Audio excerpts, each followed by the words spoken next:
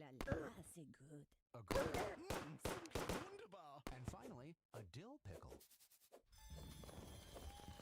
Introducing Dills to Bills, a pickle-scented scratch and win ticket with 10 top prizes of $10,000.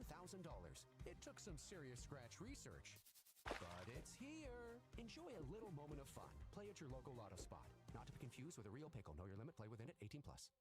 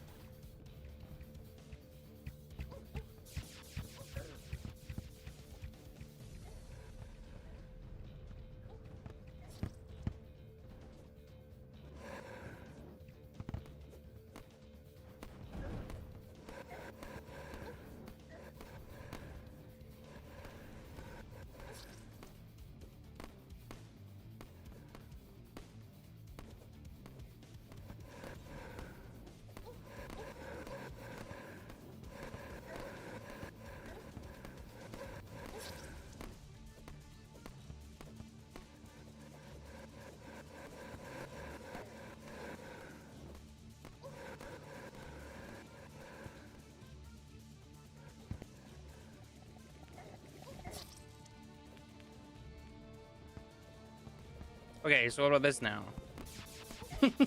I'm sure you can hear me now. There's no way you can't hear me now, right?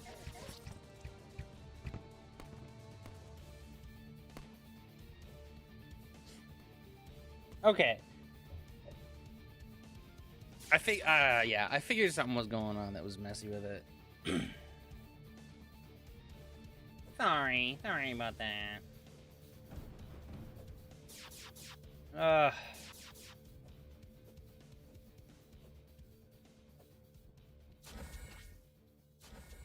Can we discuss gotchas now? Not yet time.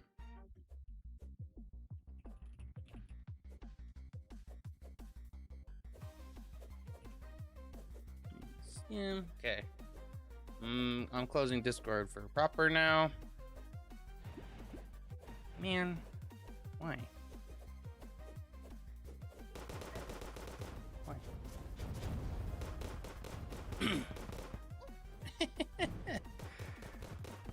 Like, I don't care. It's not tilting me. It's just like a person being stupid. That's crazy. Okay. Sorry about that. Sorry about all the mishaps I've been having. I did have this set up last night, but evidently I didn't have it as set up as I wish I did. Okay. We'll pop out this chat. I will close that one. Sorry, this is gonna wipe the chat messages. I'm so sorry. I'm so sorry, y'all.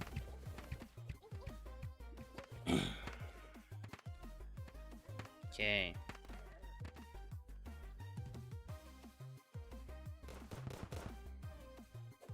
There we go. See, and now I can just like trim it like this, and it's so much easier than whatever it was doing before. It was so nonsensical beforehand. I hate it. See, if I want to shrink it like that, it's still okay. I need to shrink it in half. Just, like, literally, see, I just shrink it in half. It's like, wow, look at that. It fixed itself. Yeah, I'll shrink this one a little bit too. Like, that's insane, man. It's so easy if you do it right. I'll line it up.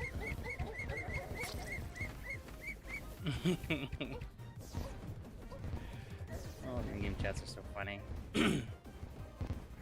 Oh, I cut it the wrong way. We have to go to the top. No. So weird, man.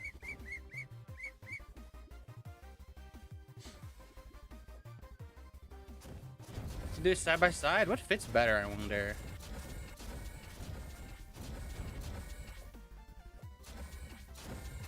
Maybe do it side by side.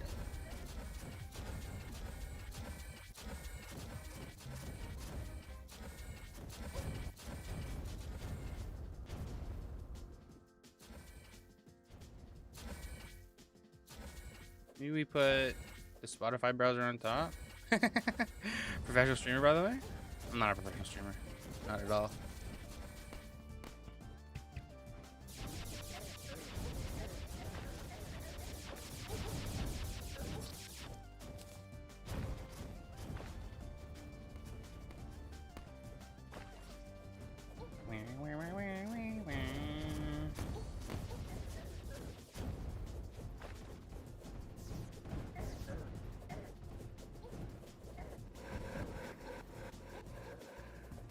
Over here.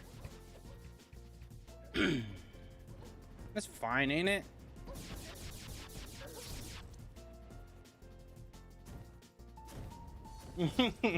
I think that's fine. Make it a little bigger.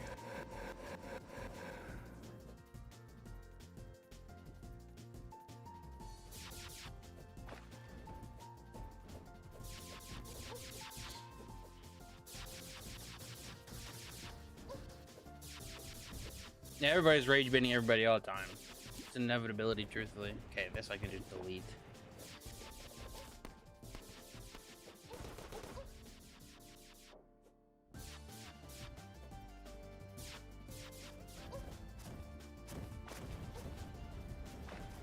Oh, I don't need the filter to be like 100% dark either. Hold on.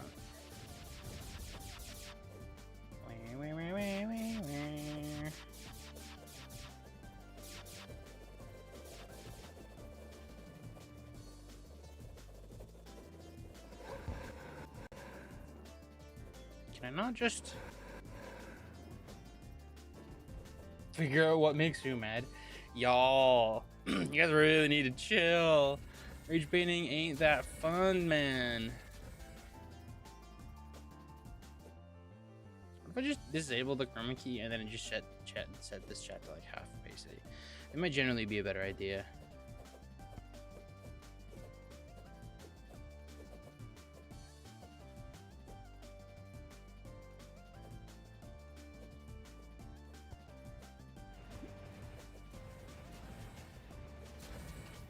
Is it this one? No, not that one. Not that filter. That's a different filter. Love always wins. See how far gets it. What is it? No, it's not that.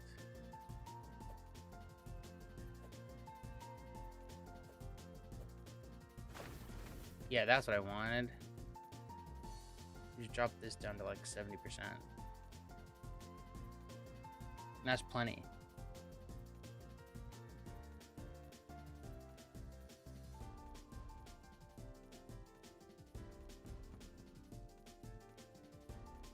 That took me so long to figure out. Holy.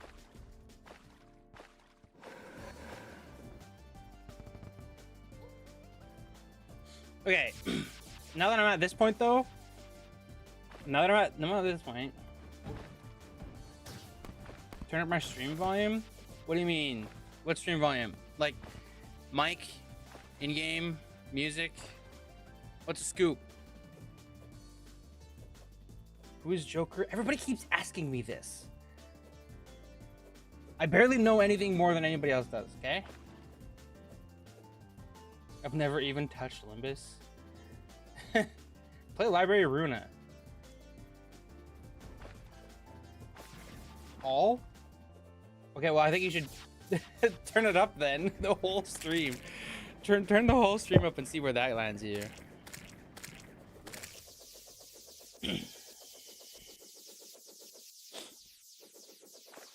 Audio solid, you could be a little louder. Hear him just fine.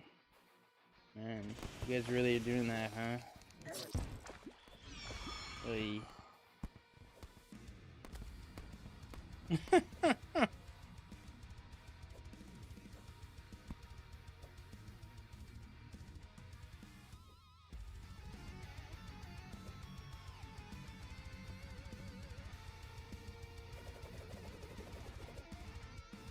Library Arena, oh, I don't even want to get into that game. That game is so particular.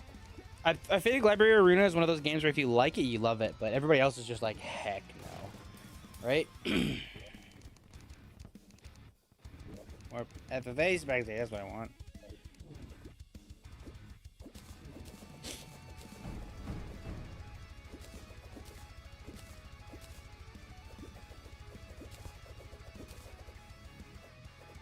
Okay, well. Here, I'll turn my personal volume down a little tiny bit. It keeps doing that, y'all.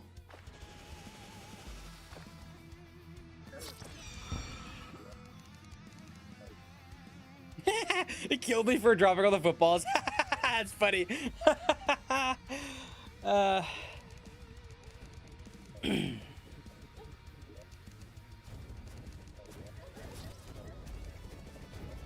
I'll just keep it open, and then if it happens again, we'll just like temp ban whoever does it.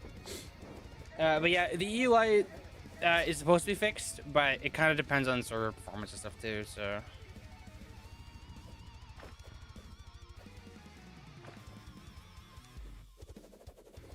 I think LOR has made a cheap copy of Limbus. Why are you guys fighting each other in the in the chat? Go do that in DMs, you bums.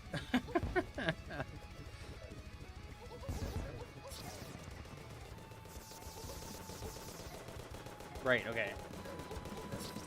Turn that up a tiny bit. Mic.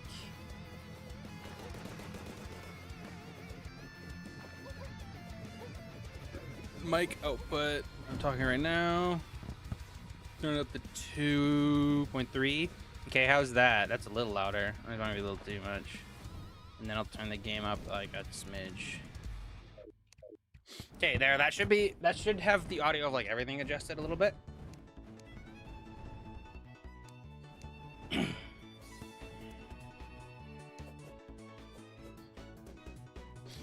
So hopefully that's. So I need someone to tell me again. How's the volume, everything? Are we okay? Is that the like tiny bit of a bump enough? Do I need to do it again? Is the stream dropping like a crap ton of frames? I'm seeing that it's dropped 14% of frames, but I didn't notice anything when I was looking at it, so I don't know if I can tell whatsoever. That'll do, donkey. Ultima's telling me that'll do. We're doing fine over here. Thank you, Gio. Heard loud and clear, Madara. Thank you. Thank you, guys. Okay, well, seems like we're doing okay then.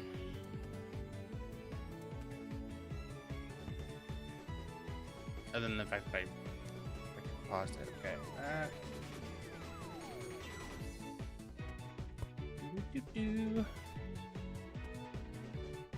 Okay. Clicking start on the tournament. Only in 40 minutes. Not that big a deal. Right? Okay, who all do we actually have online? The fact that we have S-Ice online is crazy right now, y'all. Farah rated with 1 viewer. You're funny, Farah. You're funny. You're funny when you're not being a rage baiter. I don't know if... Oh, I guess we have the S-Ice Bobby match lined up, don't we? That's like our middle bracket run is funny. And then we have a Brass Axe and Anadar and Gara and Slime. Okay, and Gara said they won't show up. And Gara has said, okay, and Gara has said they won't show up. Kisho has said he could volunteer in Gara's place. So, but that won't be today. He said he'll have to do that tomorrow at earliest. So we could DQ Angara just on the technicality, or we could let Kisho come and play for them. We'll see what else we can get done before then. Bowmaster is on, and our code is on, so that we can do that. Elio has said he's not showing up, so we're just gonna drop that to Hellfire right away. So then we have Hellfire and Lego. Okay, okay, so we have Bobby, this S-Ice. Hellfire is in chat, he's not in game. Then we have what? Our code versus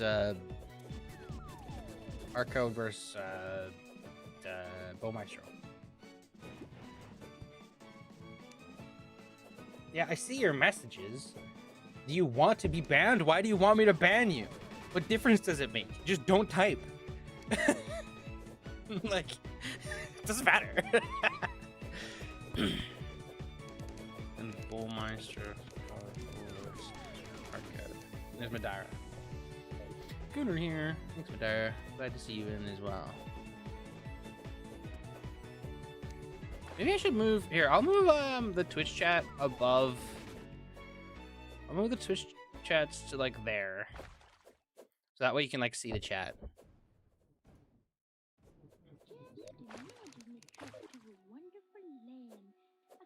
Time is the tournament? Anytime from 45 minutes ago till like the next like 8 hours basically.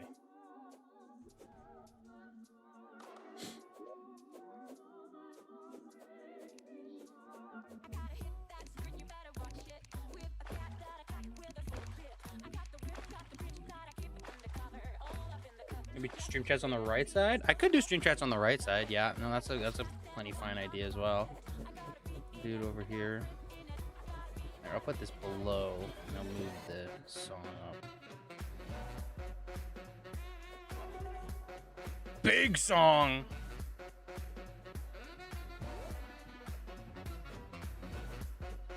No, I mean I could just do that. No, that wouldn't work. What am I doing?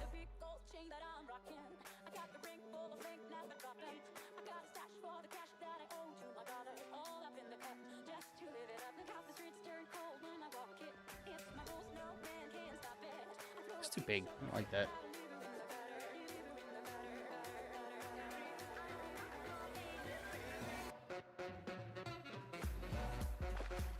Did you like that big? Not that way. That way. There.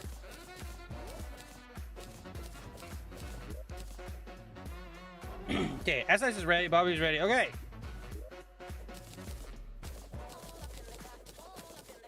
What's the item weight thing?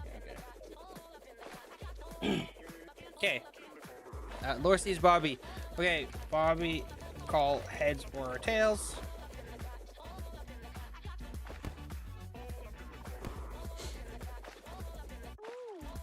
Bobby calls tails. Flipping a coin. Lands heads. Okay.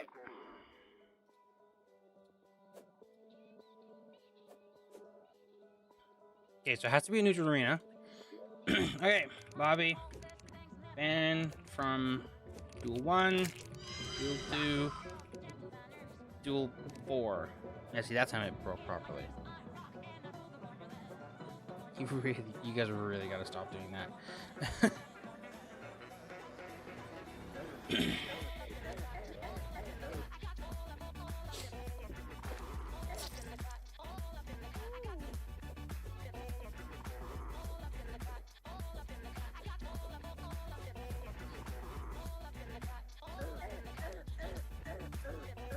Okay, Bobby bans duel 1.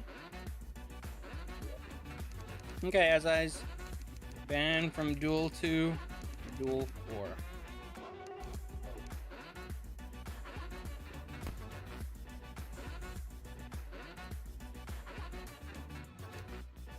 Duel 4. Okay. Alright. Spotify Premium is the best way to upgrade your listening Guys, experience. Bobby, Enjoy warp your duel music 2 fully Zibble. and play songs in any order. Download them offline at higher quality and listen to them ad-free. It's what your ears deserve. Tap the banner to learn more.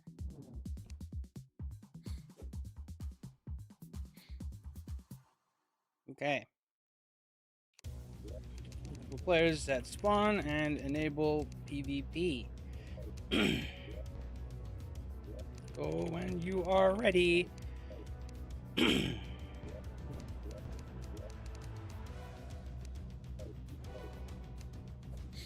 Okay.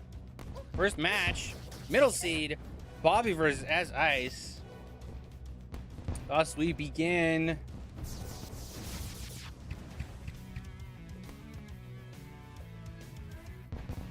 Okay. Ooh, good melee trade there for Ice. Bobby did open up with a Daedalus. Daedalus Luminite arrows is interesting. Don't see many people using Luminite arrows, especially not if they're using a Molten Armor kit. But I guess he just values like getting the hits in more than he values like the actual damage from it, which is fair. Especially with Daedalus. Daedalus does do good damage even with Luminite arrows and like no damage. So, very fair.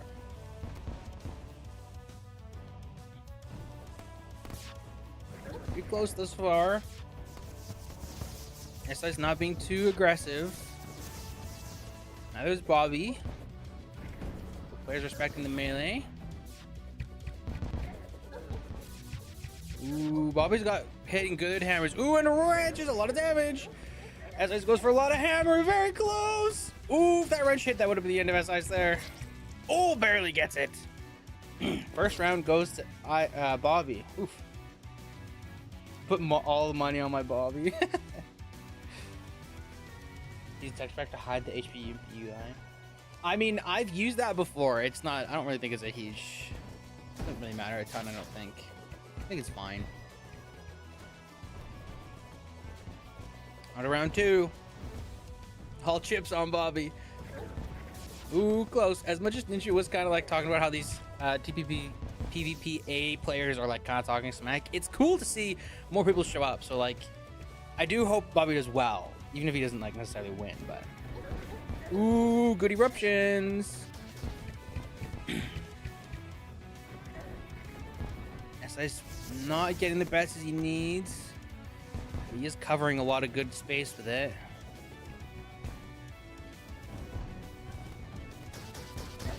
Good daybreak, good hammer as well by Ice. He gets out before he takes too much damage. Bobby getting a little bit stuck. Sorry. Me floating a little bit there. Ooh, a lot of Betsy's damage there. Ooh, those daybreaks are really close.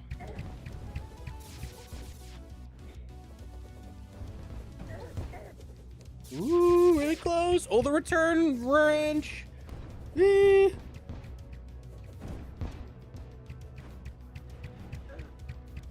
Real close. Trying to get something. S-Ice is just staying very like close out of range of it.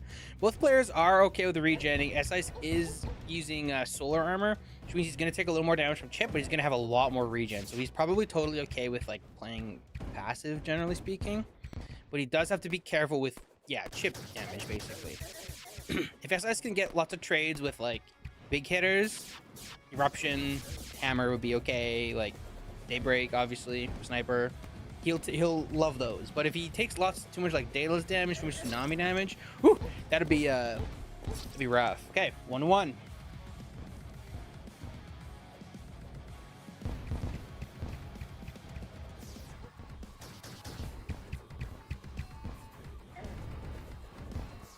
How's the stream performance again, by the way, guys? Because I am seeing that it's still dropping frames a little tiny bit, but again, on my end, it doesn't look like it's like being bad. So. This is the choker, baby. Slight lead for Bobby here. Looking good. Okay. Awesome. Awesome. Glad to hear it. Keep me updated if it lags too bad or anything like that. Ooh, big melee trade. Big melee trade. As I almost had a lead there, but he took some betsies on the return. Flying Dragon will help even that up. Close. Ooh. Frames dropped here and there. Yeah, that's about what I expected. Okay, that was a bad frame drop. I saw that one. Very close. Again, like I've been saying, solar armor, the problem with solar armor is mostly the regen, honestly, at this point. So you kind of have to be careful with like how you trade. You kind of have to be a little bit forwards, and Bobby has been kind of a very neutral player from what we've seen. So ooh, big trade. SS is going hard for the hammer. He's not getting it. Bobby's ready for it. Oh my goodness. Okay, very close trade by both players there. Bobby definitely had a bit of a trade advantage, but he was lower health, so it's kind of evening up. Oh, big Betsy's there. Very forward Betsy's too. Okay, 2-1 for Bobby. Very close round, which is somewhat to be expected. S-Ice hasn't been super active to my understanding anyways. And Bobby has been pretty active, even though he's a newer player. So a lot of good damage there for S-Ice. Both players a little bit chipped. This is definitely going to be one of the closer rounds like we're going to see in general. Both players pretty healthy, which does mean slight advantage for S-Ice. Ooh, good hatchet tick. Don't want to take hatchet point blank, that's for sure. FD. No Betsy's hits. Daybreak. Good Betsy's. S-Ice is very good with all the like the Daybreak. He uses Daybreak really well, which I notice a lot. That's one of the advantages of Daybreak over Tsunami is, especially with melee speed, you can get off like 4 or 5 Daybreak hits to cover a similar amount of space that like 3 Tsunami shots would hit in like a much faster time period. So it's really good at like that long range spam. And S-Ice is really great at using that. Both players pretty healthy. Neither really wants to go for like a long, difficult engages, which is probably a good thing for S-Ice realistically. Because especially if Bobby's using Molten will just kind of eat solar armor if it's like too much melee.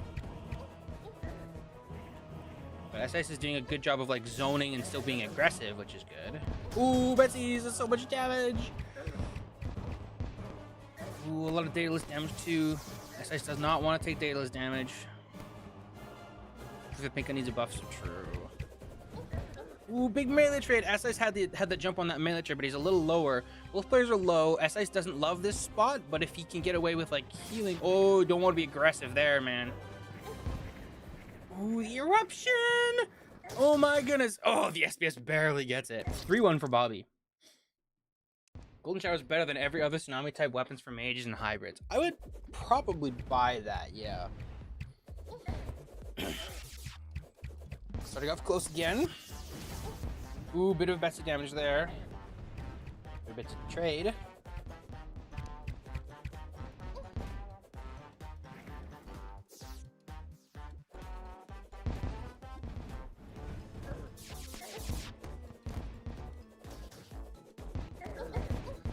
Woo!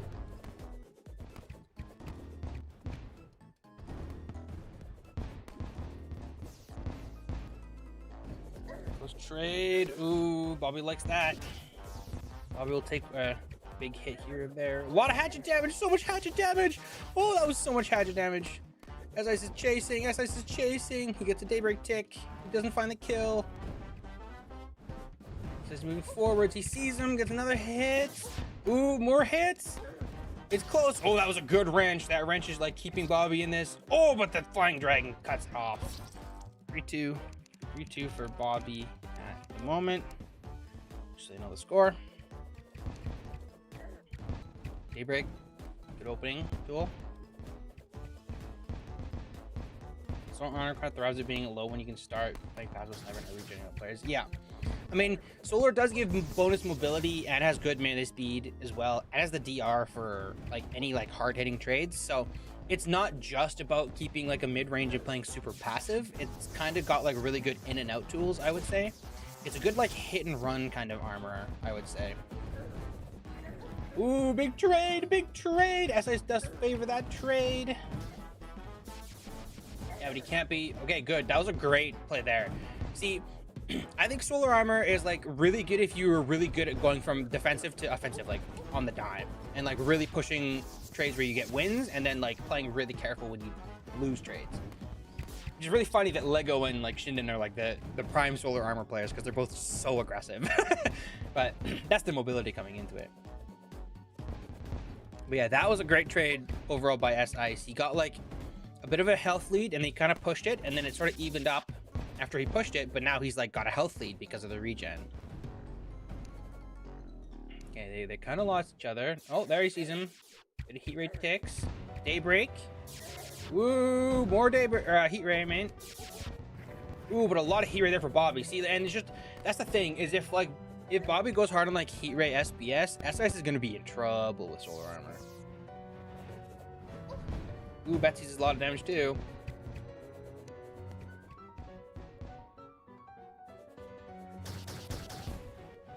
Nothing there. Both players got like a healing potion off, it looks like. Or at least the healing potion's worth of HP. Very close, very close. Ooh, good military there for Ice.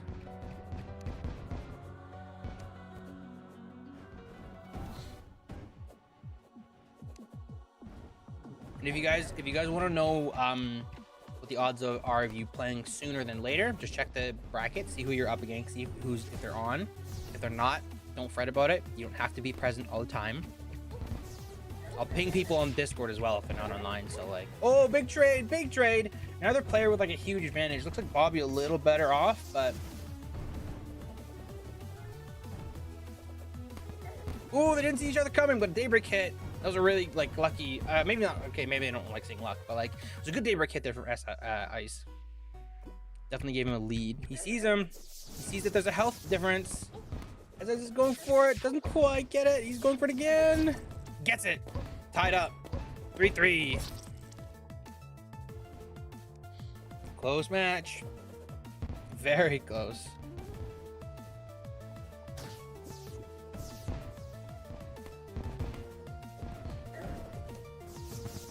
Very close match.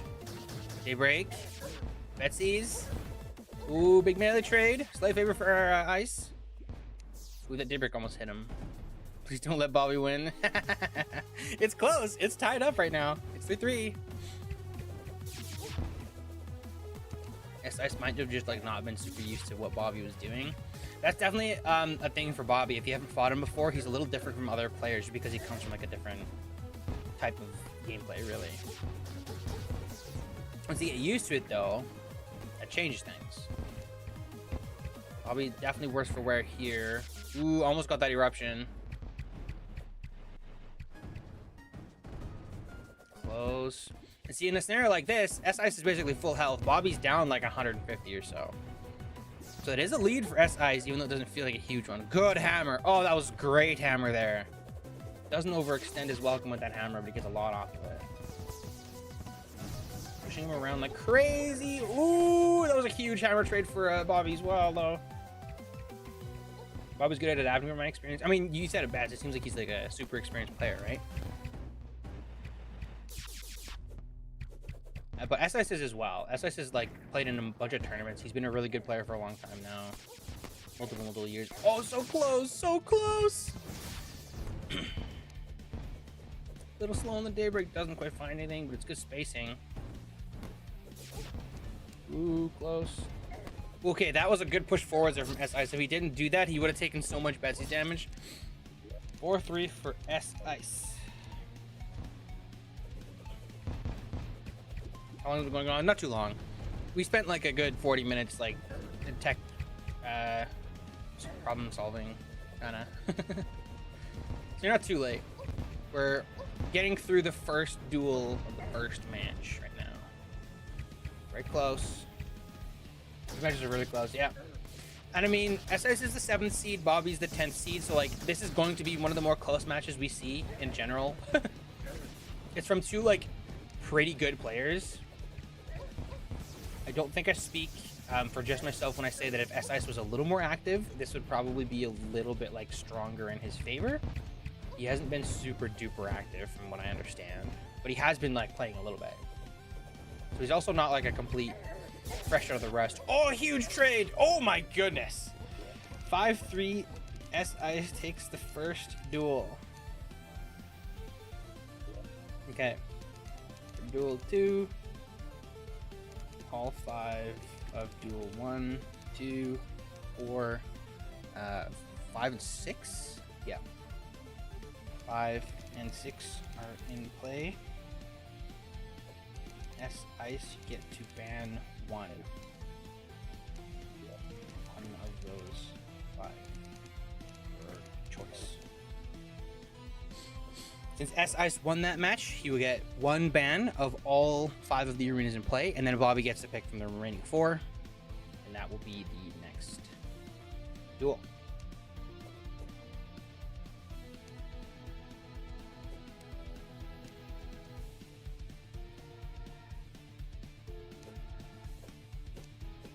Or S-Ice bans. Okay, S-Ice bans duel 4.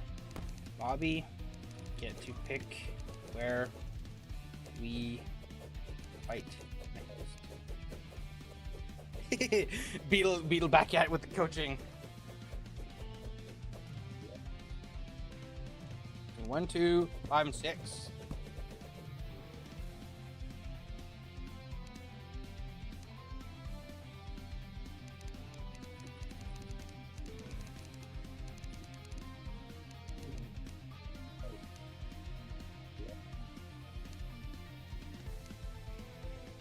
Duel 4 is old FFA layout reversed.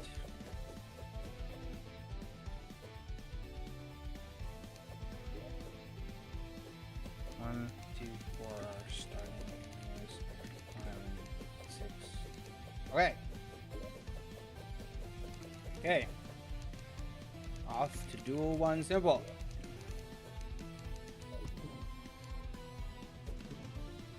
Madara is already here. He had his prediction ready. Please just play mage.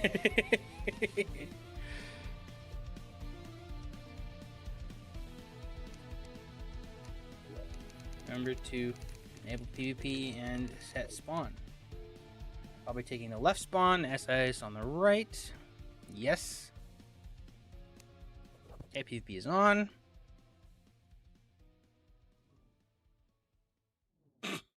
Hold up, is that the new Kia K4? Yeah, what gave it away? That star map lighting is iconic. I forgot What's the inside it. like? Super tech Okay, forward. and off It we has are to features the like second blind spot races. view monitor to keep me safe while I'm driving. Nice. And it's got wireless Apple CarPlay and Android Auto.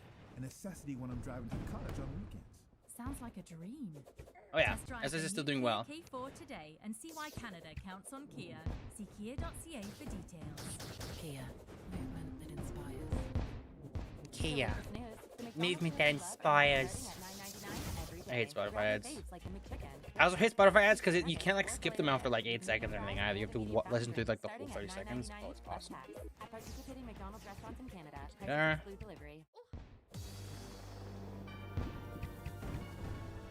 This far, pretty close. Neither player taking any like huge lead. Bit of a damage lead there for Bobby. 3 SBS ticks. Nothing in return. Stop trolling. Ooh, and a wrench. That was like a max range wrench. That was crazy close. Neither player getting any. Ooh, more SBS. Feels like he just mined through the floor. That's fine. Whoa, big trade. A lot of hatchet damage. Oh, but a lot of hammer damage too. Oh, that was so close. Both players are very worse for. Ooh, daybreak explosion damage. That's so unlucky. Bobby's not happy with that for sure.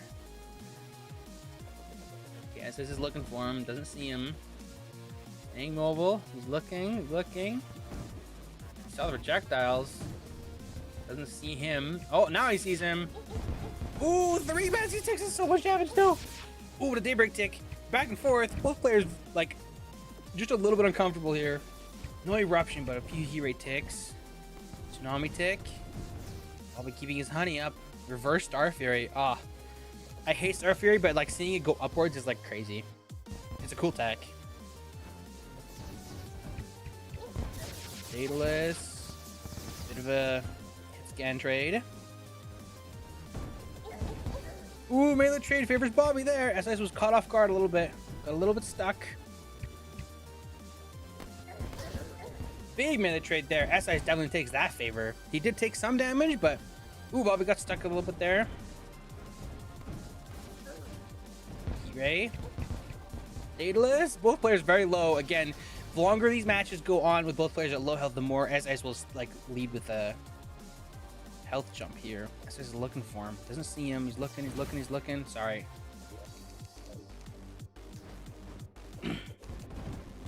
Oh, there, he hears him. Yeah, and see, as you can see, SIS is like half health. Bobby's not quite. Bobby's probably like a quarter health. This is what happens. A lot of heat rate ticks. So much heat rate ticks. SIS is chasing, but he's not going super heavy, which is good. Star Wrath. Tick. Flying Dragon, not finding anything. SS knows where he is. Betsy's, double hit from Betsy's. A lot of damage. SS is almost full health now. Bobby's still below half. Big hammer. SS gonna go a little forwards there. That's probably a good time to go forwards when you've got like a half health lead there. Looking for something. They're both fishing for something. 3 Star Wrath ticks is gonna add up. Hammer. Bobby's not getting the trades. Oh, SS doesn't know where he is. Oh, now he does. Betsy's. Single Betsy's hit. That's rare. You don't see Betsy's get a single tick very often. Daybreak. Hammer. SS gets it. Takes the first round.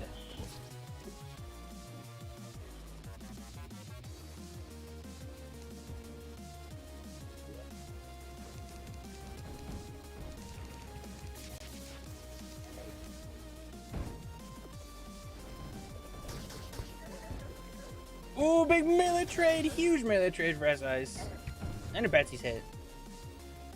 That was a good, like, wait there for SIs. This stream being recorded. I'm not directly recording it, but I am streaming it to YouTube as well, and YouTube will keep it up on my YouTube channel as a recording. So, yes, kind of.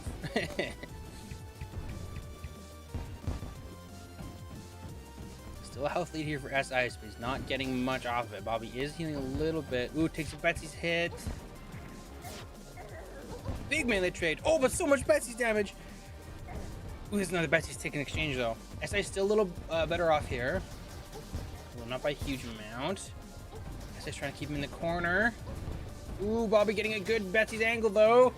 Ooh, and an eruption. Oh, SI's is definitely worse for her here. He's backing up with hatchet, not getting anything. Oh, SS is so low. Bobby's trying to get him with the SPS. He finds it. 1-1.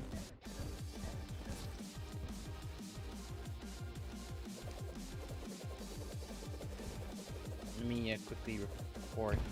Where is it? Okay, first one. 5-3. Sorry. Okay.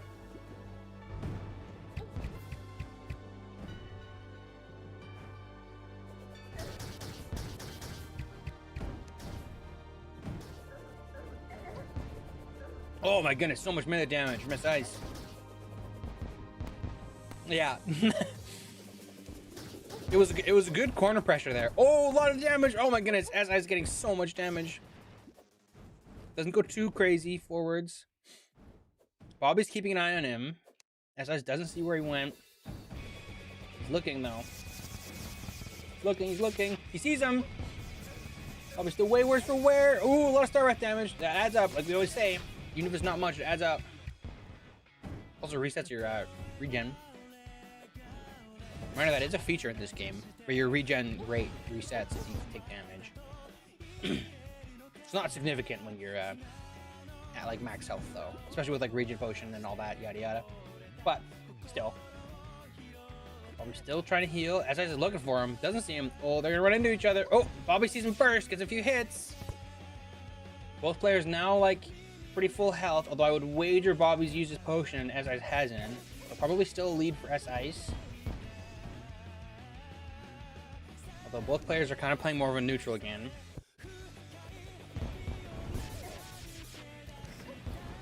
Ooh, good eruption there, Bobby. Heat ray ticks. No daybreak.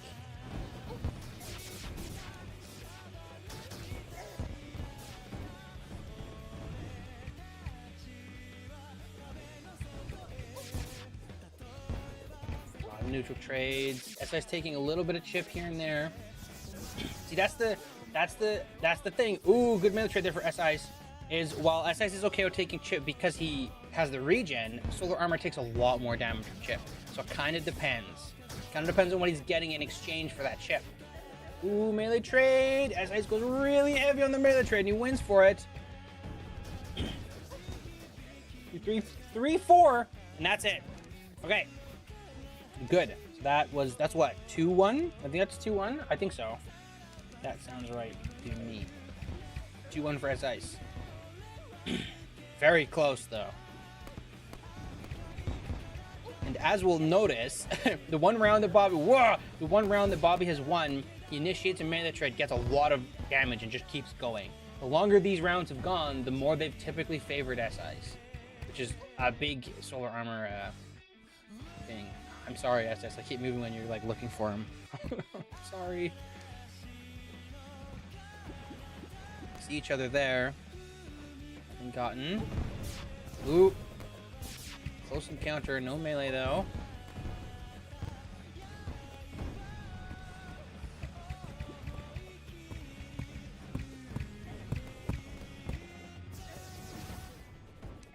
Hatchet. Good hatchet. Saw him coming and he was like, I've got hatchet ready. Got a lot of damage for it.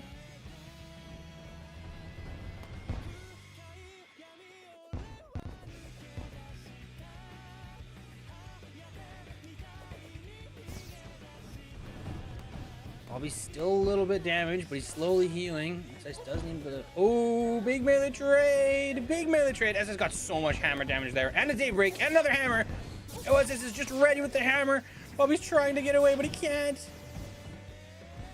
And this is where grappling is coming in handy for S-Ice, but Bobby's not grappling. He's trying to fight back. S-Ice takes that. 3-1.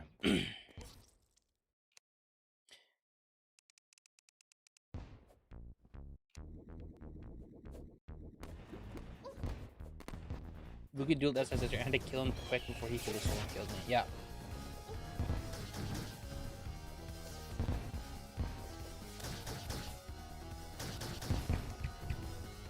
I would say that a big part of where like a lot of the difference between these two players is coming from is literally just raw experience on DG. Bobby probably knows that solar armor has regen, but he's probably not used to playing around it as much, and he's probably not like familiar enough with like the different kits that he can use to do what Beetle said. the what Beetle said was to play mage, i.e. go into a mage kit and spam the heck out of heat ray is kind of what he's getting at, because that's what makes solar armor fold, is like that, and then just having a hex doll on standby for when SIS tries to get a melee trade in. If you can like keep your distance like that and you just abuse your golden shower, your heat ray, your blizzard staff, you will do so much damage to solar armor, like an insane amount of damage. But Bobby, as Bobby said himself, he doesn't really know how to do that. And that is just a raw difference in experience on DG specifically. Ooh, that was just a lot of melee. SIS just gets a lot of melee there. But yeah, these rounds are close, but yeah, definitely seems like Bobby is not quite as tuned into what he needs to win as SIS is. I mean, even if he does clue in and he starts using more stuff, that doesn't necessarily mean he's gonna win immediately either. That's just the play style difference. There's still a difference of capacity and skill of regardless of Bobby being a good player, which he clearly is, SIS has also been an active DG PvPer at the top degree for a long time now. So in a raw hit scan trade, definitely would put money on SIS, but woo, very close trades there. The stream was 30 seconds behind. Yeah, that's by design. Ooh, dropped a little bit of frames there. Ooh, big bezies. Oh yeah, for sure. SS is definitely B. If he unrusts even a little bit, he could definitely make a argument for B+. What do you mean by design? The stream is intentionally delayed. It's significantly harder on your internet if the stream is not delayed. Significantly. Ooh, a lot of Daybreak and Hammer trades there. Bobby's super low. Very solid B+ IMO. That's a harder argument to make. We'd have to get SIS to duel Kisho and Minshu to really know. Those are kind of the low B+ players right now. Ooh, double hit, eruption hit. It's a lot of damage.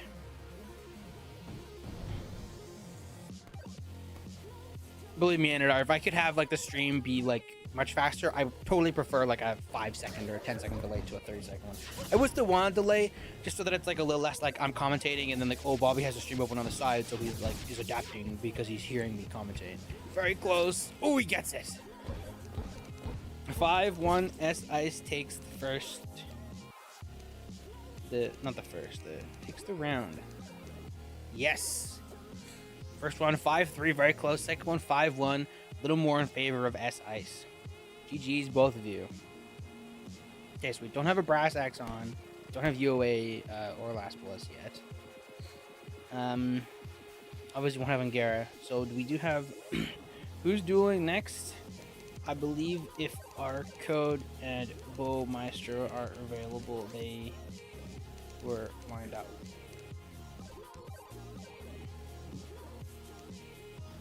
You will win the loser's bracket, Bobby, I trust.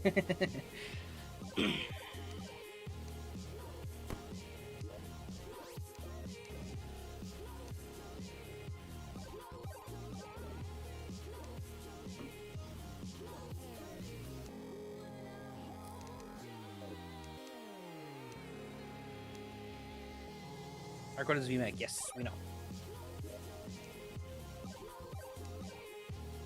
Okay. Our code, heads or tails.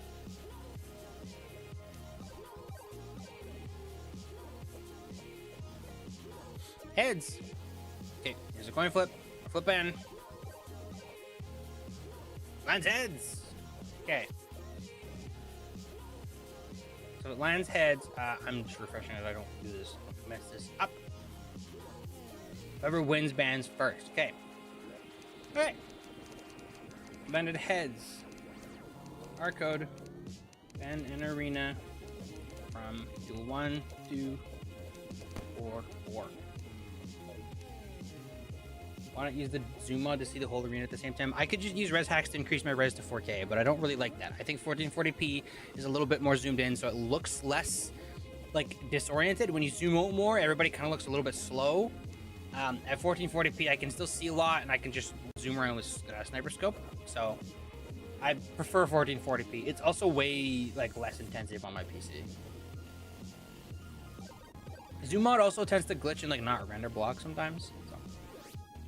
And dual 4. Okay. Okay. Well, Maestro band between dual 1/2. Who's that? Oh, it's Skydash. Okay. Band 2. Alright. We're already in dual 1 simple, so. Everybody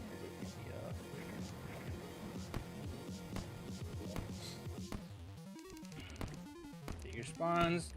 Enable PvP.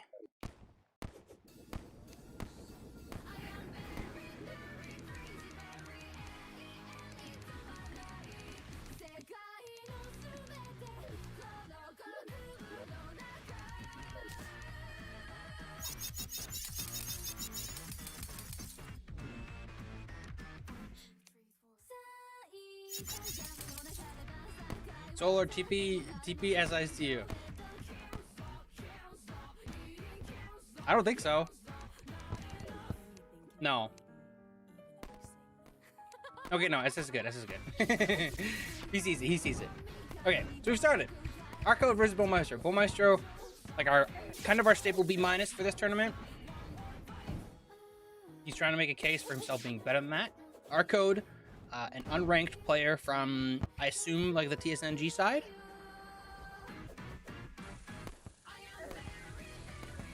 Don't really know how good or bad our code is, so he's seated pretty low. He also hasn't played a ton, but to our understanding, he's not incompetent. Oh, he's pushing that lead though. Bullmaestro's gotta be careful. TSNG, yeah, I believe that. I played a few years ago, like 2021 and 2023. I believe that, yeah. First round goes to our code. Definitely super forward.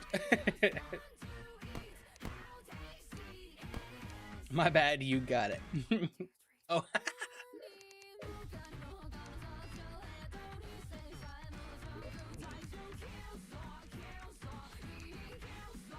Haven't seen him on TSNG North Tier Realms. Well, we know he doesn't come from DGE. But either way. Oh, did you enable PvP? Did you enable PvP? No, he didn't. Okay, he realizes it. He said,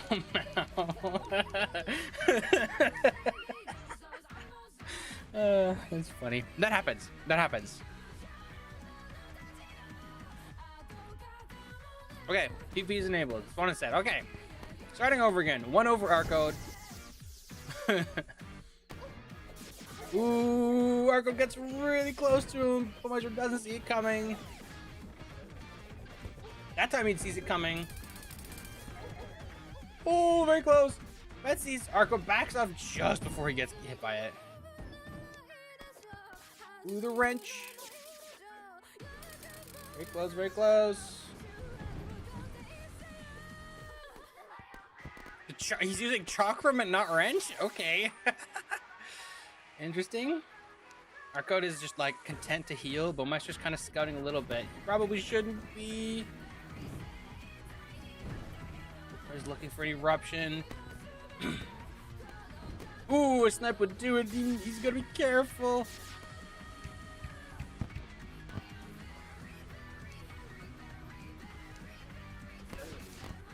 Ooh, good tick there. Arco definitely taking a regen advantage. Bullmaestro gets his potion off. He's in solar now. He's paying attention to what we were talking about before about the regen. Both players pretty healthy here.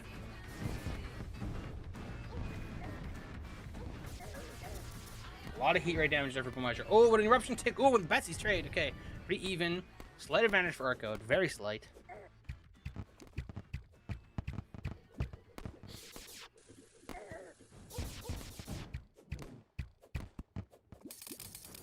IEG. Very close. Ooh, a lot of hammer damage there for Bullmaestro. That was a great hammer there. Our coach just did not see that coming. When Alyssa got a small water bottle, Mike got a gallon water filter. Definitely worse for wear. Bullmaestro doesn't want to take the trades though. He should. He definitely should take the trades. They called a truce for their vacation Maybe it's a slight loss for him. Collaborate on all the details of the trip. Once there, Mike still did Oops. more laps. You were made for Ooh. locations. A lot of damage they're taking on Bowmeister's end. Not getting much in return. Expedia, made to travel. Know that I said he wanted to take a trade. Doesn't want to just get a hit. He wants to take a trade. Oh, Tsunami does a lot. Oh, Bowmeister. Bowmeister saw, Arco, excuse me, saw where the chocolate went, so he knew where he was. Hatchet. A lot of hatchet damage.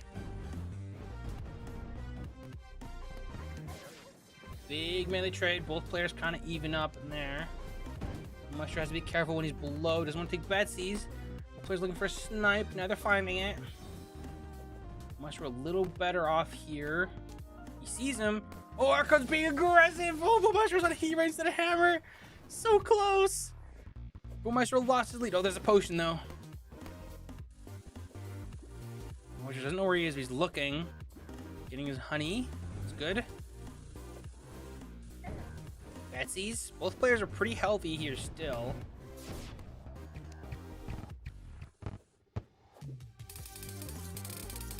It's kind of reset back to neutral. Both players are like a little over half.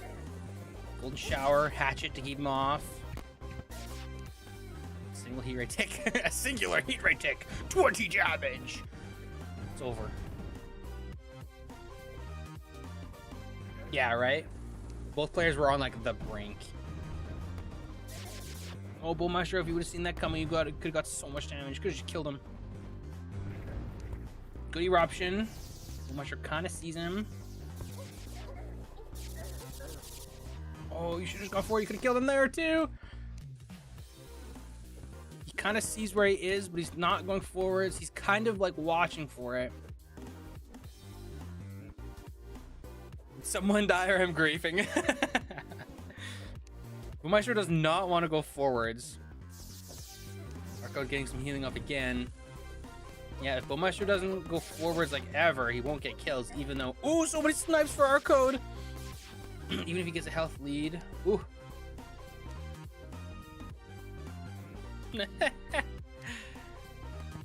Very close. Both players very low here. Neither really wants to engage. A bit of golden shower. Oh, Betsy's!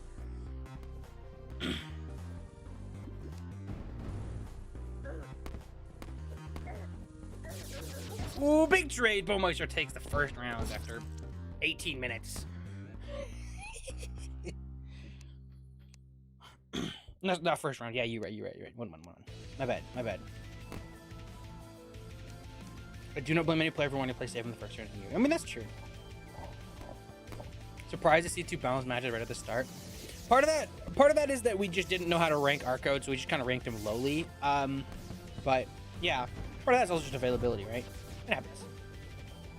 Oh, Arco's getting stuck. Bowmeister gets a little bit better of a trade off of it. Not by much, though.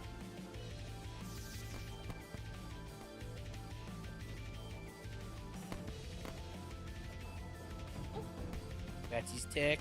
Arco sees him. Bowmeister's not using sniper as he should there. You can tell. A lot of tsunami. Ooh, throwing chakram. Big trade. Neither player taking a big advantage.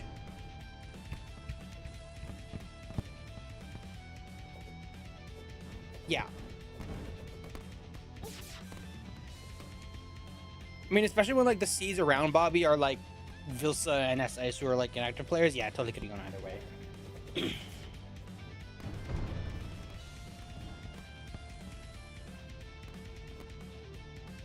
A lot of sniper, honey being dipped in. Both players are very content to play like a neutral game. Which is definitely common of like lower ranked players, where either they'll just rush each other down and like someone dies in 20 seconds because they know that hammer is like a kill weapon, or they have the opposite where they don't want to run at each other and they want to play mid game because they're afraid of the hammer, which is a kill weapon. And that's, I mean, that's fair. You can't blame anybody thinking that. Ooh, two snipes, at least two snipes. Might have been three. But I mean, Bowmeister is also known for playing mage and ranger in the past, so like that's kind of expected of him. Ooh, a lot of damage. Oh, a snipe. That was a nice snipe. 2-1.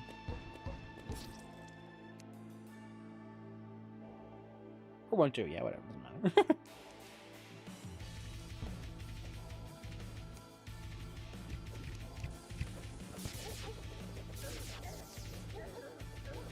Huge melee, so much melee. Arco just runs him over with melee. Do too. And that happens.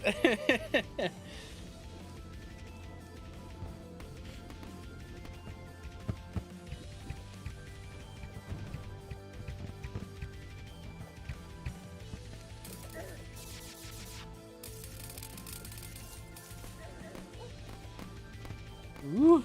Yeah, he gets with that move that once, maybe twice. I mean, that was the second time he's gotten away with it, so. Ooh, but Mushroom gets stuck. Talk about either rushing or passive play. Yeah, I mean, like I said, that's very common among people who are like B- and below. I think the biggest jump between B- and B is like just game sense. It's like 90% game sense. It's just understanding like the idea of forwards and backwards play and like going between that a lot. And then B to B plus is typically like mostly mechanics, having really good aim, good swapping, etc. I've talked about this before, where to me each rank is the opposite. Game sense, then mechanics, then game sense, then mechanics. Ooh, another one for Arcode. 3-2, Arcode's favor.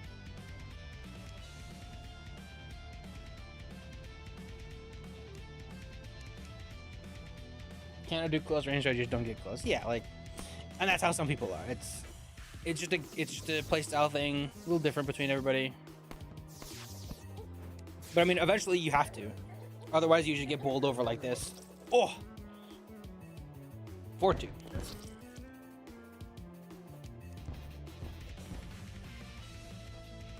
Seating moment. Ooh, the guillotine. Guillotine is a good idea to keep him off of you point blank, but you have to actually hit it, and it's not easy to hit. Oh, the Bowmeister leg. The Hextall is calling you. Fishing for Star Fury. Ooh, he right gets it. Argo takes the first duel. Yeah. Maestro bang between duel 1, 2, 4, 5, 6. Right? Yes. Wait, no. I had that backwards. Wait. Yeah, I have that backwards. Arco bans one of those arenas. Then Maestro picks where we fight afterwards. Sorry. I had that backwards. Okay, Arco bans an arena. Arco bans an arena.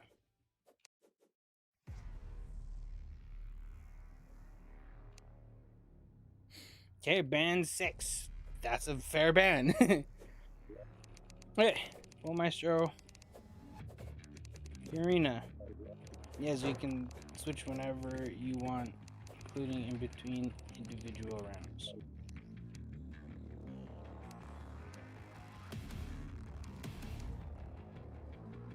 Okay. Okay. To duel through simple it is. Mew and Blanc isn't affected by anti-spam raid. Blanc, when you realize nobody's gonna use this volcano duel. It's Solar's duel as much as it's mine. And we've adjusted it to be better, okay? I think it's an interesting arena. People just are afraid of change.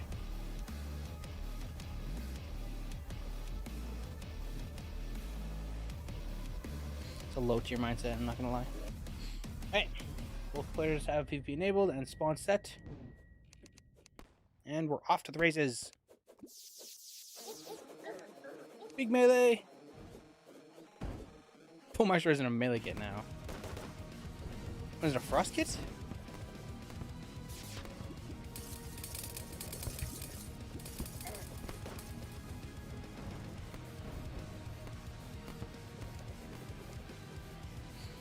Bit of a lead here for Maestro. Definitely using his boomerangs, that's for sure.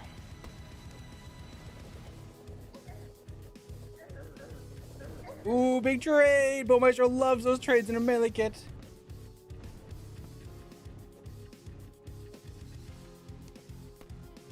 Lead for Bullmaestro.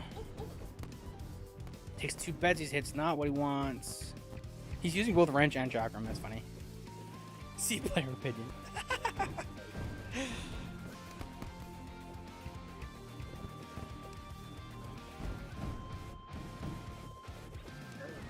Banana ring.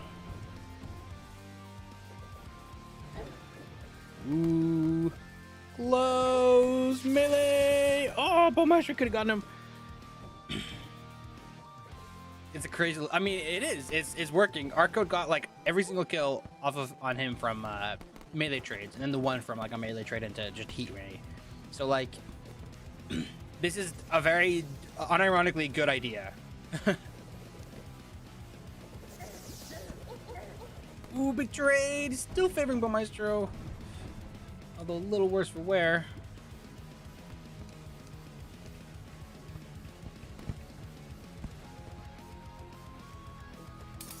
I mean, there's a few things he's not using that he should be using in this case. He should be using Daybreak, should be using Star Wrath. It's not Frost yet. Oh, big trade.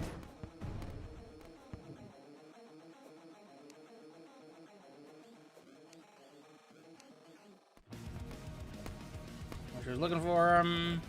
Oh.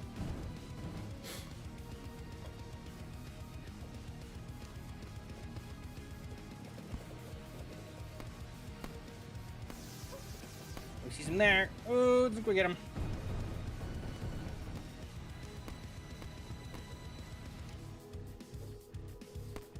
Narco's following the chakram.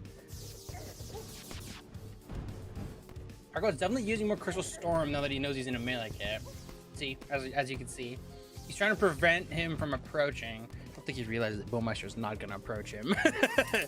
But should be using wings is what I'm getting at. Oh, yeah. I mean, I can see that he's not using wings as well, but it's also an intentional thing with his kit.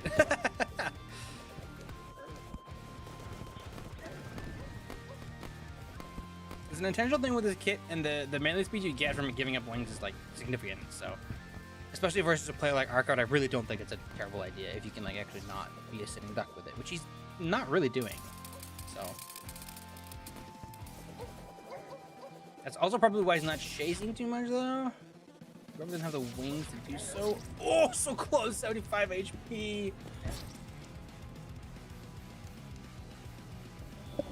Put on wings.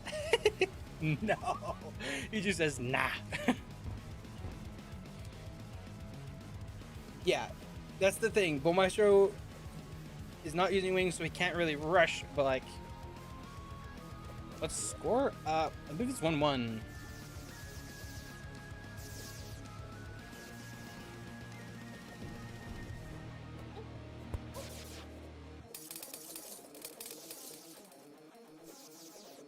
I believe it's 1-1, but someone else should like scroll through chat to like double check that. It should be 1-1.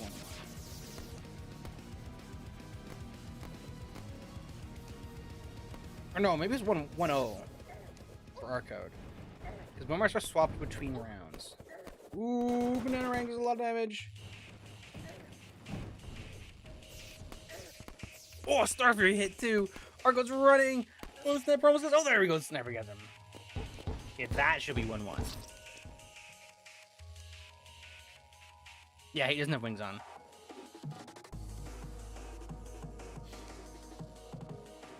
Yeah,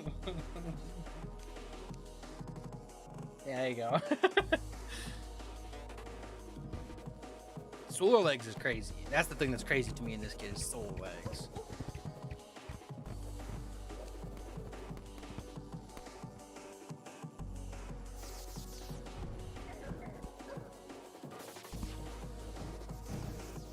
He returns just to smack talk him. Very close. Slight advantage here for Bullmaestro. You say that, but he won. He won like his first round in like 6 rounds because of this kid.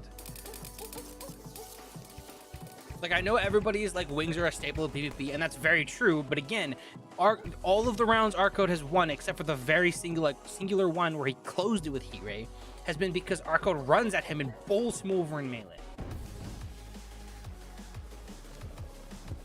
Like, Bullmeister's a sitting duck, but if he can hit his melee trades, he will win his melee trades. It's just a matter of if he can, and he's not always doing that, but he's really close.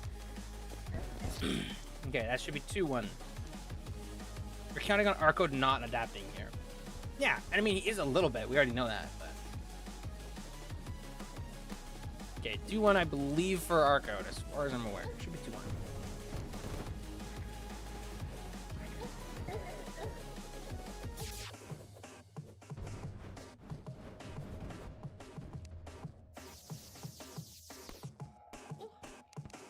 Ooh. Yeah, see, that's what Arco needs to do. Arco just needs to snipe at him. Snipe at him, Crystal Storm, or have Crystal Storm or Hammer ready when he runs at him, and then just, like, don't take the trades until he knows he can win them. Okay, that's 3-1 for Arco. I need to write down these, 5-2. Right now it's 3-1. Yeah. 3-1. He's changing kits. That's allowed. That's allowed. As long as he doesn't take like 10 minutes, it's allowed. If he ices him out, then he's easy. But... The comeback, June. It doesn't look like it. Looks like it's pretty close. It was a good attempt. It was genuinely a good attempt. Remember to re-enable these. Okay. He's crazy. He's trying though. I appreciate that. He's trying.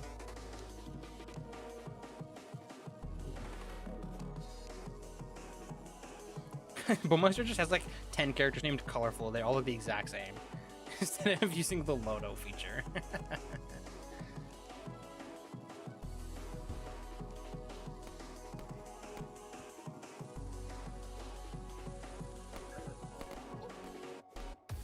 Combat wrench.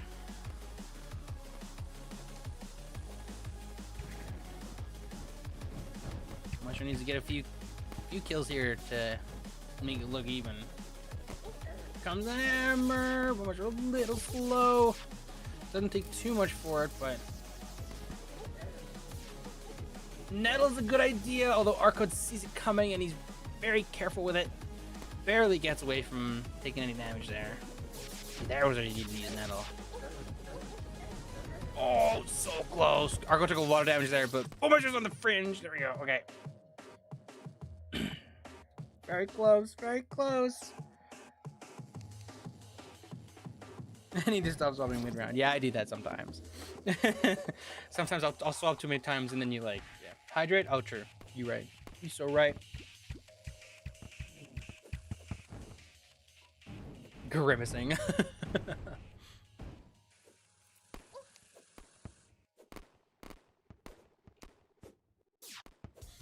Explore new ways to tune Oh into boy, your music with explore Spotify new Premium. ways to turn into your Smart music. Shuffle adds recommendations and That's what I've been playlists waiting for this to whole show time you is the your smart sound. shuffle. A lot of golden shower damage, a lot of golden shower damage. Shared experience when you Nettle to post space.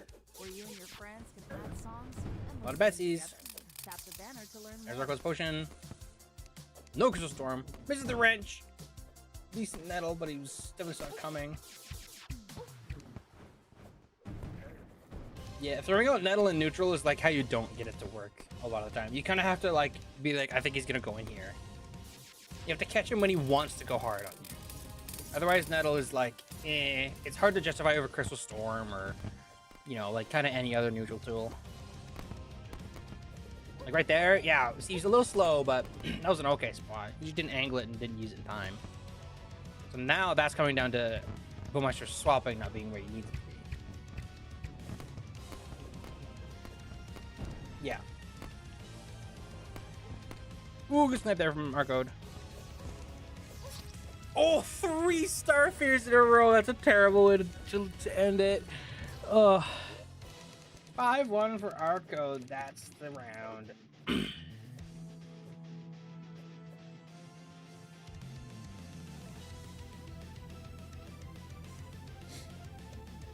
Okay. Still no brass axe on. Low-key crazy. That's what happens when we see the tournament. Like, we just can't do much about that. Okay. Okay, so. If if we have Madeira and Vilsa, we can do that. We could also do Meridian and Joker if those two are on. I don't think Meridian's on yet. I did see Joker come in and out. And then Lego and Hellfire as well. And then I know Last Bless has been in and out as well. I haven't seen UOA yet. Is Vilsa here? Is Vilsa paying attention? Vilsa, are you here? Vilsa. Yeah.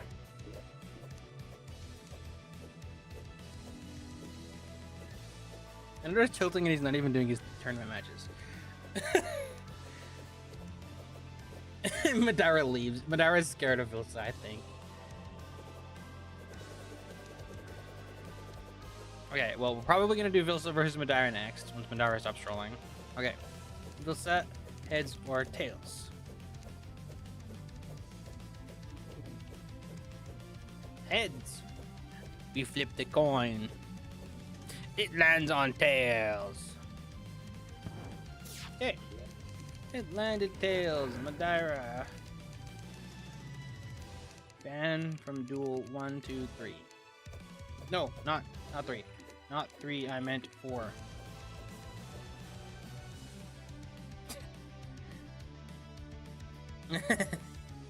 And there, Madeira got blocked by anti-spam for saying 4 right after 3. The number after 3, yeah, see?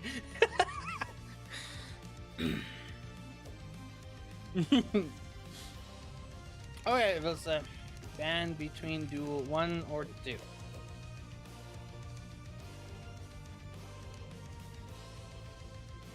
Alright, off to duel 1 simple.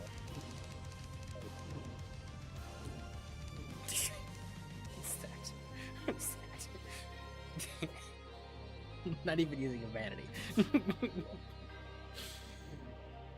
Alright, remember to set spawn and enable PvP.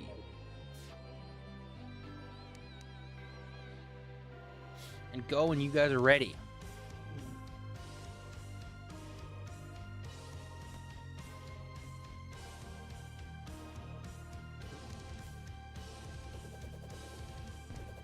And we're off. Madeira, our 5th seed. No drip. Vilsa, I believe our 12th seed.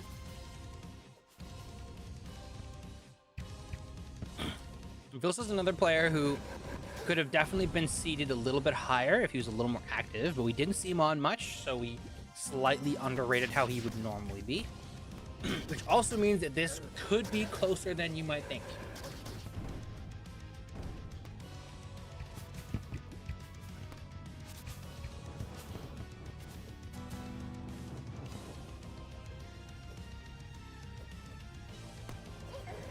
Woo. Close trade. Slight advantage for Madeira overall. Little leaf blower ticks here and there. I'm glad to see some leaf blower rep. Don't see it much.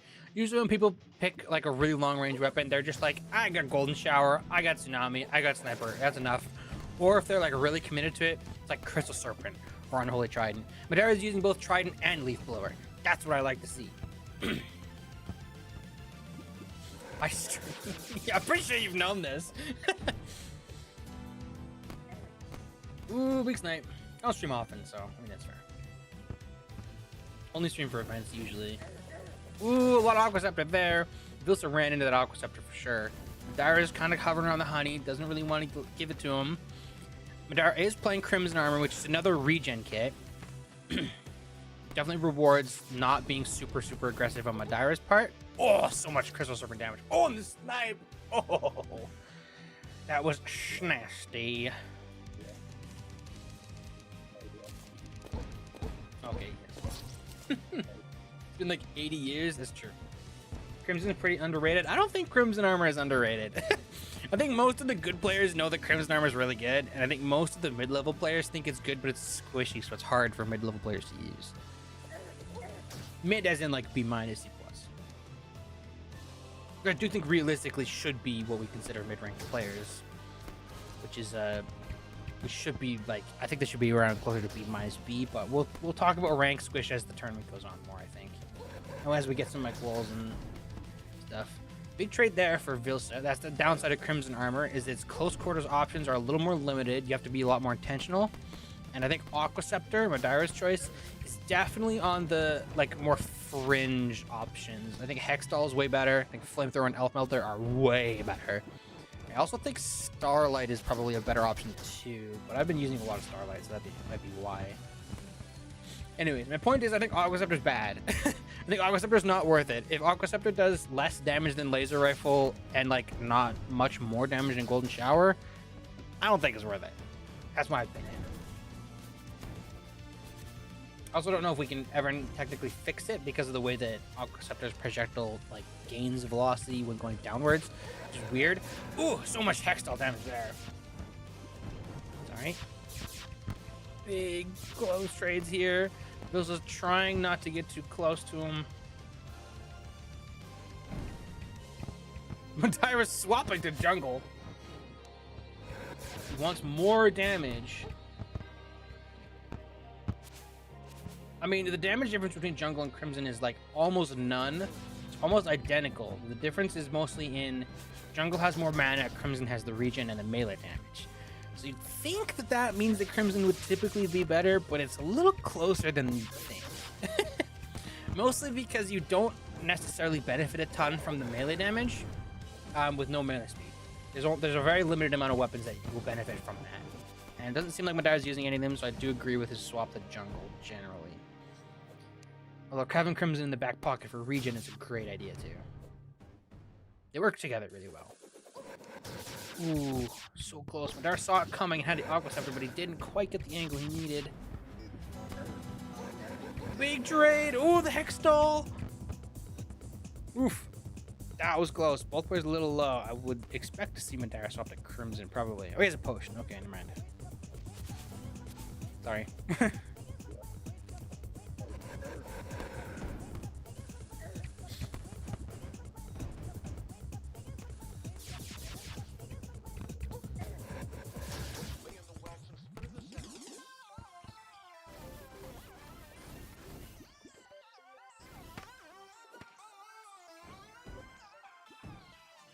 Yeah, there's a swap to Crimson.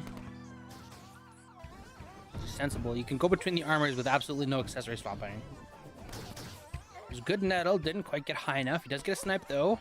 Ooh, Vilsa gets a snipe in return. Vilsa is a player who's known to have decent sniper. That was a good use of leaf blower. Needs a little more projectiles there, but.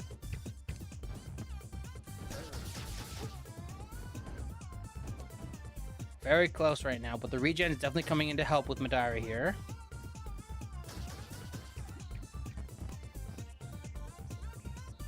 Although Vilsa has been using solar armor a lot too, so that regen difference is not as significant as you might think, as it is basically negligible.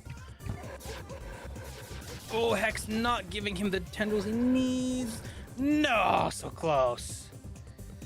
Vilsa takes it.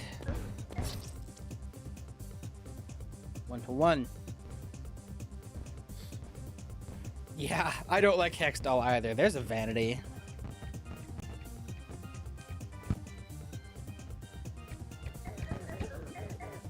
Okay, and there's all of Vilsa's health with melee. That happens too. Madara runs through it, gets another hammer hit. He's looking for Daybreak, doesn't find it. Takes a tsunami to Vilsa's all like no health. Madara needs to tickle him and he'll die. Looking for a snipe, looking for a Daybreak. He gets a Daybreak hit. Madara was like, okay, enough of this passive play crap. We're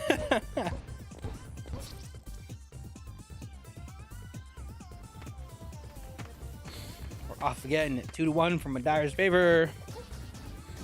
He also sees the melee coming this time. He's a little bit more passive. Doesn't necessarily mean he has an advantage. Ooh, so much damage there. Betsy's Daybreak sniper. Another sniper. Also looking for tsunami. Daybreak, hammer trade. Madara is still taking a huge favor here. Power came from the drip. Came from Madara not playing mage and like using the kit he's more familiar with. Probably, I would wager. The power of drip with this hammer, I found it.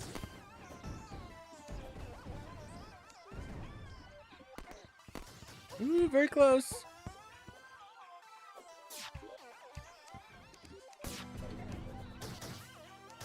Very close. Madara not being too aggressive here, which I think is okay, given he's not super healthy, even though he has a health lead. Oh, huge trade, and Madara gets it. And that's the health lead that will just disappear when you get into melee range.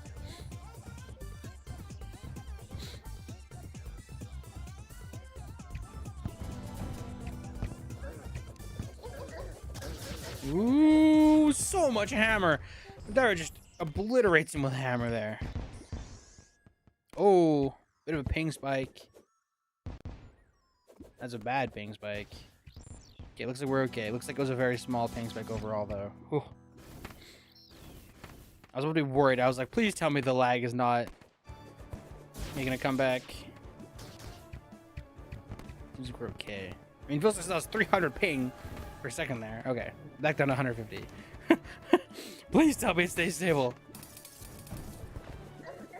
Big melee Madara getting so much damage.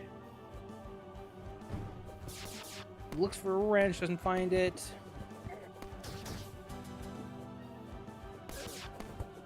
Close! Vilsa's a little slow. Oh, daybreak tick.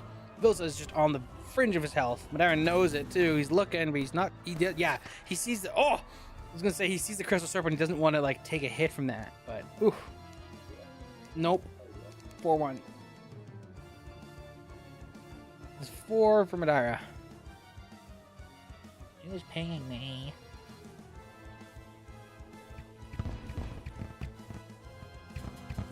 The butt face. Okay. Madara takes one more kill. Ooh, snipe. If Madara takes one more kill. Ooh, Vilsa's being aggressive this time. He knows what got him the last few rounds. I see it coming. A few hits in. Ooh, so much damage! There's a little worse for wear. Using Nettle to space. He's using Nettle right. Not here, right there. Okay. Like right. No. It doesn't see him now. He sees him. That was a good Nettle, although it didn't super matter. Yeah, if you over focus on it, then he's just gonna bowl you over with mid range, anyways. Oh. Ah! And Vilsa takes a round. Was very aggressive, catching Madara off guard a little bit there.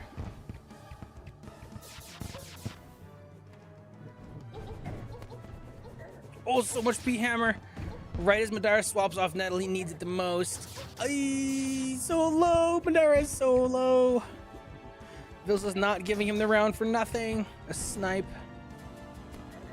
Good tune. Good tune. Good Nettle. Oh, so much Nettle. Madara tries to get him. Doesn't quite get it. Both players are so low. Madara's really fishing for just 1 or 2 big hits, and then he'll do. Oh, both players are trying to heal. Both players very low. Solar armor coming in clutch. If Vilsa sees him, Madara hears it. Yo, the crystal serpent's so scary at that health. Oh, snipe.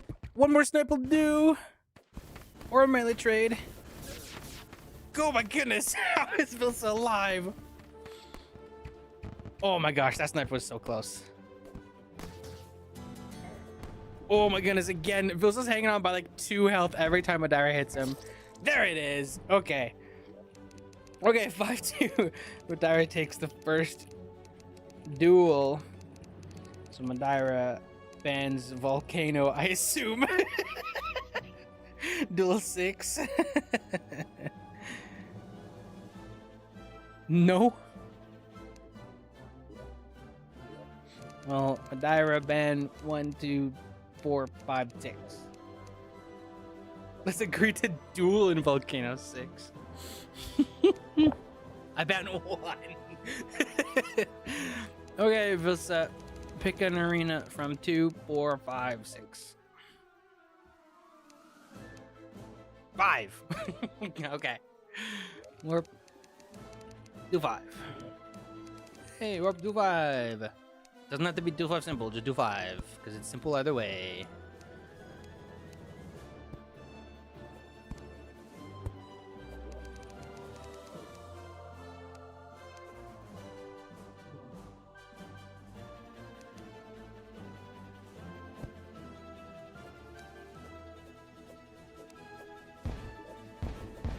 Okay, both players have PvP enabled. Hopefully their spawns are set, and we're off. This is a much more open arena. It was way bigger. It's not quite so much bigger anymore, but it's still a little bit bigger than most of the other arenas in play. So maybe Vilsa's trying to take an aim trade, or maybe he just wants something a little more familiar, which this kind of is. It's a reversed FFA. So for some players, it will be a little more familiar. For some players, it might almost be worse. Isn't this duel 4? No, it's a duel 5. Excuse me, this is not the FFA. This is chains, not FFA, but it's still bigger. It's still bigger than most, and it's still more open than most. Duel 4 and 5 are the open ones.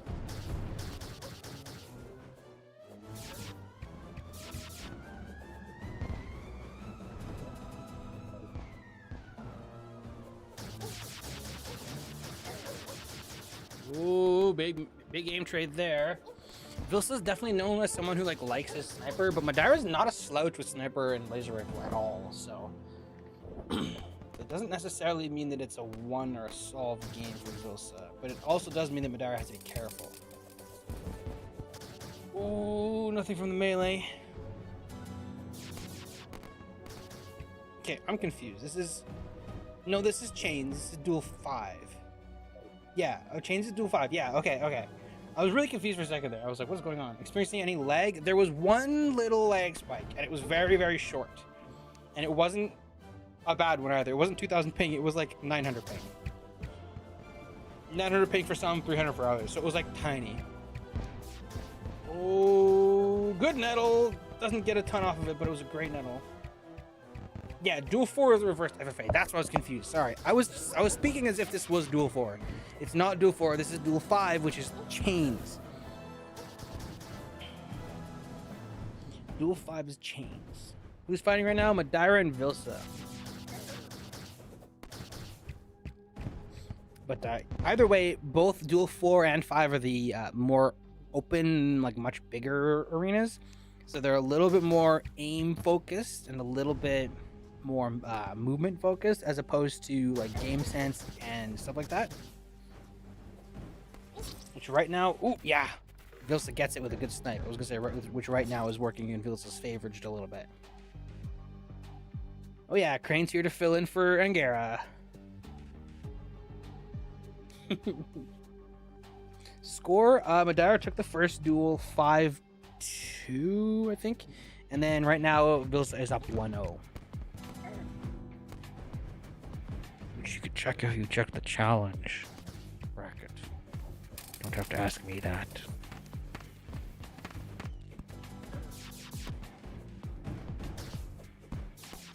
Slight lead for Madara right now. Ooh, a wrench to the face and some laser rifle. That's a lot of damage. Another wrench! Melee trade. Nobody gets anything off of it. Just trying to use movement to be in and out real quick, not give Madara any big openings. Betsy's... A little bit of Betsy's damage on Madara, not much. Ooh, big trade there. Vilsa evened up the damage a little bit, but not a huge amount. Madara's trying to keep him in the corner. Oh, it takes a lot of damage, but a big melee trade! Oh, Madara wins it with literally a half a hit. Is lagging so bad? I don't think it is. I think Vilsa's ping is just pretty high.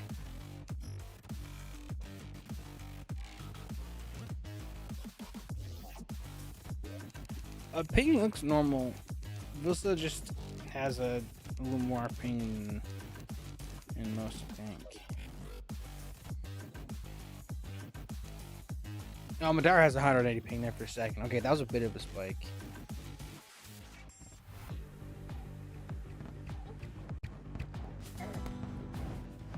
The jungle armor coming out. He lost the drip. He's been debuffed. This is your chance, Vilsa. Oh, a lot of damage there from Trident, though. Leaf blower covers a lot of space. Doesn't get any hit. I got a single tick with the leaf blower. That's what I like about leaf blowers, that you just use it for covering space. You don't expect to get damage, but if you do, it's like, huh, yeah. There's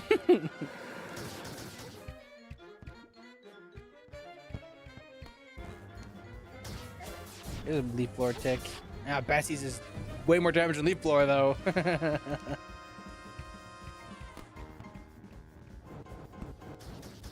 Trident barely avoids it. Leaf blower. Oh, I don't know how Vilsa and Madara didn't take any damage there.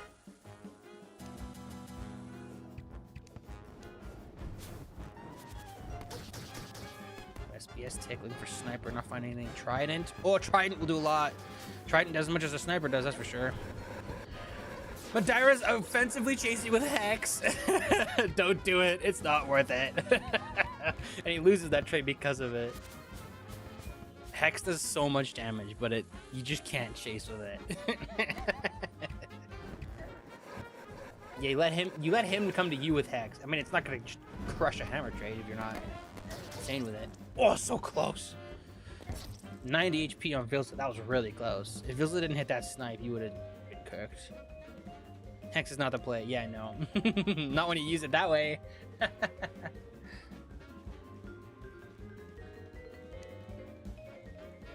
What's the score? 2-1 for Vilsa.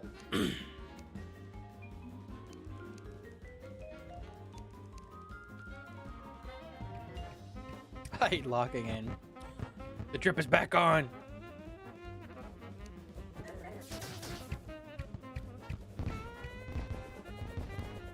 Daybreak is great in this space.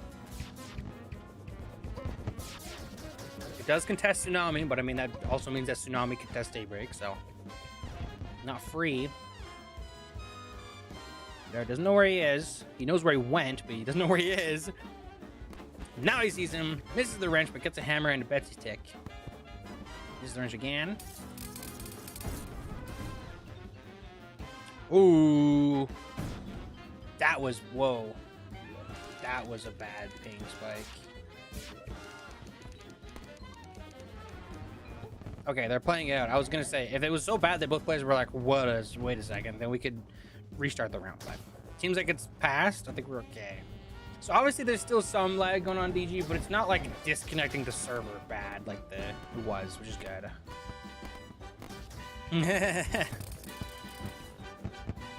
Pretty close. Favor from Daira. Not a huge favor though. Oh, if you don't respond to the melee trade in time. Oh, very close. Very close. 3-1 for Vilsa. I think the Nettle is betraying Madara. Nettle is more of a trapping tool. Using it as an anti-rush is kind of like, it's not a great reaction anti-rush. It just doesn't like go far enough, fast enough. I think that's part of what's biting Madara a little bit in some of these melee trades, because he's doing well in like the mid-range too. Good snipe. Lizzie gets a few ticks.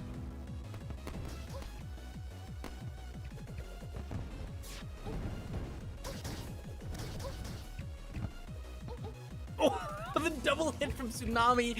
That is so rare. Daira was just floating in the perfect angle to get hit by that double tick. Also trying to run him over with melee. Not quite getting it. Ooh, good snipe from Daira. Keeps it even. A lot of Betsy's damage. Double hit from Betsy's again.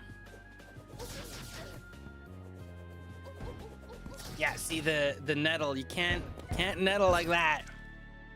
4-1 for Vilsa.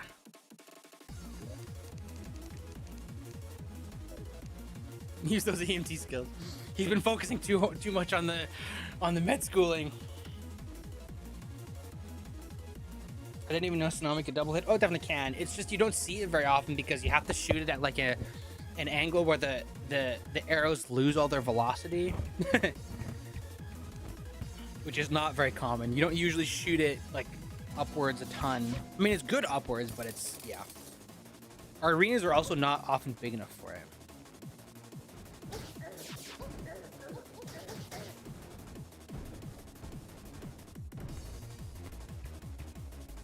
Quadruple hit Mato with it. It's possible. Insane, but it's possible. Oh.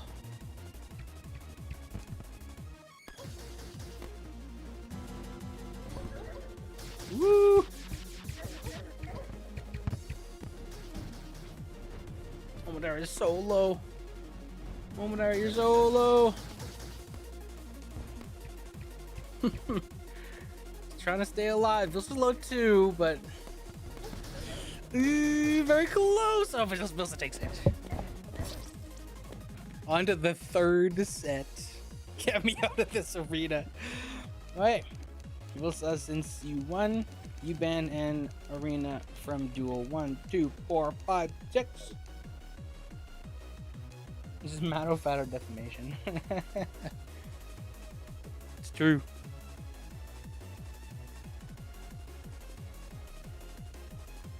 I banned 4, which is old FFA. Okay, we're going to do duel 2. Okay. Duel 2 simple. Madara claims left side. Number 2, enable PvP and set the spawns.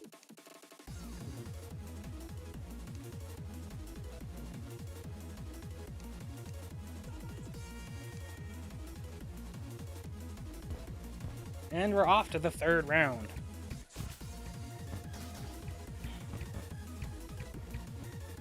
What's funny is I think Chains is the arena that Madara beats Solar on. I think. I don't remember specifically. Oh, so much melee. A lot of Hex. See, you want to use Hex all the way that Madara was using Nettle in the last round. Yeah, loot is in the tourney.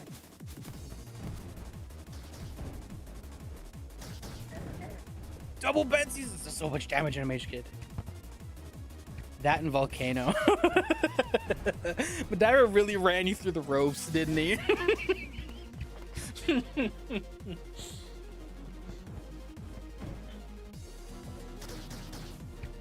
This is much closer. Oh, the tsunami. Betsy's will trade it. Ooh, Hex a little preemptive.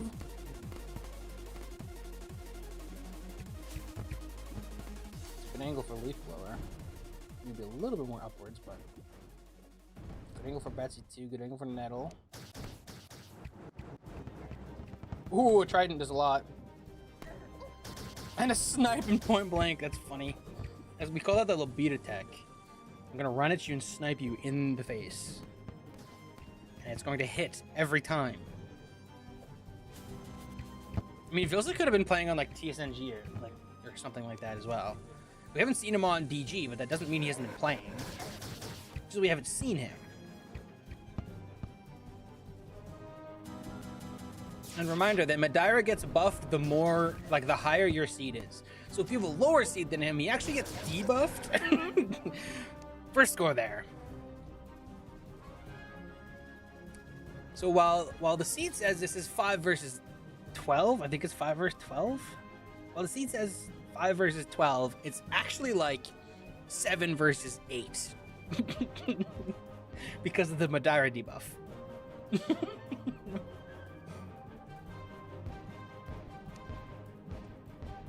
Yeah, see?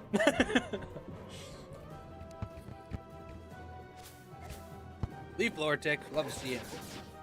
Won't rush with Hextall, man. Can't rush with Hextall. There's where you want Hextall, yep. Oh, the Nettle, so much Nettle damage. Oh, Maestro in the spectator box looking like a dollar store Ninshu. True. Oh, so much damage. Oh, so much damage. Oh, the Betsy's almost got him. Oh, and the Aqua Scepter. The Poke Reach.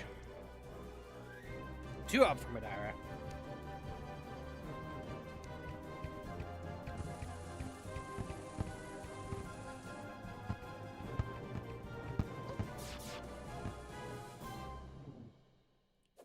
They're looking. Oh, double tune. Barely avoids the Betsy's. Oh yeah, Tekken music. Oh, so much damage! See, that's where you want Hextall. Very, very close. I mean, Vilsa initiated that, so he still won it, but not by a lot because of the Hextall. Leaf Blower menacingly moves forwards. Vilsa taking good cover there. Oh, the Trident! Oh no! Oh, you hate to have that happen. Yeah, see, Vilsa's not happy with that. I would not be happy with that either. just the singular trident ticks him and does like exactly as much damage as it needed to be.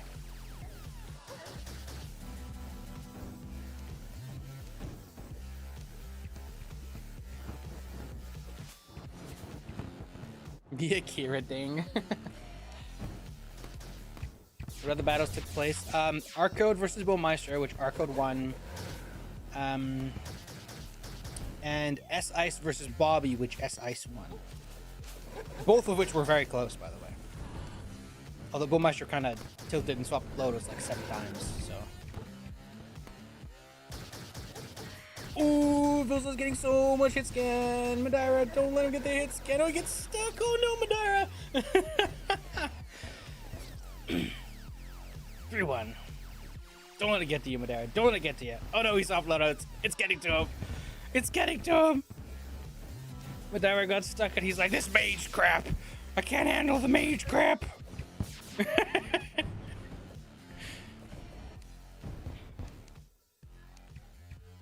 No, sorry. I'll do that in a moment. Yeah, so after this round, I have to take like 5 minutes. But don't think Souls to hit me with a trident in a match yet.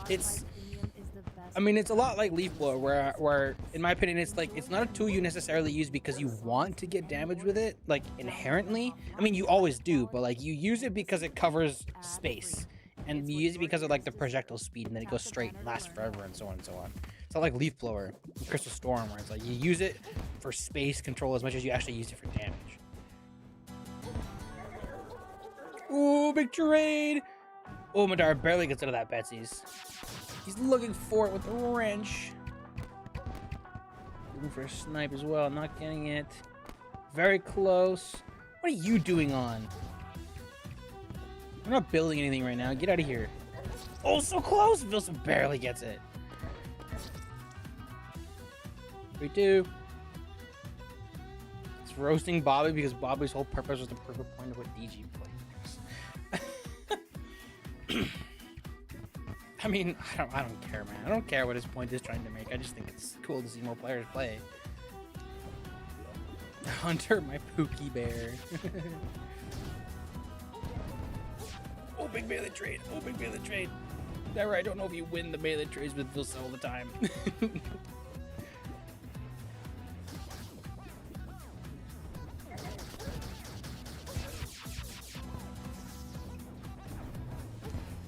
Like moths to the flame. Yeah.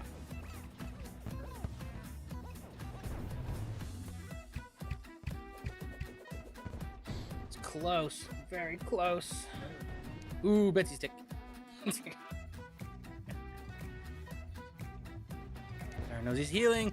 It was a good choice there for Madara to not shoot anything so you can like sneak up on him almost. Flying Dragon. Ooh, good snipe. 4-2 in Madara's favor. 4-2 for Mad. No pressure or anything.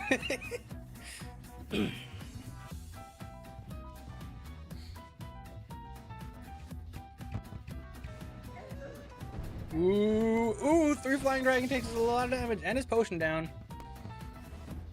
Big lead for Madara.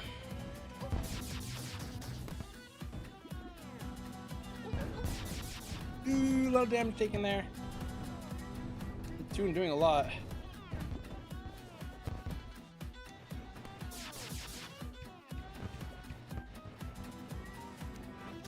Ooh, Betsy's. Betsy's keeps that trade even. Laser rifle does not even up with like 4 shadowing staff. Oh, but a sniper will.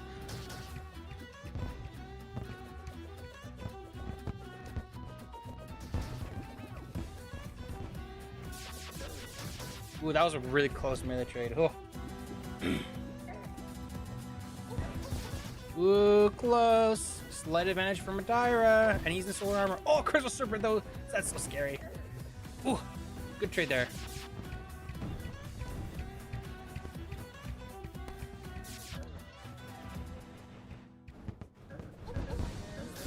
Oh, so much Betsy's damage. 5-2, Madara takes it. That was close. Vilsa doing a really good performance there. Definitely like making us all go like, oh, he still got it. The kid has it.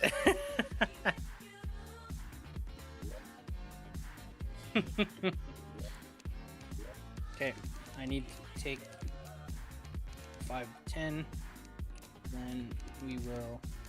I can do more if people are ready. Okay. I will be right back. I have to do laundry because I still have a life.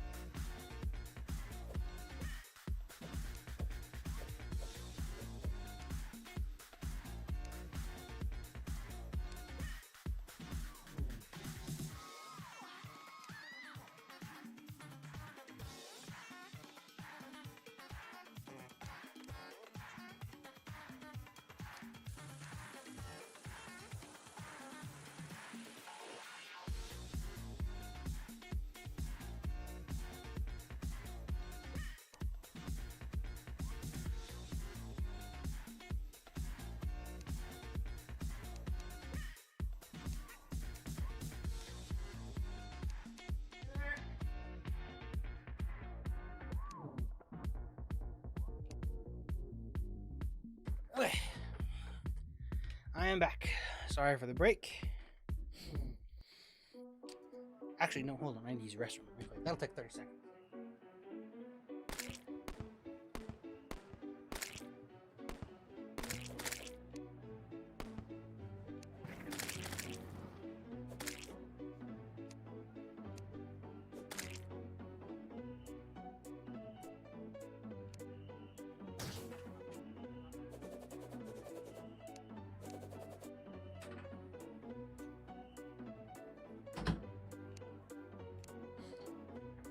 Okay, there.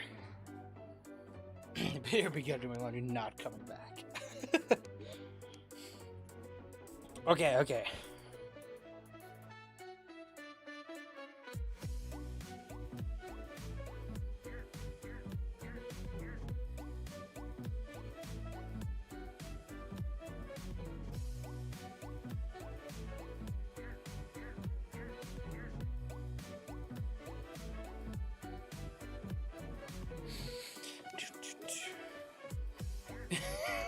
Should drop out of college and major in PvP. Alright. So, matches we have lined up. Angara and Slime. Obviously, Angara will not be here. We could have someone sub in, but Brass Axe and Anadar. Brass Axe is not here yet.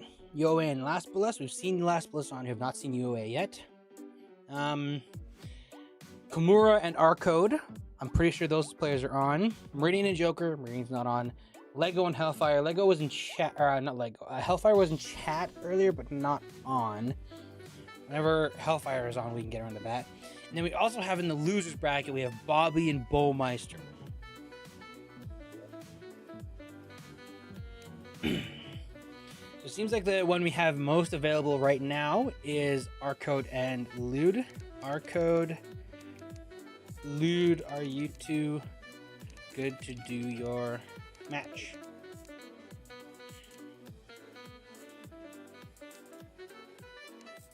E. Arcode is ready. Lude gave an E. Arcode heads or tails is a lower seed. He gets to call.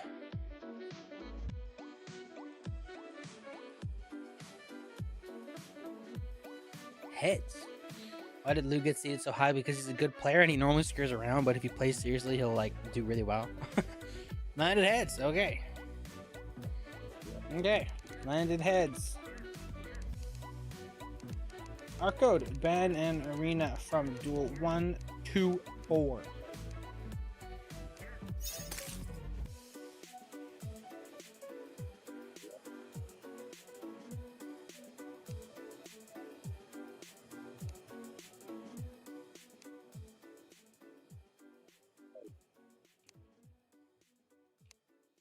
I ban duel 4.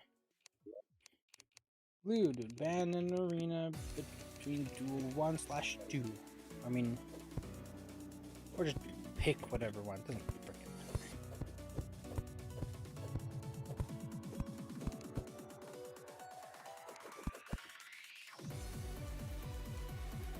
matter. Who is Dimitri's first one? Oh, it's Brass Alexander rank. Duel 1. Okay. All right. Duel 2 symbol it is. Or wait, are you picking to go to duel 1 or banning to? It doesn't matter.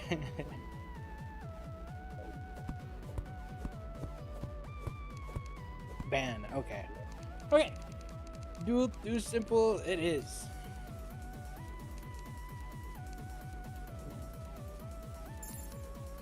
Okay, blue went right. Arco went left. Set spawns and enable PvP.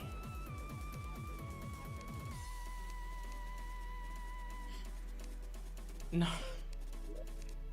Oh, my Dyra.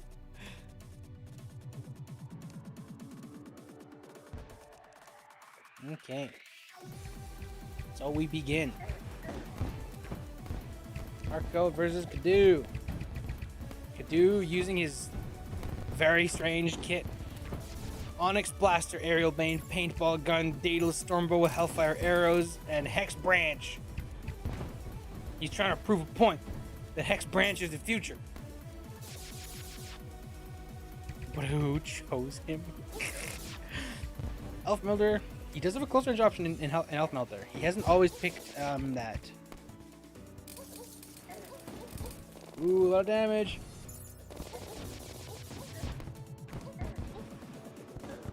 Oh, Lou's taking so much damage. He's very close though. Lou does a lot of damage back.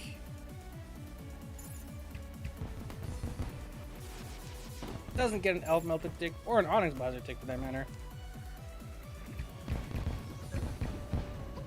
Oh, Blue runs in that bench. This is a good bench by Arcode.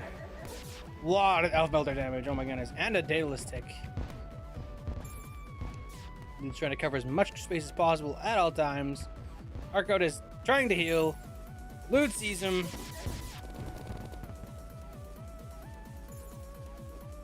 Getting his honey dip.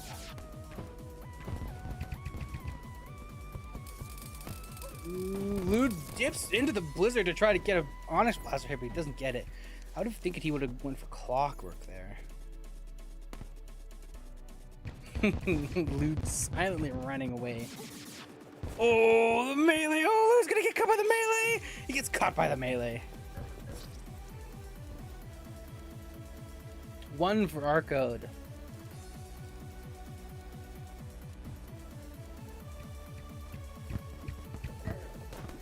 Lute changing kits into something different. Nobody picked me for being manager by the way. I just made like 100 suggestions and Raffle were like, okay, stop that. You're annoying, and let me do it myself.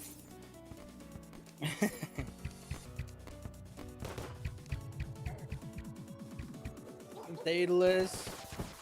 Kadu, he's not using a tabby kit, I feel like. He does that.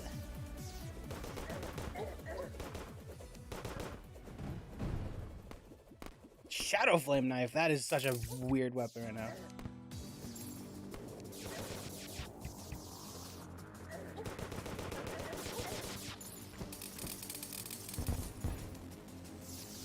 very close in health right now.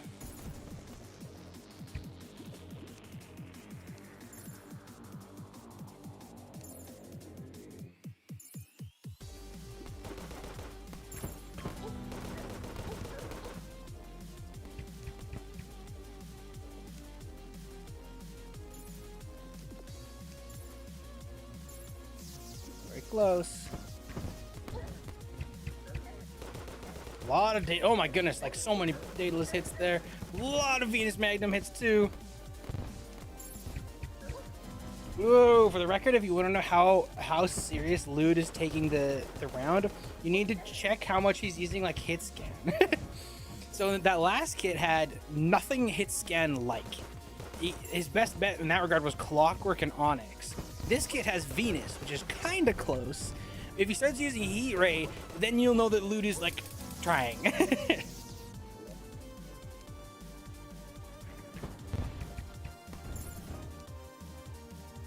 Yeah, if we could not ult on the tournament, that'd be great. I mean, if it's not your turn and you're warming up, that's fine. But like, at least, yeah, let me know if you're on so that I don't just assume you aren't.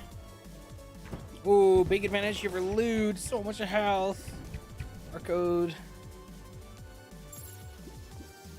A lot of damage there. Lude's not letting him get away. He's a little bit stuck. It's some sniper. A lot of Venus Magnum. So much Venus Magnum and Daedalus. Ooh, Starlight. Every time Arco tries to go in for a hammer, Lude's got Starlight ready. He's got great swapping. Just a matter of like everything else. You know, Lude plays for fun.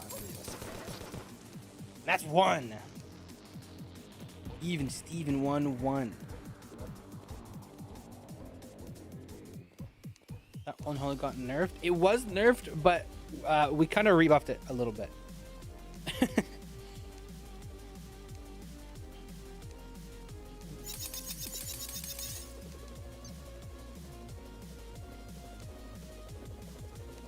Sonya.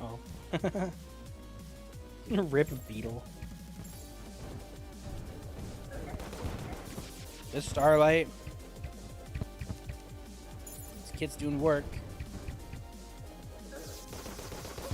Woo! I'm Zexna. Hi, Zexna. Mr. Anderson. Not getting the Starlight there. Lude's trying to get away. He's getting stuck. Takes a lot of damage. There he's getting... Oh! Okay, he's getting a lot of damage with Venus and Starlight there, so he evened that up a little bit. I would wager Lude's only dash right now is Solar Armor. That's kind of what it looks like. Oh no, he has Tabion. Okay, never mind. He has Tabion.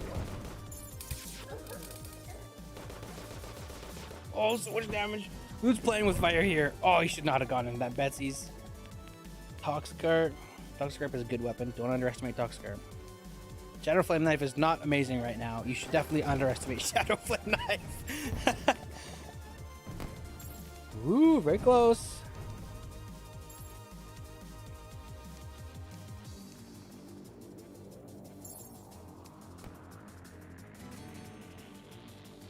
He's looking for him. A lot of damage to Starlight there. Oh, the Betsy's evens it up though. Lude barely avoids that Betsy's again.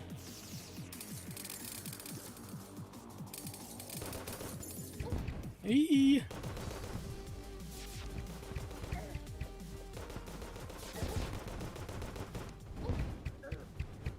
A lot of Daedalus as well.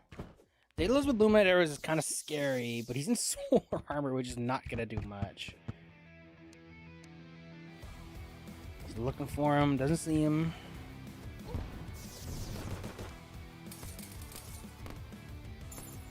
Sniper, not finding anything. Crystal Storm, keeping any rushes. Ooh. So much Venus and so much Starlight. Venus is scary. Double Venus tick. Shadow Flame Knife. Shadow Flame Knife is so funny. Some stun damage. Definitely does more than Blizzard.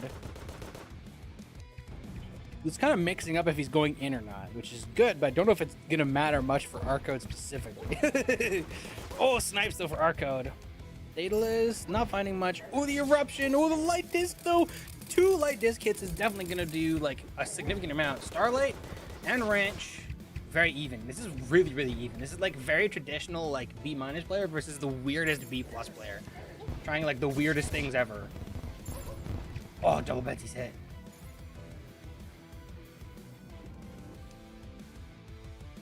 Arcode healing. Lewd is also just like, okay, we're healing then. Sure. Oh, Arcode gets like 7 ticks of Blizzy to push him off of that.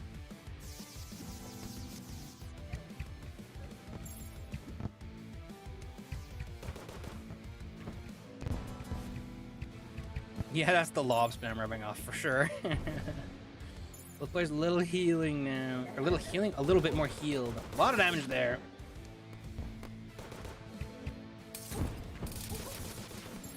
Missing the aerial bane. No light disc.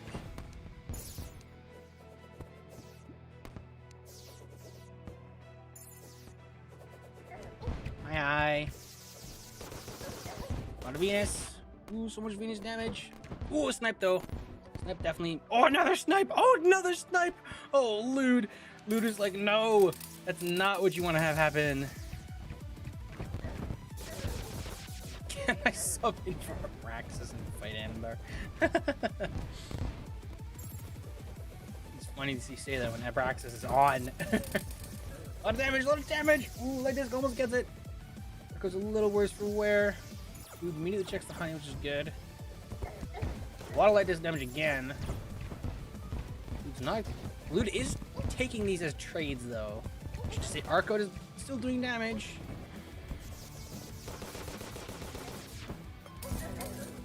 Good tune. Tune is kind of a weird like anti-rush if you know how to use it. So definitely like decent usage of it there. Oh, so much damage there. Oh, Arcode. Oh, Arcode. Oh, the light disc. Light disc chip. Oh, Luke misses the heck dash. There he gets it. He sees him and he gets it with a starlight. Closes that out. It took a while, but Lude gets it. We're up 2-1 for Lude.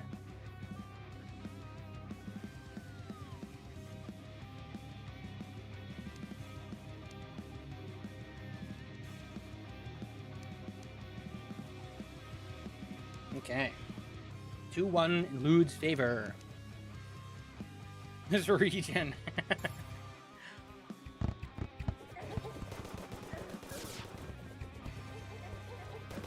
Oh, he sees the regen, so he's like, okay, I guess we're going in hammer time now.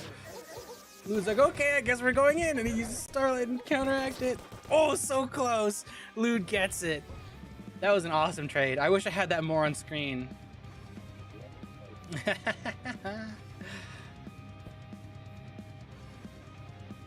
What is my load or Lude's? Mine is just my name, Blanc.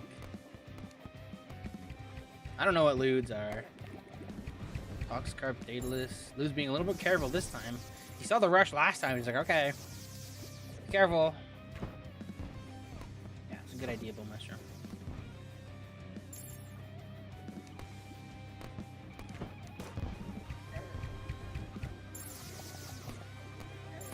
Oh, the random singular light disc from downtown.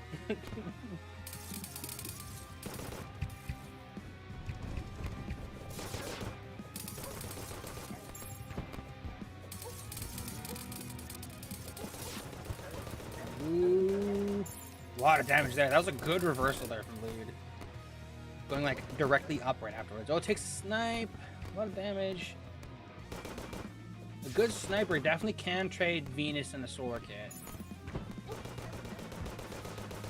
Ooh, a lot of good damage there. Very close. He snipes from Arcode. He's not sure if he wants to really contest it. Light disc. Oh, 4 light disc hits and 3 Venus hits. Oh my goodness. Oh, Daedalus ticks too. A lot of light disc, Venus Magnum. That's something I'm noticing with light disc and banana ring. Sometimes you're just like content to throw it out because it's like just as likely you'll get it on the return hit. You kind of do have to be careful that you're giving up your position a lot, but like it totally works. It's interesting. Interesting application. Venus. Toxicarp is an anti-rush. Shadow Plum Knife is like a downwards weapon. Lude sees it. Aerial Bane.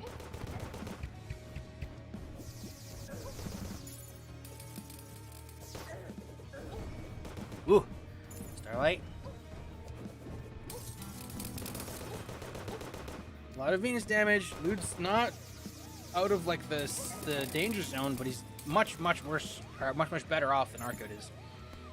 He's kind of pushing, wants to get more chip if he can help it. Bane definitely gonna push him. There's a healing potion from Arcode.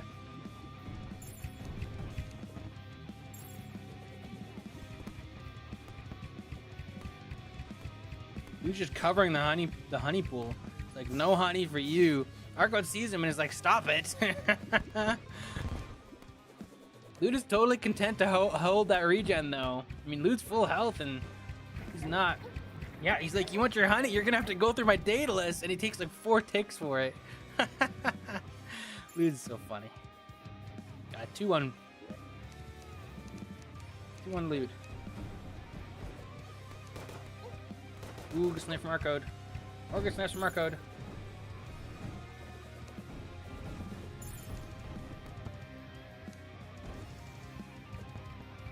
Sloth-based fight. Not really.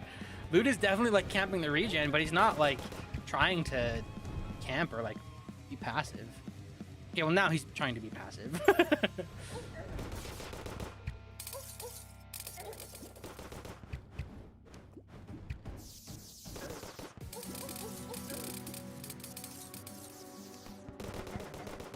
Ooh, 2-3.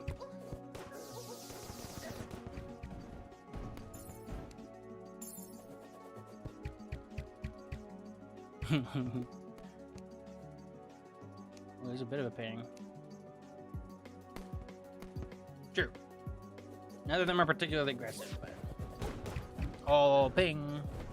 Okay, we're okay. Not too bad, not too bad. Okay, it's a little bit jumpy. A little bit jumpy. I think that's me. I think that's me more on the server. Yeah, that was me more on the server.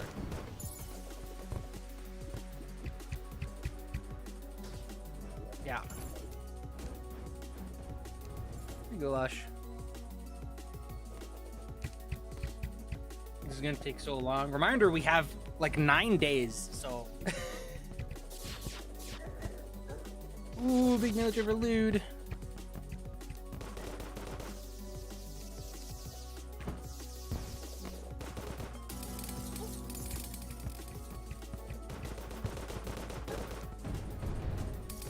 Finish.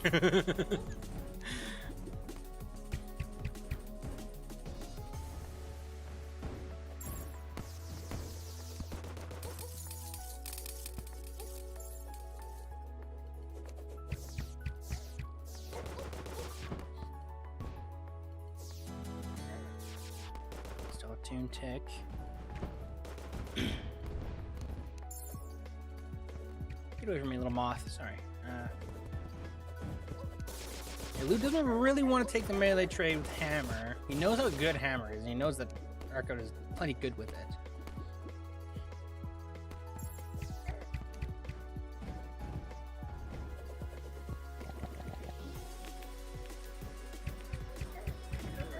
So much dateless damage there. Screw off, Moth. Screw off, screw off, screw off, screw off, screw off, screw off. It's my way. Oh, so much damage. Arcode trying to get melee trades in, but he's losing them. Dude knows where to go. Check the honey pool, yep. Sorry. This moth is like really in my face. Oh, get away from me. It's one of those like really tiny little moths, you know? Here's like a fly, and here's like a moth. Ooh, good damage. Arcode trying to get a melee trade in. He's not getting it though. He's pushing forwards.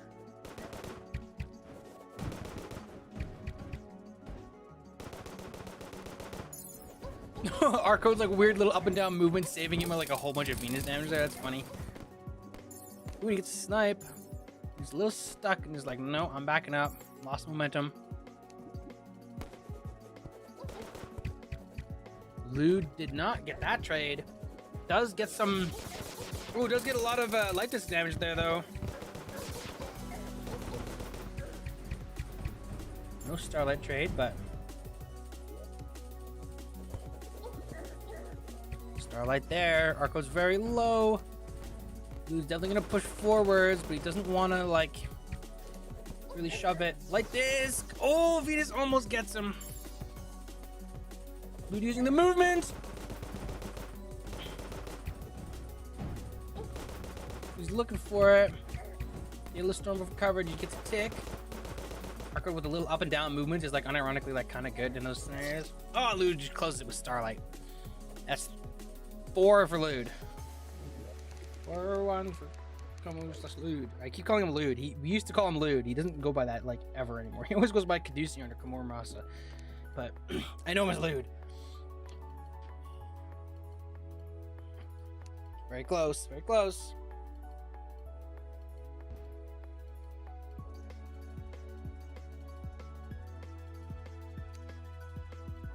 I want to switch Lotto. You can go ahead and do that.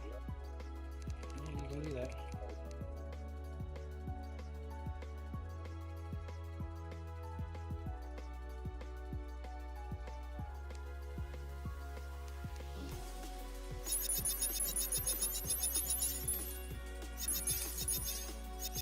I've trapped the Joker, baby.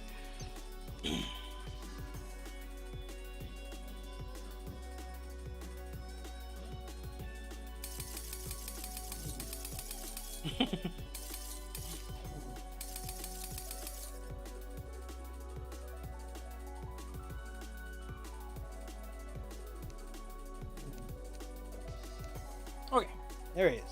He's back. Okay, yep.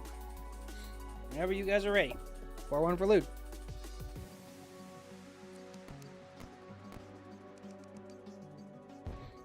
And Roth. Lude needs 1 more to take the first round. Arco needs 4.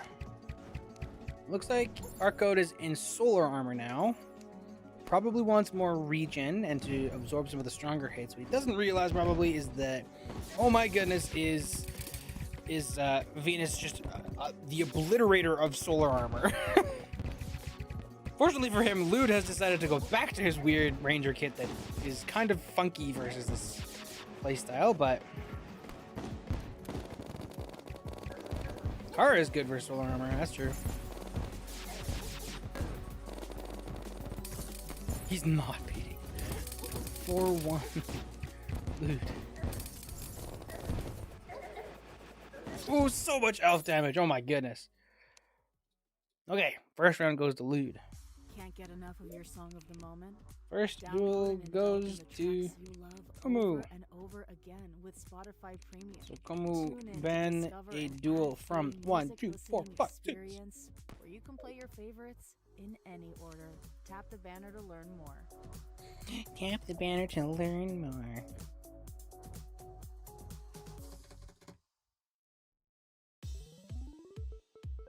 Look at all these players in PvP. 26! Ban 1! Ugh. Arc code. Pick between 2, 4, 5, 6 to play on. 26 people on PvP is crazy, you guys. It's like more people than we had in the 2024 tournament. 4. Okay. Off to duel 4 it is.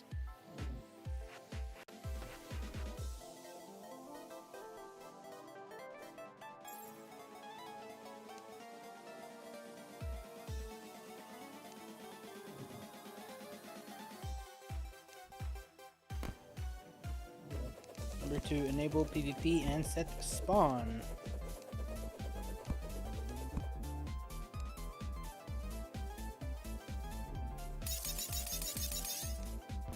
Okay, and they're going.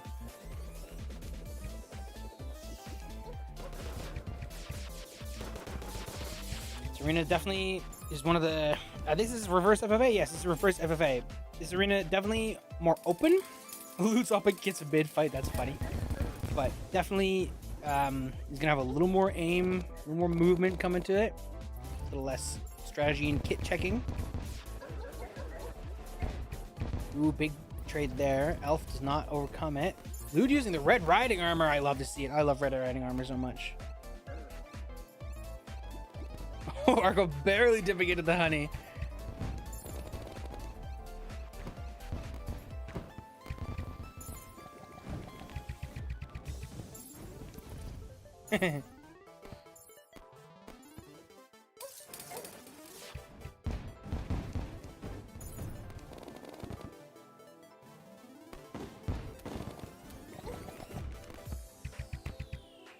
Ooh, Toxicarp. Toxicarp is such an interesting tool as well.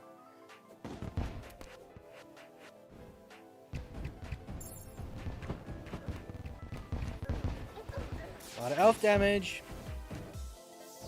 Oh, Lute taking a lot of betsies though. He messes up the hex dash too. It's honey dip in. Arco sees it from below.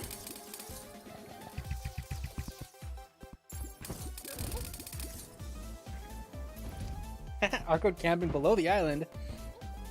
Ooh, snipe from Arco.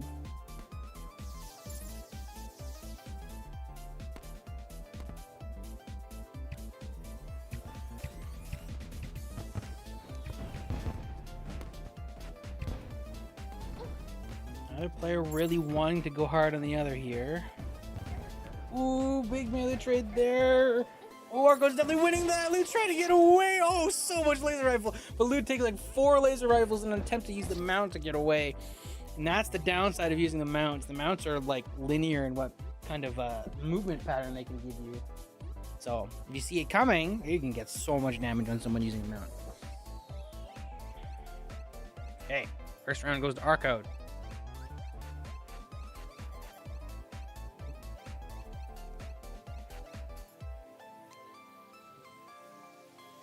Yeah, I think what Ninja was saying by that, EG, is that he hates you. I think you need to become the new B+ standard, EG, and you need to obliterate Ninja 10-1 every time you can. I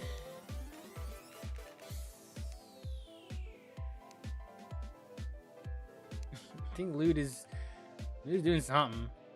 Oh, he forgot to set his spawn. Well, that or he's changing his kit. He's probably changing his kit. I'm in the wrong arena. It's funny. He forgot to set his spawn.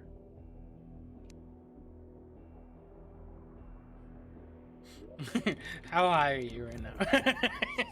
The good old UOA pick.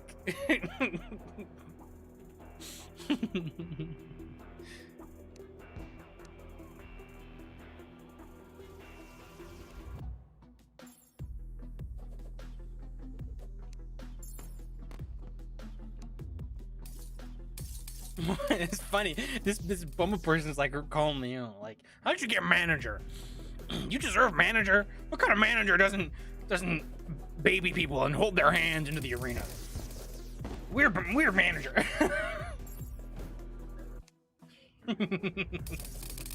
Sorry, Luke. Very funny. Oh, so much starlight damage there. Luke swapping over to a frost kit. Definitely a good idea. Woo! Ilio said he's dropping out. So your first match is not versus Ilio, your first match is versus Lego. There's 3 managers, actually. 3 PvP managers. And a zombies manager. And a PvE manager. And a survival manager. And an items manager. There's actually 3 zombies managers, isn't there? Because Tej is a zombies manager. There's Tej, Crane, and Sarah. He's still Lude. Lude versus Kadu. Lude's fighting his inner demons right now. Arco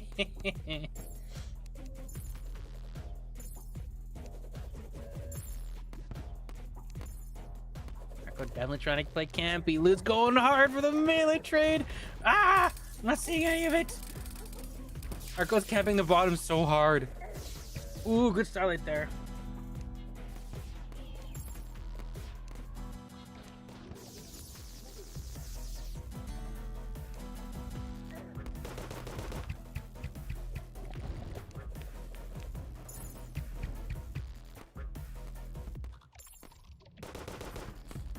We're pulling out the Venus Magnum.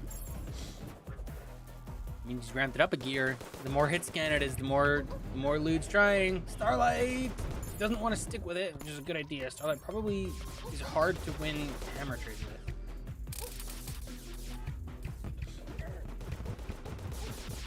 Oh, so much missed Venus. And a Benty stick. 4.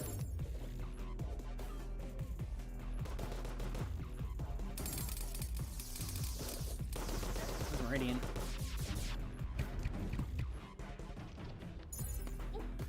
Ooh, good snipe from Arcode. Oh, but a lot of dataless damage. Oh, another snipe. Light disc. Ooh, good light disc tick. Oh, so much Stellar Tune damage. There's at least 3 ticks of Stellar Tune. The new B+ now you have to wave at me and with a big fan and feed me grapes. Don't worry, we're probably gonna make B+ the new like A- soon.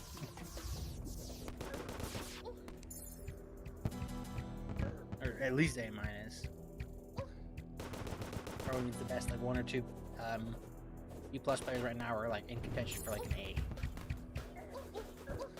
Ooh, big trade. Ooh, the light disc on the return. Oh, Daedalus. Oh, Daedalus is showing its inconsistencies, but a lot of light disc damage on Starlight too. Luda's doing a really good job of like controlling where he's going. Barring him off of Honey. So much barring off of Honey. So much Daedalus damage. Light disc. Venus.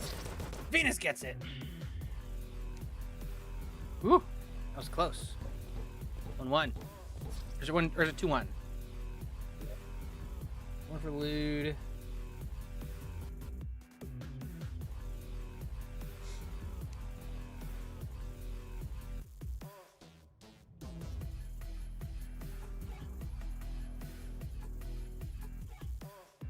Yeah, 1-1. 1-1. Not before that road trip. True.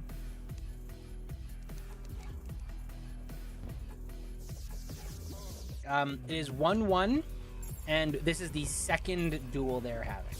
If Lude wins this, Lude takes it. If Arcode wins this, we go to duel 3. Arcode loves playing around this like bottom area, which is really interesting.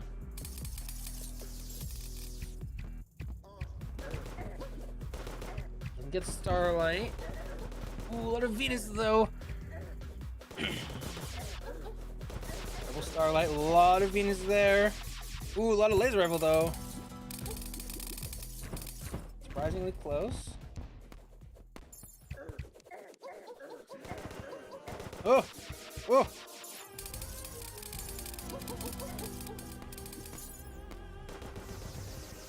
Looking for Venus, not finding it. Lude's like sweeping the bottom, which is really good. Oh, Arco's lagging. Arco specifically had 3K ping for just a second there. Okay. That's understandable, but... Lude got very confused by the lag.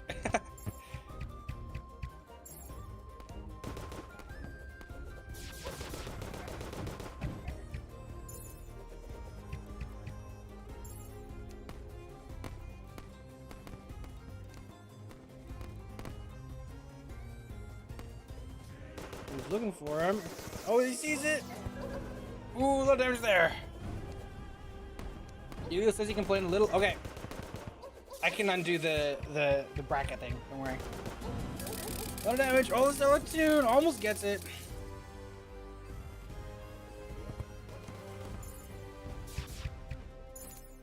It's a maybe. Oh! 3 ticks of Daedalus. Lude's looking to close it. Arco's trying not to get sniped.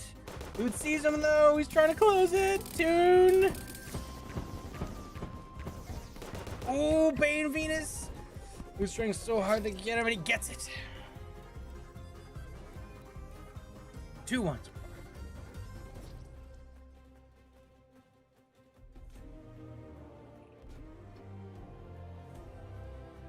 Okay. Eliel is back. Eliel is here to sweep. Loki forgot Eliel versus Sapphire was close. Yeah, they're both like pretty like mid-low ranked players, so very much so.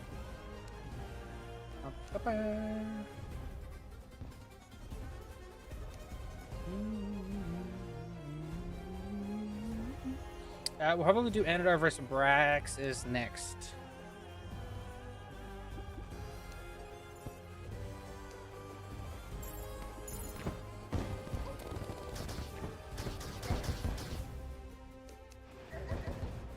Woo!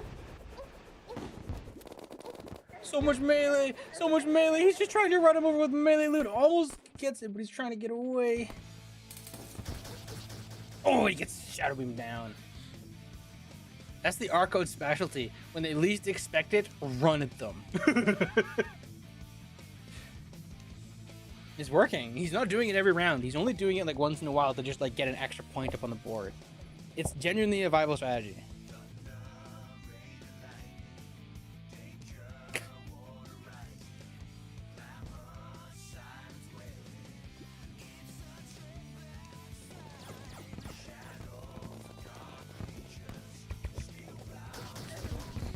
Toxicarp. He's using this weird Red Riding kit. I really don't think he should be abandoning Venus. Venus is like his strongest tool right now. Alpha's doing well, but he has to be careful with it. I mean, Kara is good too. He's just not using Kara very often.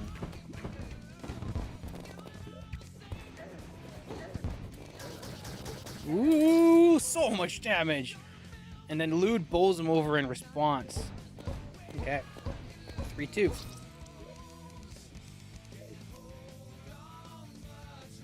No, Goulash is not in the tournament.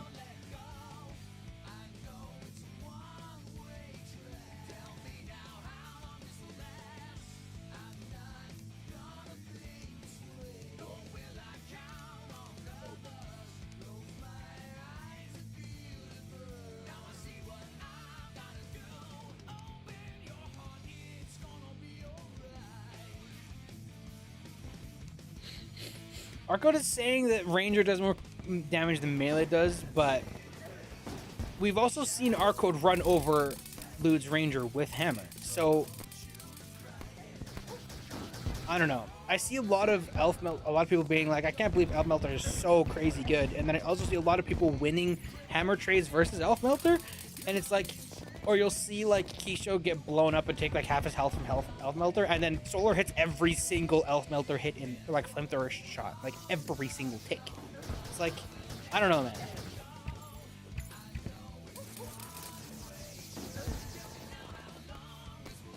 Like whenever I see these discussions, it's always like whoever does more damage in that complains that the other weapon is too OP.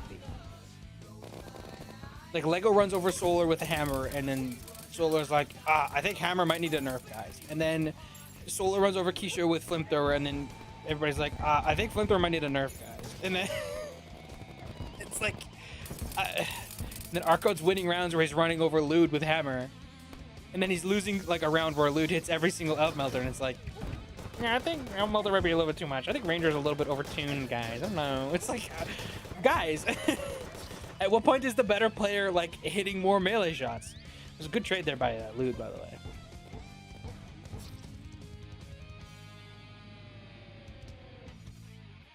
Elf Melter does like 20. It does like 3 less damage than Flame. What are you talking about? They have like the exact same like damage.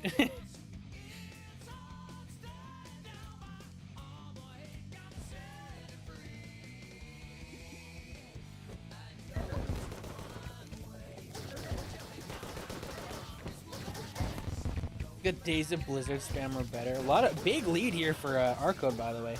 Trying to get SBS to keep it.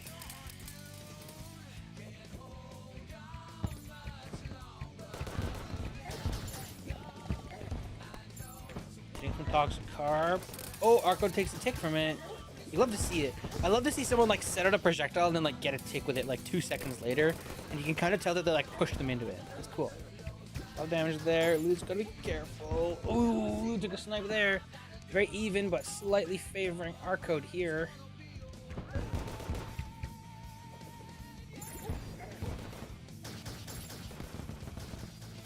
Oh, Lude misses the dash, but he's okay. Oh, but he takes a wrench. Oh, R-Code's going for the hammer trade.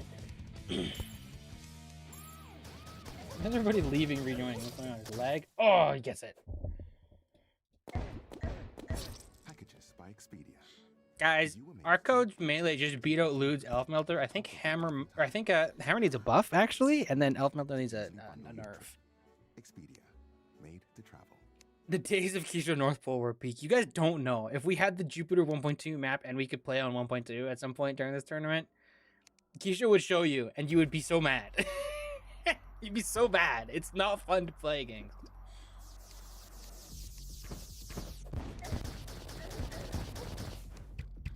It's like you see people like Shinden and Lego like not like soft complain about how like the better player right now is the person who like puts more projectiles out there. It's like you think it's bad now. You guys did not play in 1.2, and that's not me excusing how it is now. That's just me saying 1.2 was terrible. Razor Pine did like 70 damage. North Pole did like 60 damage. Like the little flakes, I mean. Like Heat Ray and SBS did like 80, 90. Hammer did like 160. Like, bro. Ooh, they're trying to get him with the elf. Yeah. And before Arco's like, I can't believe Melee lost to Ranger at close range. Meanwhile, he hits none of his hammers, and Lude hits him like 5 times with elf. Brother. Ooh, close. Eliel said he could maybe come do some of his matches versus Hellfire. Lyrial Bane coverage. Oh, doesn't quite get him.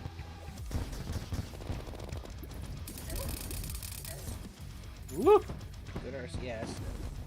It's also, I also see a lot of people being like, I think Aerial Bane is worse than Betsy's, and it's like, I don't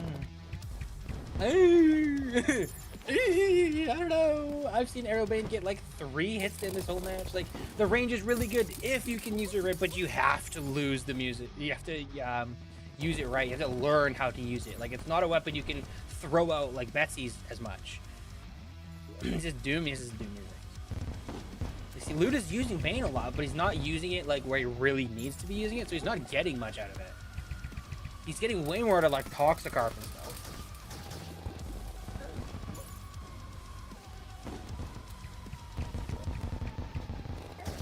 The only thing they fear is Elf Melter in a P-Hammer world.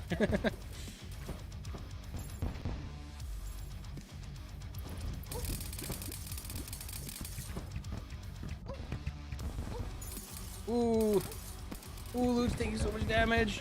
Oh, that's a lot of Daedalus. Oh, but Arcode has his potion ready. Lude's very low. He's running. See, that was a good Bane usage there. RCS to cover. Toxicarp to cover what RCS didn't. Oh, the Star Fury damage, though. Arcode's been getting a few Star Fury hits in where he needs them. More Bane coverage, not finding anything. Onyx not doing anything. Car, no. Daedalus again. Arco's not able to close it. Looking for Star Fury's tick. Arco's covering the honey. Oh, Lude gets stuck. Oh my goodness, that was so much elf damage. Lude is so low, but the elf damage really closes that gap. If you're in spectate, that'll be why you're beat up. Oh, so close. Very, very, very close there. It's even, guys. It's even. It's 4-4. 4-4.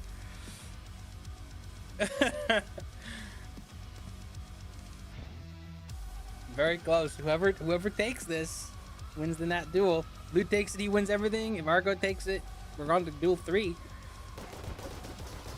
Lude bringing out the Venus. Yeah, I think I agree with Lude's kit swap here. I think this kit did way better than the... Like, every single round Lude has lost, he's been using that Red Riding kit. Which makes me sad. I really love the Red Riding kit, but all the rounds he's winning are these, like, light disc, Stune, Venus Magnum stuff. Oh, good. Venus there. Starlight. Good Blizzard damage. Ooh. Lude's getting good Venus in, but he's not winning these trades. Arcode's not giving it to him for free. Bane. I've seen Lude get like 2 ticks of damage in with Bane as well. Ooh, Starlight. Ooh, don't want to take the Crystal Storm. Good back up.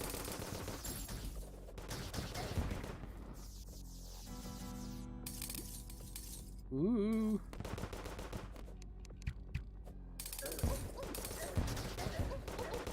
Good swapping there. Arco's just trying to hold down left click with hammer.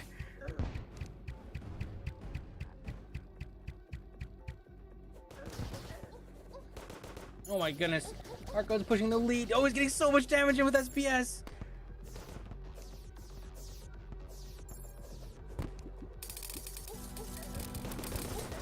Ooh, a lot of damage there for Lude. Arco getting stuck, panicking.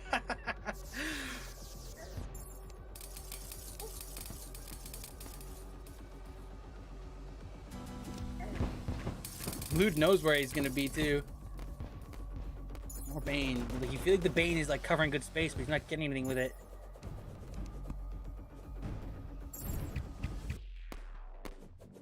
He's looking, he doesn't know where he is. Lude hears him there. Now he sees him. He's looking for it. Both players back up to like almost full health. Arco a little better for wear using solar armor. Oh, Canoe takes a snipe from downtown. Almost accidental.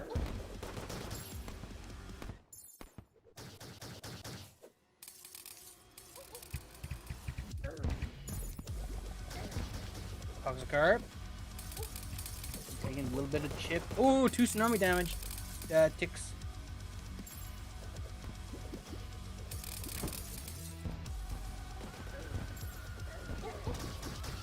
Big trade for both players. Now they're getting huge advantage. Oh boy. Close.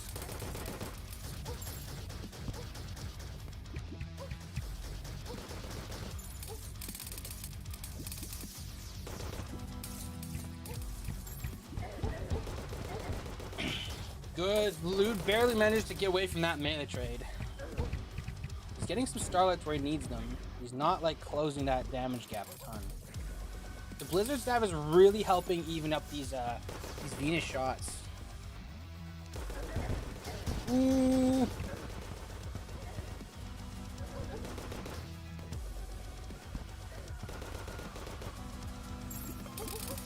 Slight advantage for Lude here. He's trying not to be too aggro.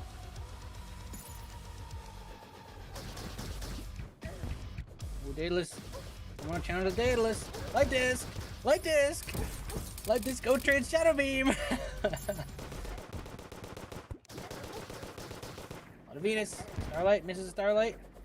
Ooh, Light disc though. Again, Light disc is doing work for Lude. That's where he's going. Looking for it, looking for something. Starlight!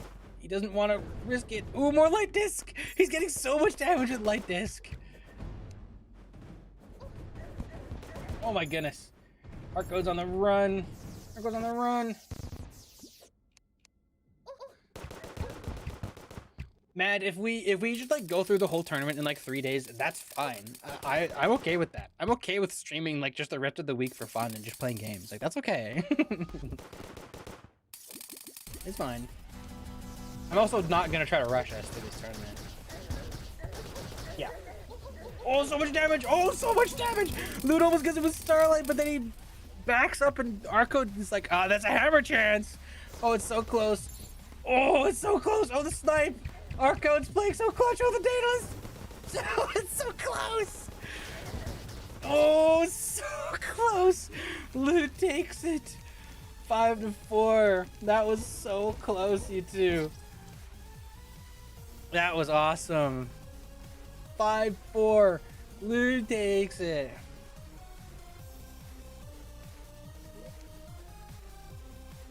That was crazy. Cornlord Lodo better. Oh, he's salty about that. Anybody would be. Don't get me wrong. Anybody would be.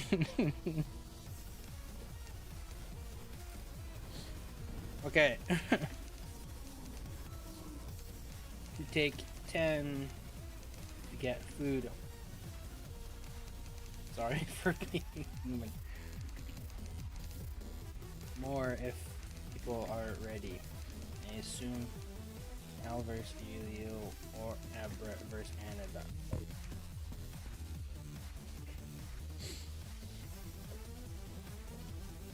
Okay.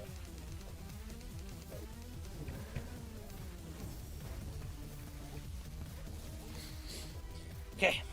Again, I have to take 10. As I just said, I have to take 10 to get food. I apologize for being human. I'll be back. I'll probably be eating while chilling here, but yeah. We'll do more matches soon, hopefully. Probably. If there are people available, we'll certainly do more matches. I've already done a good amount, actually. It's pretty awesome. Yeah. We'll be back in 10.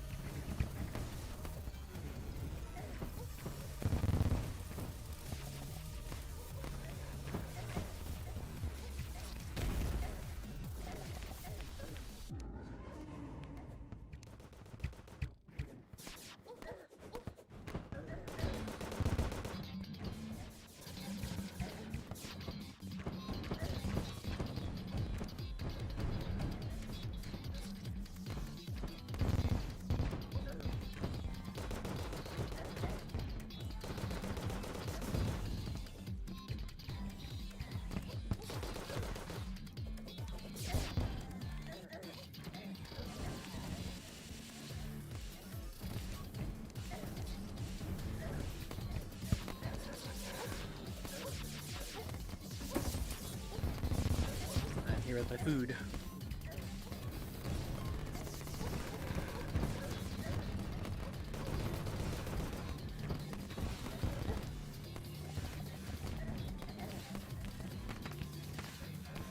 Most people are on 20. That's still a crazy amount, man.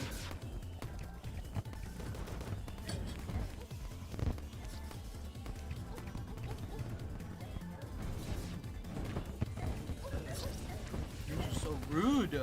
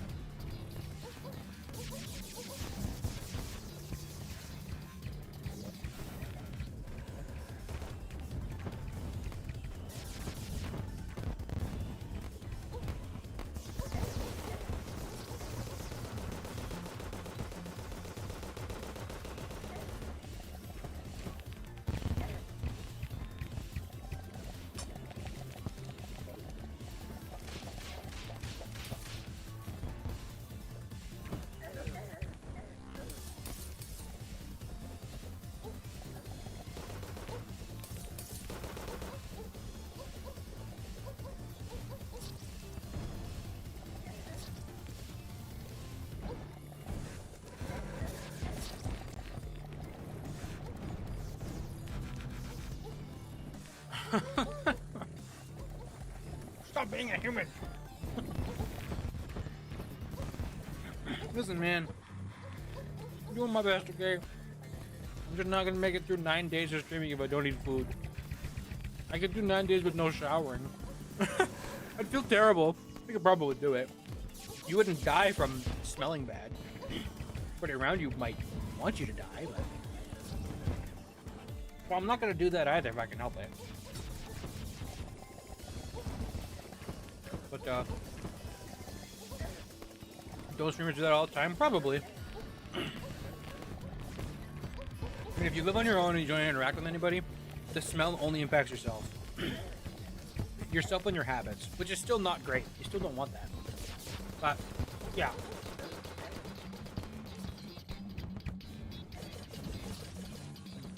But yeah, I'm not planning on doing that. I'm expecting some of these days that we're just not gonna have anybody on. And while I do have stuff planned that we can do outside of the tournament, I'm not always gonna do it. There's gonna be times where I'm gonna be like, well, I could stick around, but I'd like to go cook some food and eat some real food and be with my family. Or I'd like to take a shower and go for a bike ride or something, you know. I got made fun of a lot. I still kind of do. For that one crane evaluation where I like went over everything and I was like, remember to go outside and drink some water and blah blah blah blah blah. But like, that's unironic advice. You will play worse and feel worse mentally and be more inconsistent if you don't take care of yourself. If you get depressed, that impacts your mental health a lot. I know you did, but like a lot of people did. Like unironically, many people did. Because many people were like, what do you mean, just be a human? It's like, well, yeah, but like, it's easy to forget. It's really genuinely easy to forget at times that like that unironically impacts your health and it impacts how you like behave and what you do. I wasn't saying that to be like, Crane hasn't touched grass in 18 years. No, I was just saying that to be like, no, like, take care of yourself and it'll like keep you from like going up and down like crazy in the ranks. That's all. That was a big thing with me. That's like all the time I did consider myself like an A player, but I definitely didn't play that degree all the time. It's because I was very depressed and very like unhealthy at times.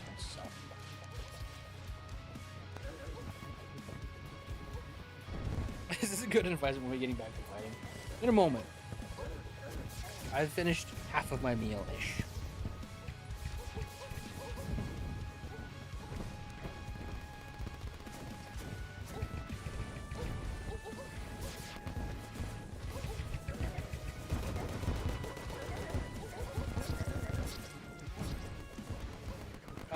If Eliel's not on, yeah, we can do that, Ninja. If Eliel gets on, I'd like to prioritize Eliel over Hellfire, but it doesn't matter too much.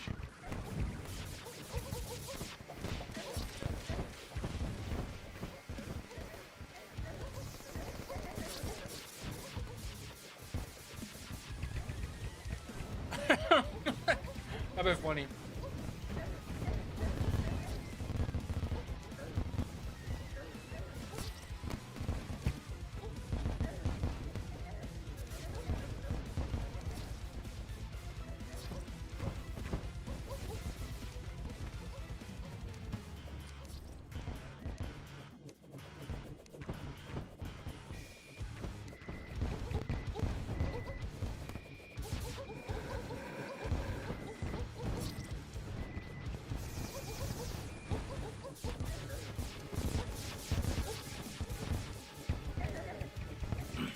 I don't know. Probably not. I haven't figured out if we want any rewards. I don't think so. Maybe. I don't know.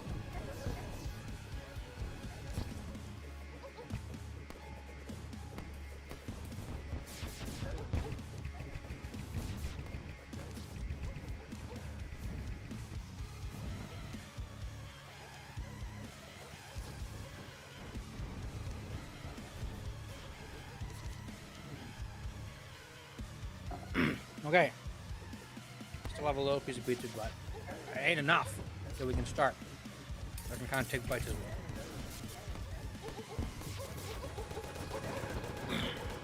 Okay.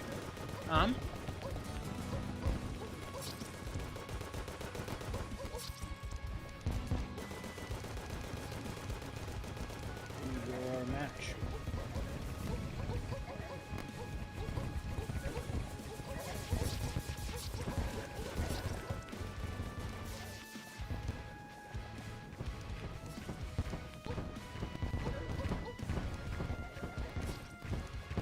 Abra said yes. Anadar's not reading chat. Anadar.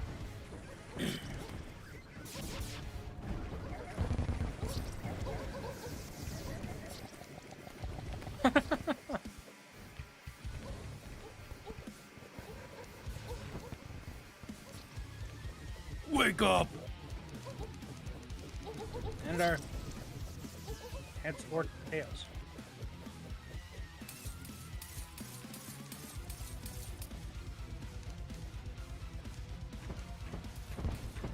Check attorney chat.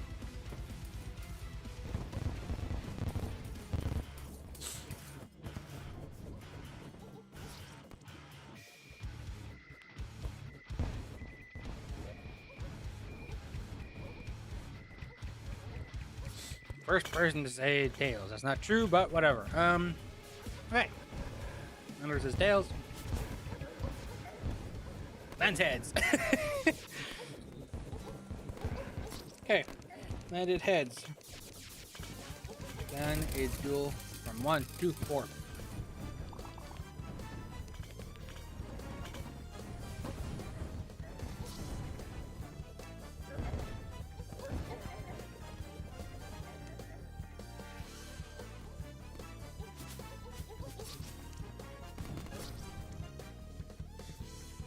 Yeah, I saw.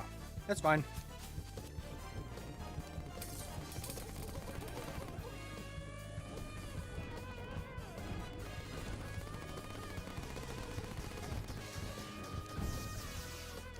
Go for ban.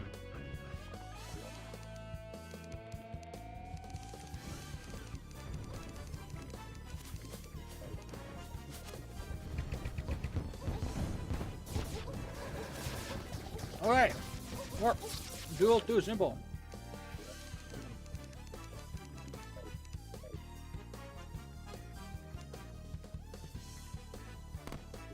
No.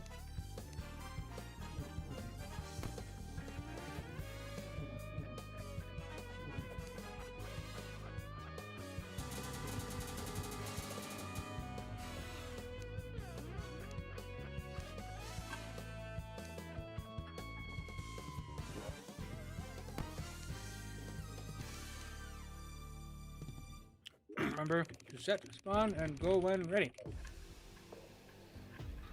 Okay. Abra versus Anadar. Abra running at him with Daybreak. Anadar trying really hard to zone with Frost Armor.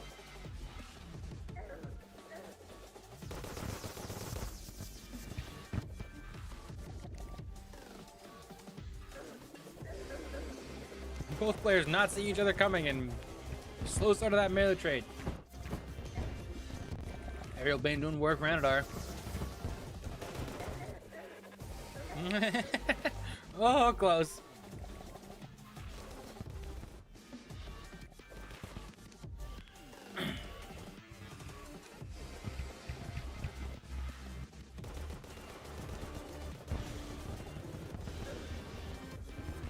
Hammer's running at him with a hammer. Is he gonna get it? He gets it. First round goes to Abra. And our Braxes. First round goes to Abra.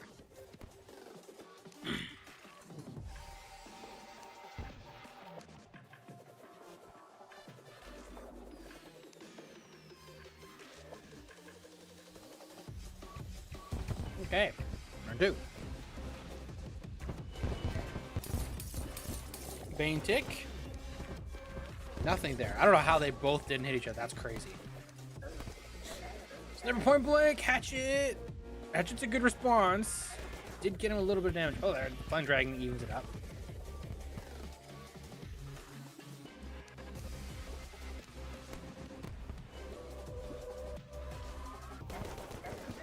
Ooh, in each other's face. Oh, is the hatchet gonna keep him off? No, it's not.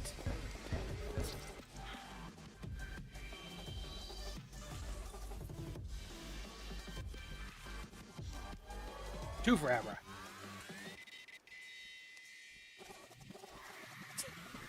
Ninjas, not how that works.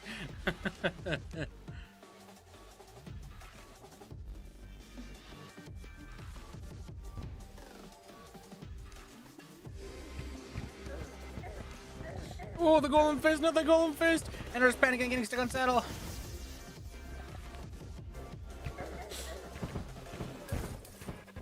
Main tick.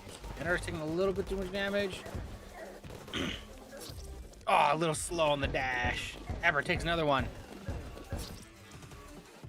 3 up for Abra. Pan fisting. Then we play a round versus Ninshu. We counted as a point for a brass axe or Anadar. That's funny.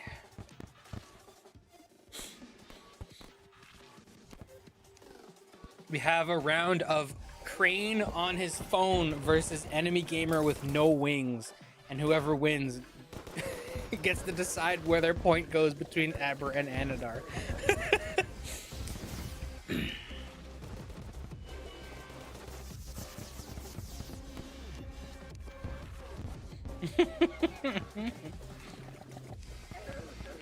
Oh, Anadar almost getting a good response. Aber gets him with a daybreak. 4 up.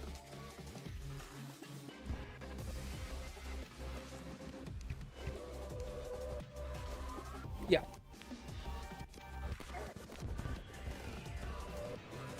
Anadar gets a snipe on Abra. And a Bane tick. I fold mobile crane like a card.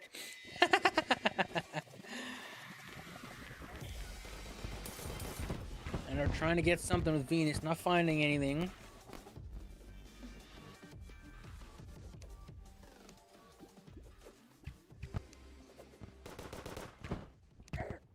Ooh, there's the golden fist. There's a lot of damage.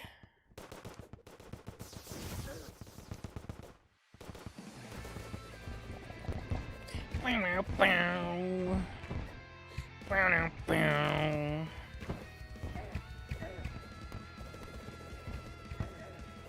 Ooh, hatchet. And hatchet keeps Ever off him for now.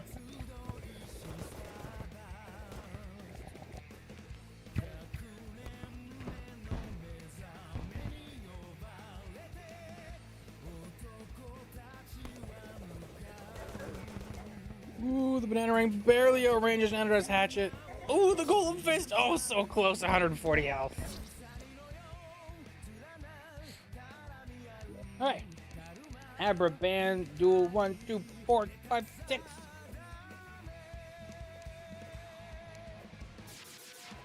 Cover next round.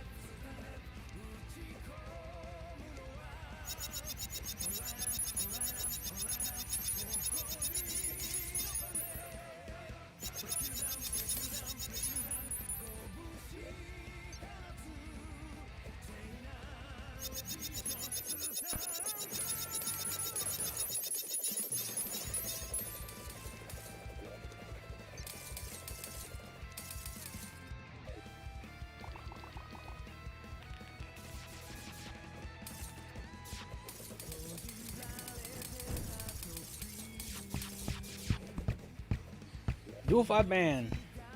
Anadar. Pick an arena to play on from duel 1, 2, 4, 6.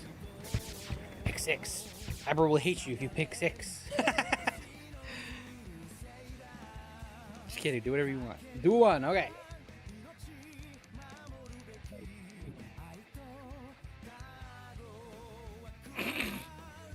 His knowledge of panzer tanks to obliterate Abra.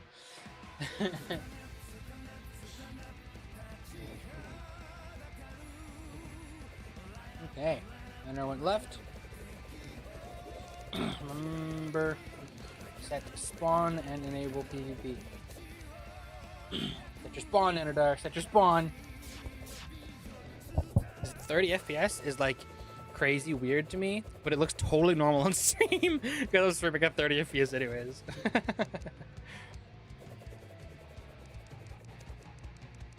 I think I'm not using hardware encoding, which is why it's like way laggier.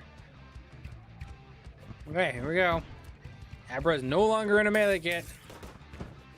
He's now in a ranger kit.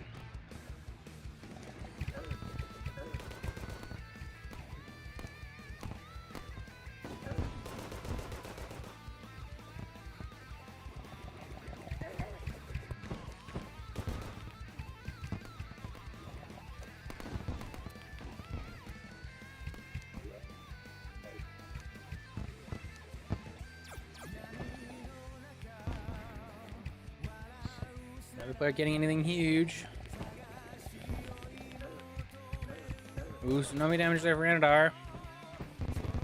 Bane not covering anything. Not gonna use that at right angle. There's a Bane tick. Ooh.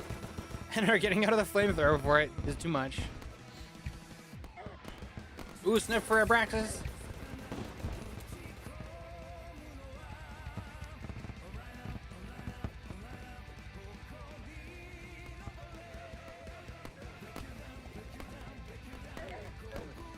Ooh, 3 snipes for Anadar.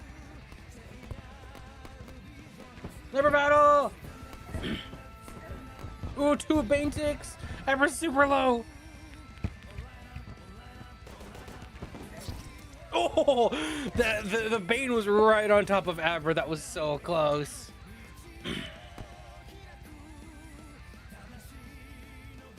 I hate dual arenas.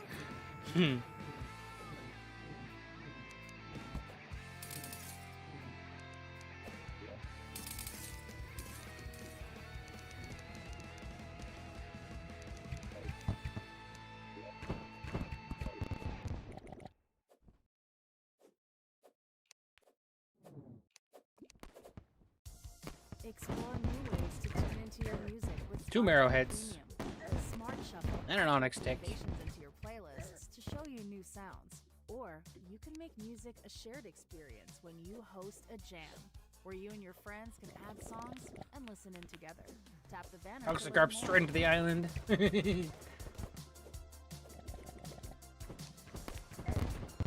Bane. Snipe. Legolas respawning in the duel arena while we're fighting in it. Flamethrower! I mean, Elf Melter, but like same, it's basically the same weapon. One does like 2 less damage, but has like 2 more pixels range.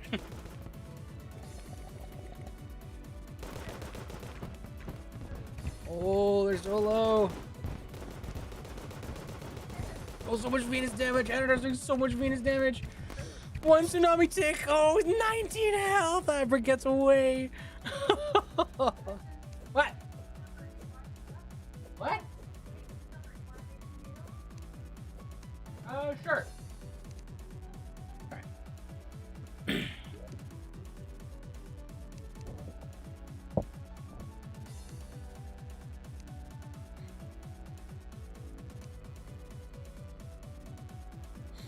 Yeah, Alpha's more reach, but less damage. It's way less noticeable than before flamethrowers got reworked. So now they're like very close. Like I genuinely think it's like only a handful of pixels. 5 tiles?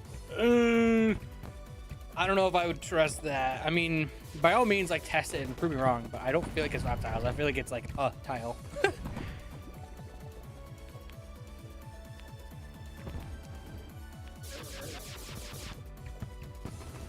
5 tiles is a big difference. Oh yeah. I'm not disagreeing with that. I just don't feel like it is 5 tiles. I think it's way closer than that, but again, I could be wrong.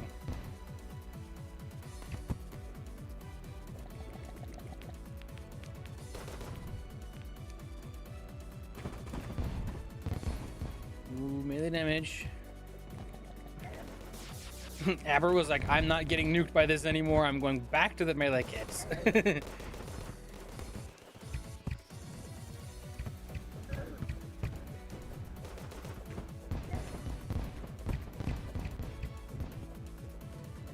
Very close. Ender's very low.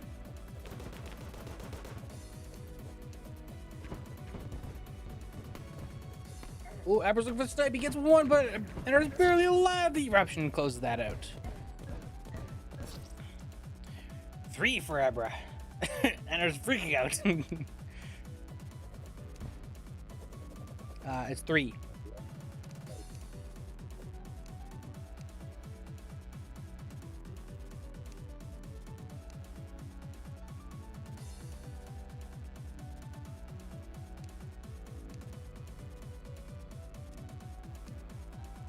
All I wanted were the pets. I see.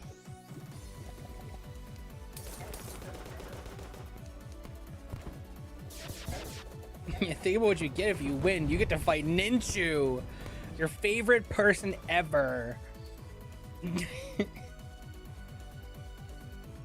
Everybody's favorite player to fight who definitely doesn't either troll or play like Shinden. Haha. We love Ninja so much. Oh, that's half of Ender herself with Sniper and Hammer.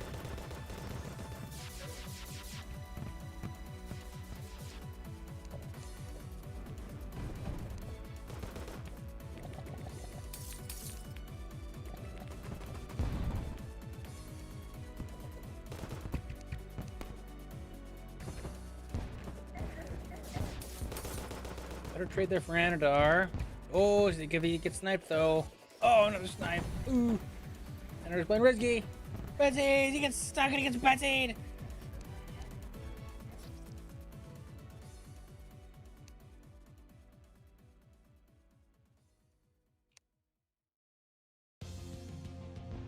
One more, at least.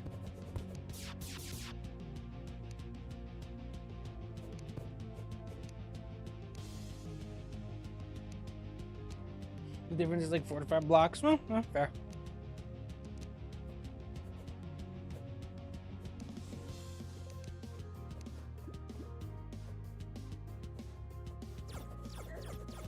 Anadar slowly walks up to him and hatchets. Good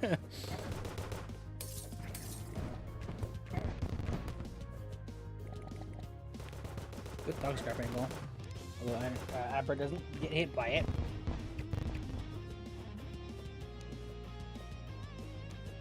And are still typing in duels.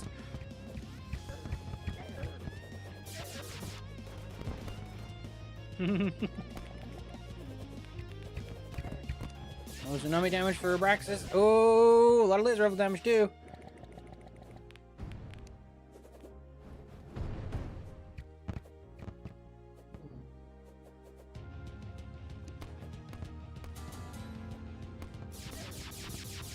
He's disrespecting it by typing in duels. True. That's how seriously Anadar wants to take this right now. He's like, nah, you're not even worth my time. I'm gonna type mid-duel LMAO.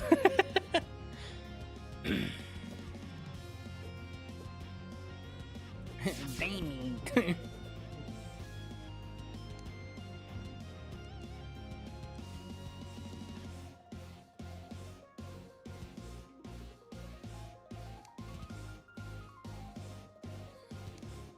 Well, you better get used to them, Abra, because you're up fighting Ninshu next.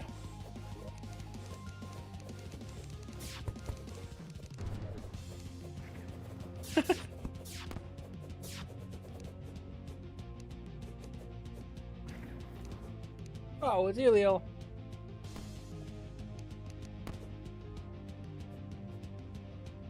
Abra says heads.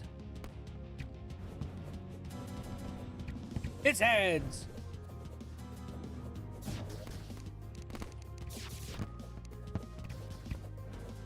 It landed heads.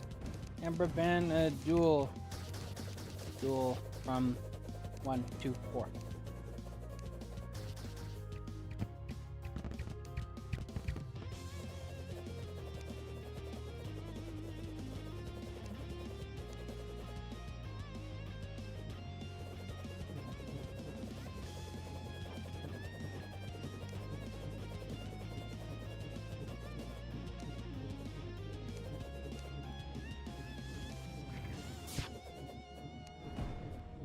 Do one, Ben.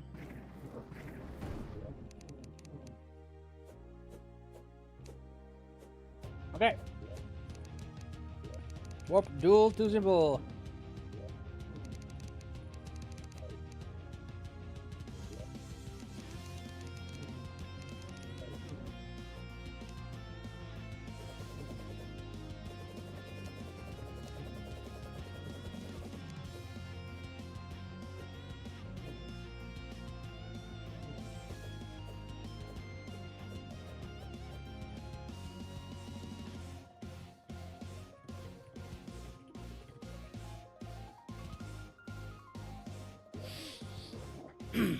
Okay, remember to set to spawn and enable PvP. And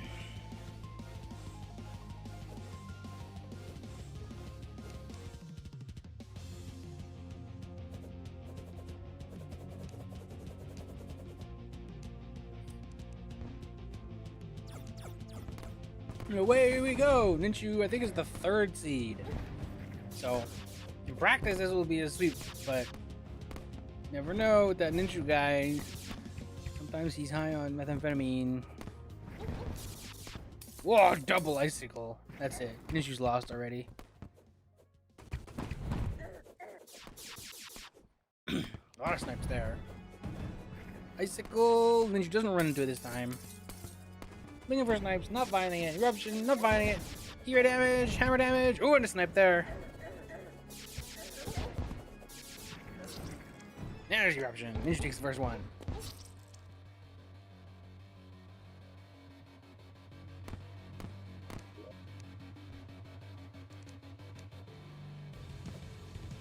Haters hate this banger. True.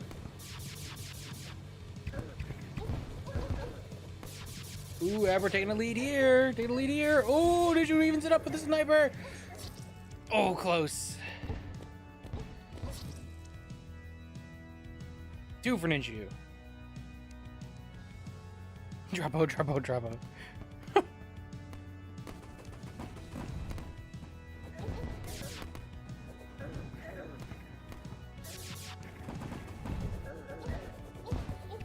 Big melee there for Ninshu. Oh, but he takes some Bessies in return. Oh, 2 eruptions, a lot. 3 eruptions, 4 eruptions, and a hammer.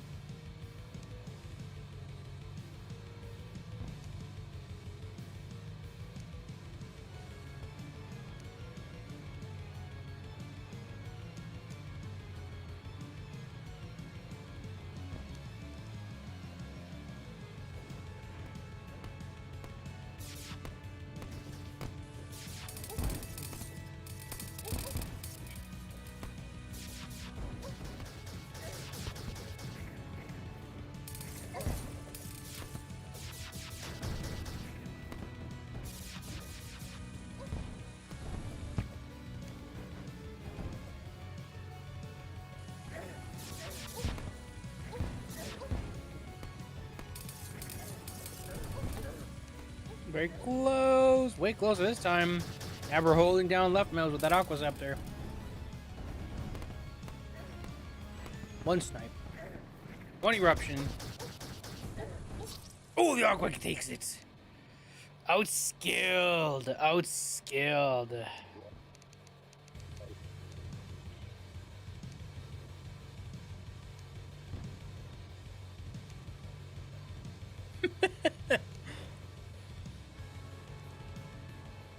Corn? I love corn. 1 snipe. Hammer, hammer, hammer, hammer.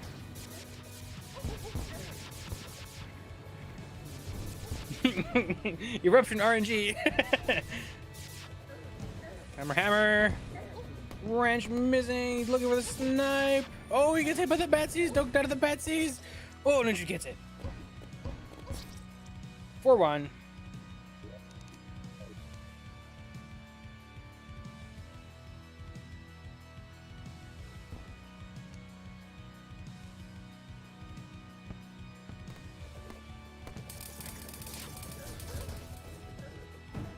A lot of hammer. Ooh, Aqua Scepter.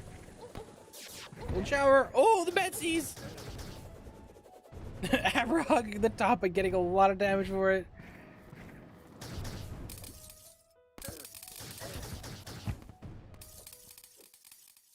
And choose a little worse for wear here. You have to be a little careful. Taking music. Oh, lag. Oh, jeez. Is that me? Uh-oh. Uh-oh. Whoa.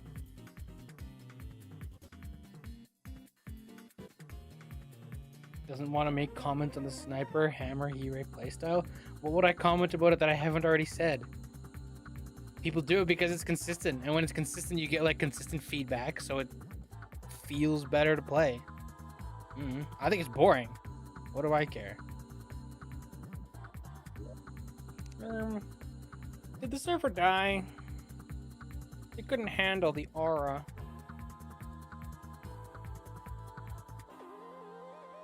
Did the server crash? I mean, not yet, but it looks like it.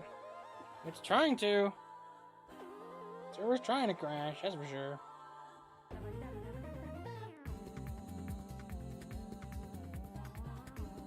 Wow. Oops, not the achievements.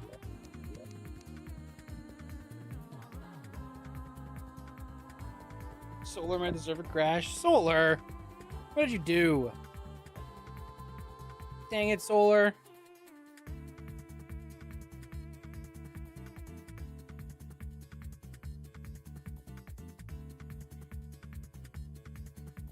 If you are okay doing it on the EU port.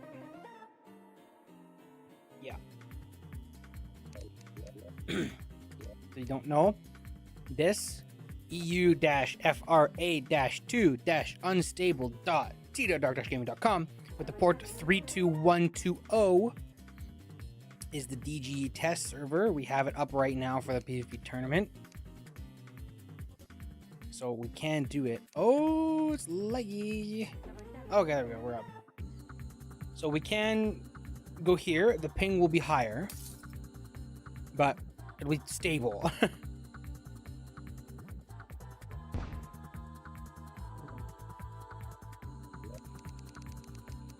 Wasn't it duel 2 simple you guys were in? That was duel 2. Yeah, duel 2. If possible, I'm going to ask that you guys don't join this other than the competitors, because it will lag a lot while people are joining. Once people stop joining, it will calm down. So I'm gonna ask, if possible, you guys don't join. Instead, you just watch on the stream.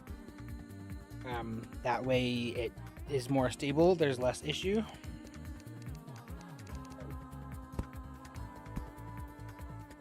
DG's back.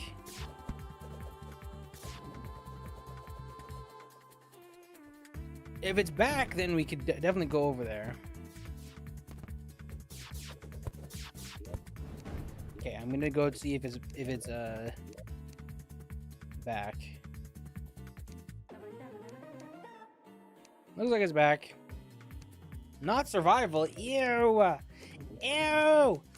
Ew.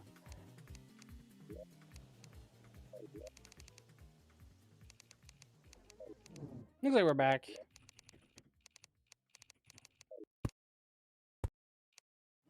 Price tracking by Expedia. You were made to use the Didn't happen. disturb mode. Nope, I was never in survival. We were made to track flight prices to out of office. Expedia, made to travel. Available as a member benefit.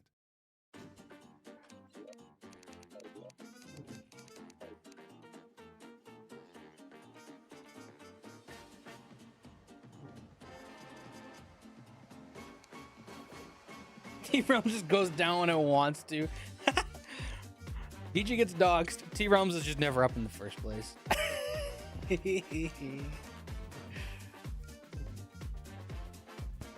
Okay. Didn't you enable his VP? Yes, he did. Okay. No, he didn't. No, he didn't.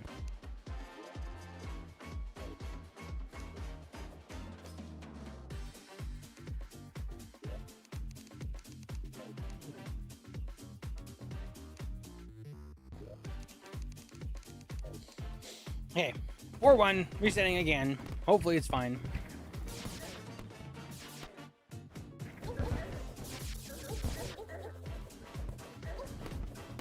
I did hydrate. I saw it. Although I have to get a drink next time. Slight advantage here for Ninchu. Not much. Just be careful.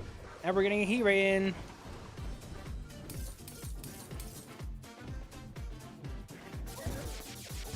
Not a heat ray for Abra. A little slow in the melee trait though.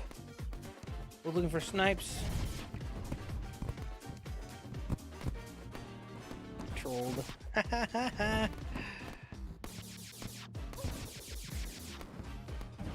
If everybody to fall for it, it would be great. Ninja takes that 5-1. Okay, Ninja ban and that from 1, 2, 4, 5, 6.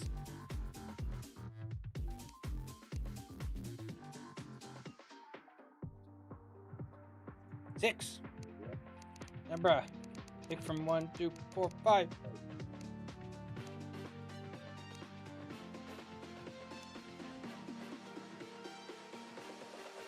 In your opinion.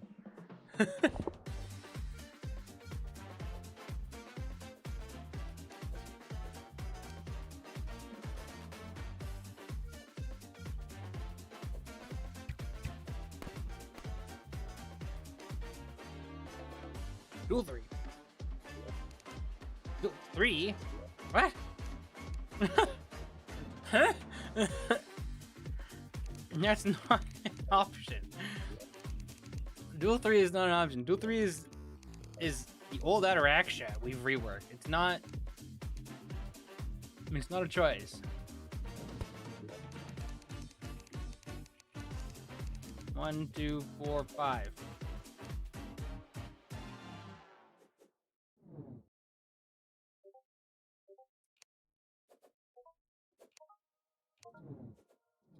I mean, Duel 3 is cool, but. Alright, Duel 4. Yeah, Duel 3 is very, very small. Which is why we're not using it. I'd like to use it, but yeah, we'd have to rework it a bunch, and then it wouldn't be in rotation, like, efficiently, so nah. You guys have... Okay, you do have 50 on. Okay, good. Now we're going hard on the hammer. We're just trying to outplay it, but he's getting outplayed by the outplay. 30 HP. Aber takes one.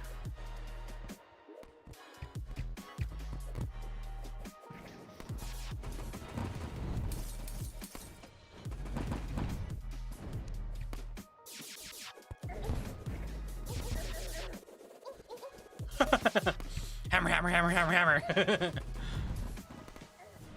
Snipe, good snipe. Good eruption. 2 eruptions, good. 3 eruptions. 4 eruptions. Ninja don't throw. Ninja's throwing. 18 HP. Ninja's throwing.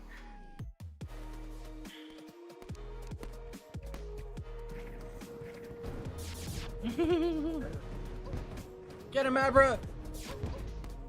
The double hit Betsy's. Oh, there's the eruption. More Betsy's. We're on to hammer territory. Ninja's losing. He's getting outskilled. Oh, so much Betsy damage there.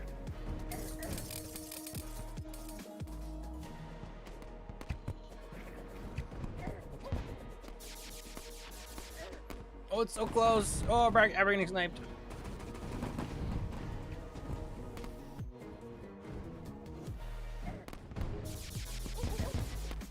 Ooh. Ninja's not hitting the snipes he needs. Oh, Abra, so close. Oh my goodness. How are these guys not? There we go. 90 HP. People. These freaking guys. Longest ninja duel. Yeah, it's true. Ooh, big hammers.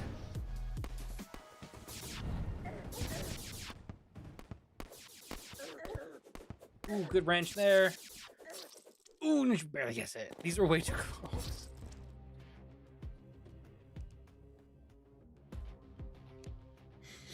Hammer Heat Ray Sniper Wrench playstyle is like the Fox of Terraria PvP, like the Smash Melee Fox, where it's like, it's not realistically terribly hard to like beat it, but if like the other person's like really good at it, it's really hard to beat it at the same time.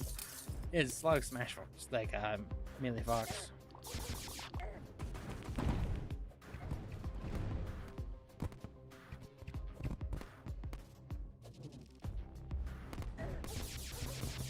A lot of heat ray damage there for Abra. Not running into the bubble. Ooh, Sniper Ninja.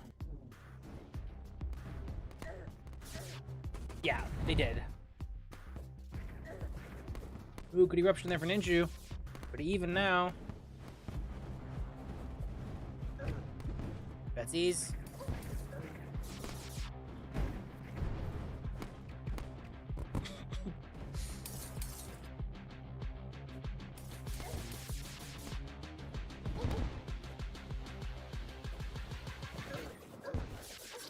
Oh, and Abra takes it with a hammer. 3-2 for Abra.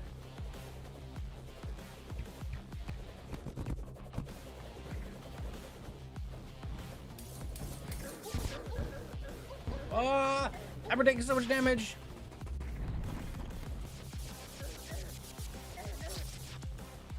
Huge Jason. 3-3.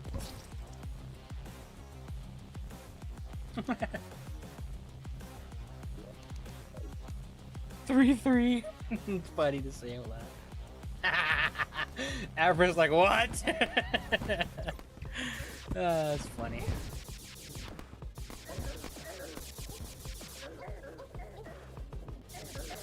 Ooh, the nettle! Ooh, the nettle! It's just so funny looking, you guys.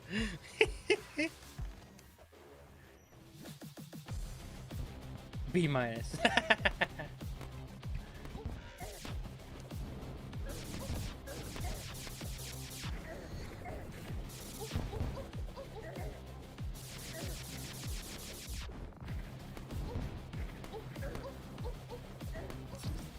Oh, oh, it's 4-4. Abra hits that snipe. That's crazy. Ninja was so tilting over that one. Even Lego's like, wow. It's funny.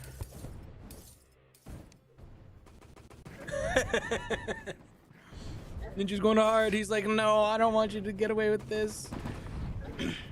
Ninja's got a huge lead. There we go. Ninja takes it. You guys, that was funny. Okay.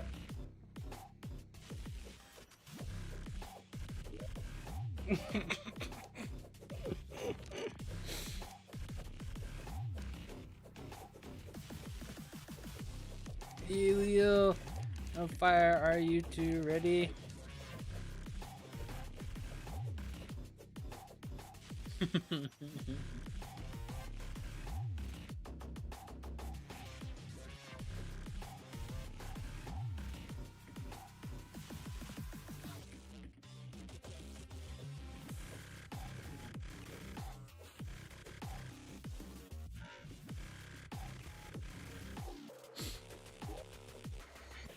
Elio.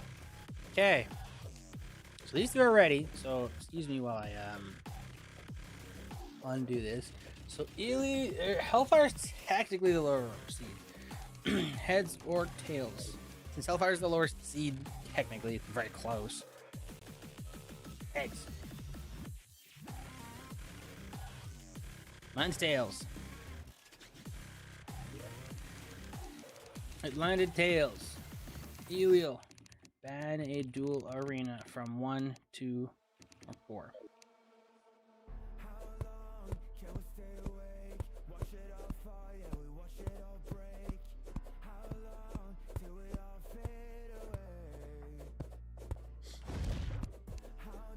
Four. Okay. Hellfire. You like to play on duel 1 or 2.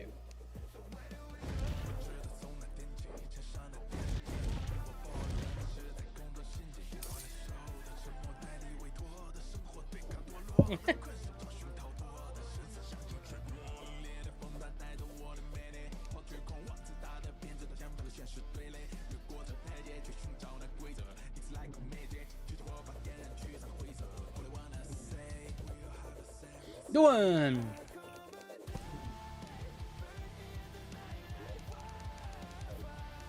Doable. Number 2, enable PvP and set your spawn.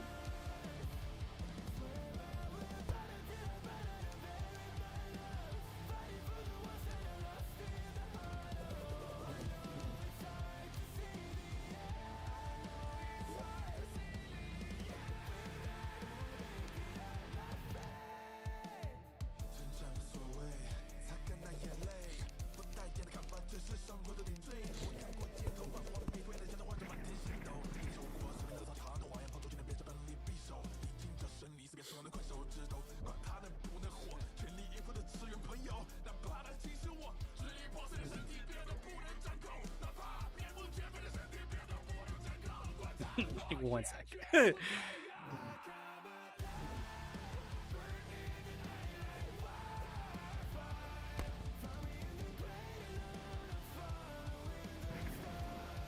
No, don't close the crane. There we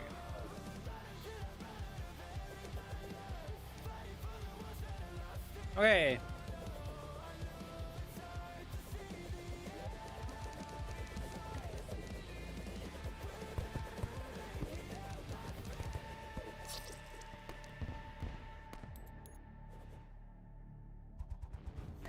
Okay. Hellfire versus Elio. 16-17 seed.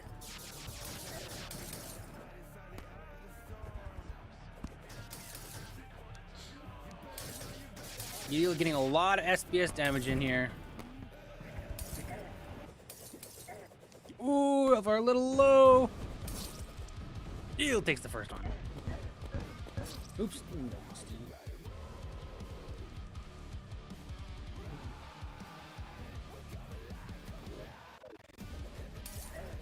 Daybreak. Hellfire getting a lot of hammer damage though.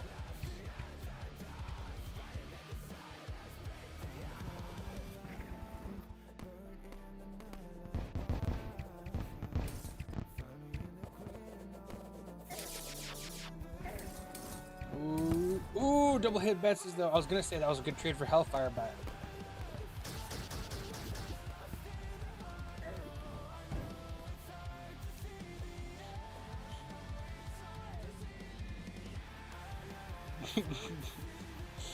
Hellfire does not know how to car dash off of that rail.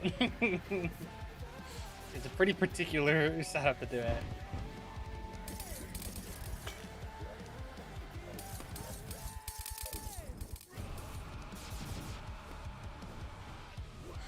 Both players pretty healthy. Hellfire a little. Ooh, a lot of hammer damage there. Eruption. Oh, Hellfire's low. And he's trying to chase him down. Gets it.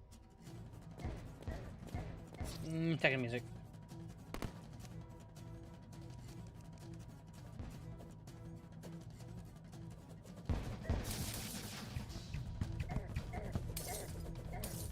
Ooh, Hellfire's trying to rush him down with melee. Almost gets it. Hellfire with a crimson armor melee rush, by the way. Oh, it's a point blank sniper. Super close. 3 for Elio.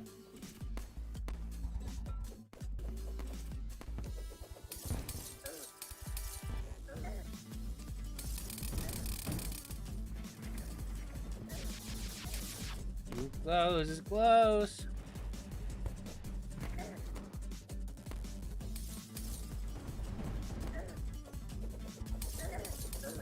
Ooh, big trade! So close! Oh, Hellfire gets a snipe. That was a good snipe. That's a snipe we like to see.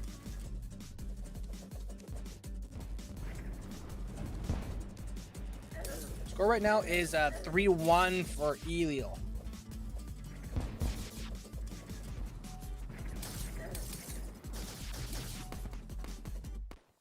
Ooh, close.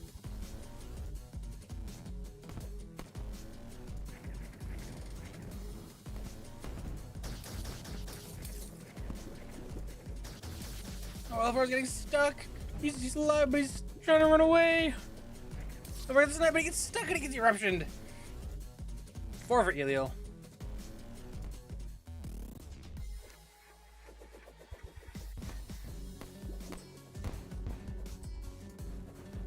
I'm surprised none of that razor pride or anything hit him. Betsy's tick.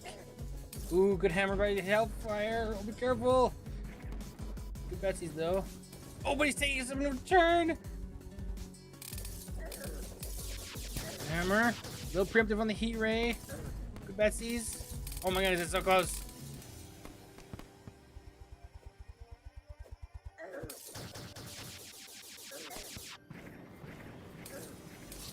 Oh, 70 HP. Alright. That's 5-1 for Elio.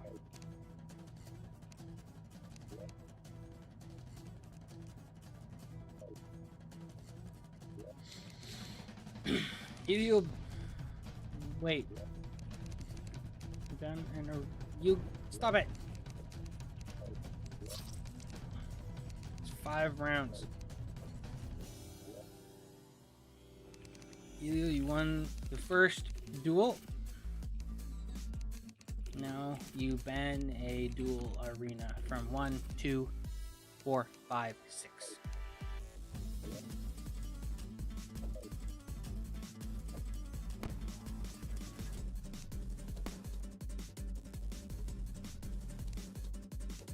Six is banned. We banned. Hellfire. Pick a arena from 1, 2, 4, 5. One again, probably.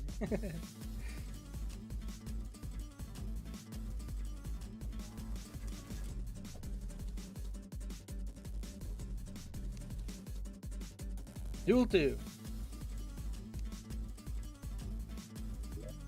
Alright. Warp to duel 2 symbol. Good boy.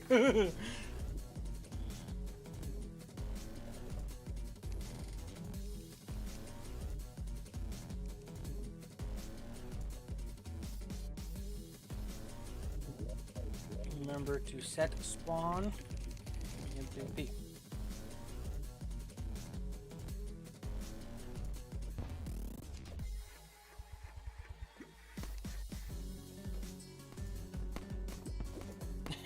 Hell, I don't think he saw you hit the rocket. That's okay. He did. Okay. Hellfire with a melee. Oh, Hellfire swapping off melee too soon. Alien trying to run him over. No, he gets it.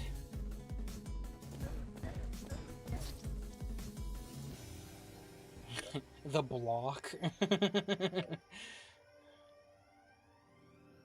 silly, you guys. It's silly.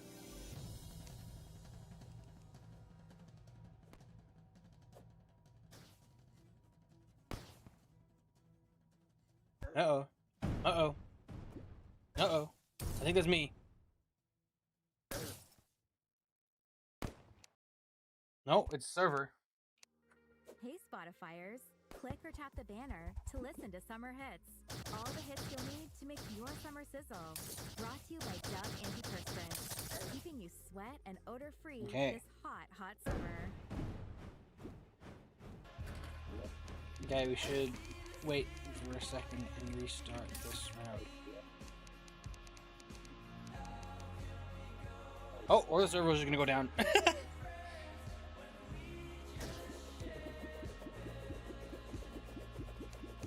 to Back to Friends by Somber and more of his hits on Spotify.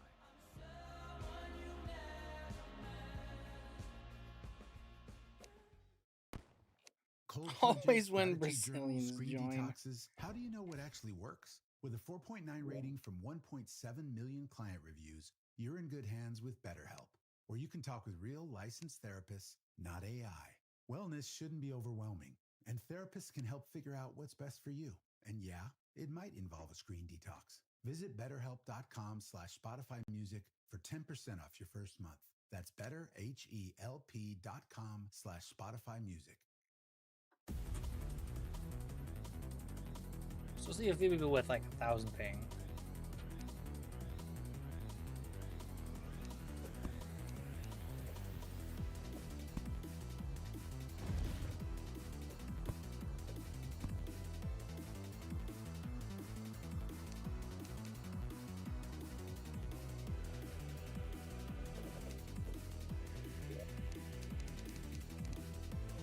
I think server's okay.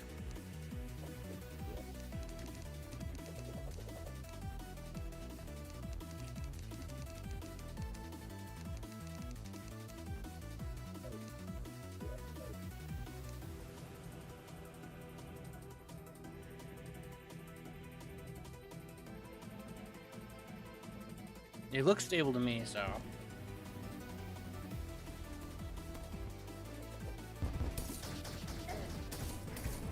Ooh, big lead there for Elio. A lot of Bessies. A lot of SPS.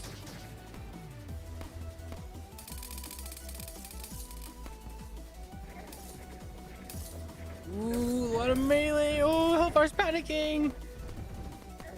Oh, but 2 snipes on Elio though. It's so close.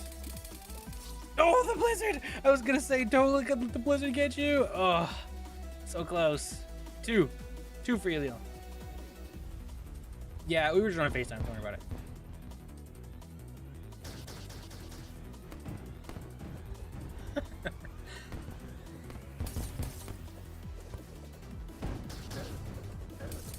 Ooh, a lot of Betsy's damage there.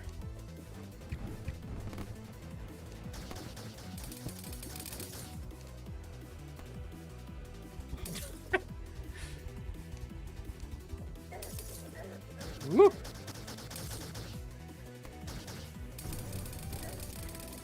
Ooh, how far is low boards from where? Elio takes it. It's 3. Block.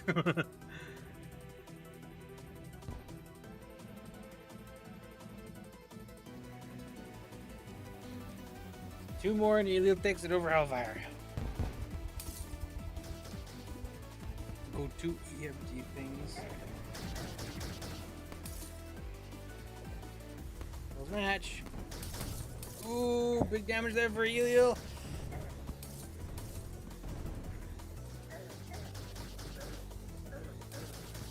Elio's, oh, I was gonna say, Elio's trying to close in on him, and he did. It pushed into the corner. For Elio.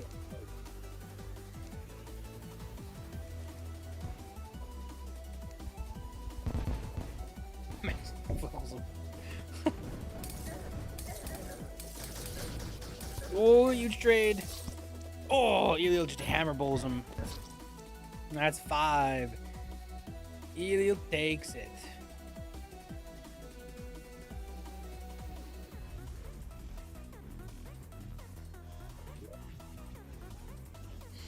Elio better.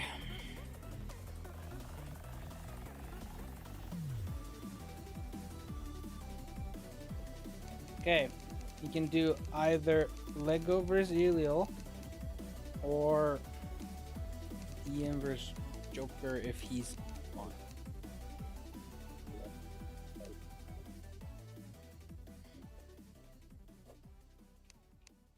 The Jonkler.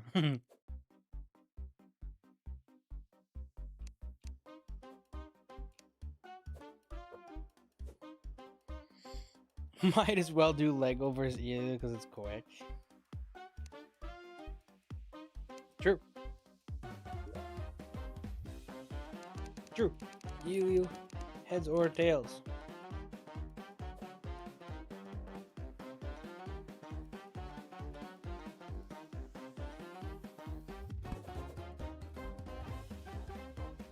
Tails. It lands heads. Lego band and arena from 1 to 4. And duel 4. Elio, do we play on duel 1 or 2?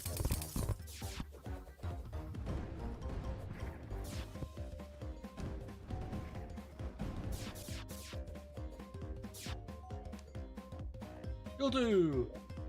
Well, we're in the Duel 2 area. Okay, we're in Duel Simple already. On and enable PvP. Go and ready.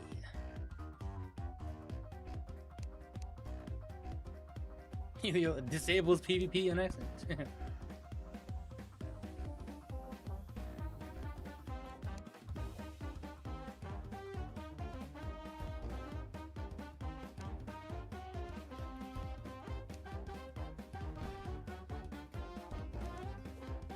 Okay, and we're off. Lego, our number 1 seed versus Eliel, our like I think 16th seed.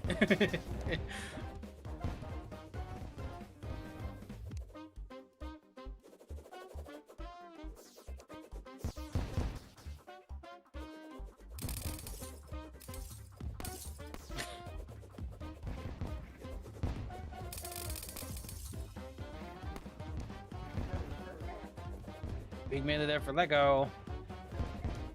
More melee, a lot of melee. Ooh, Starfire hit too. Good eruption. And another eruption closes it. Lego takes the first.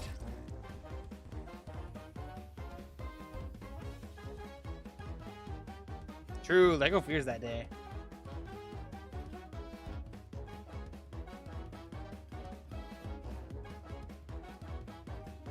Lego forgetting to set a spawn. Classic.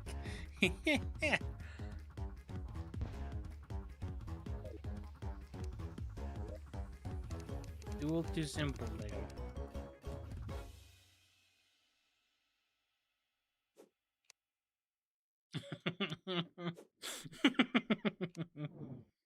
I figured he made that mistake.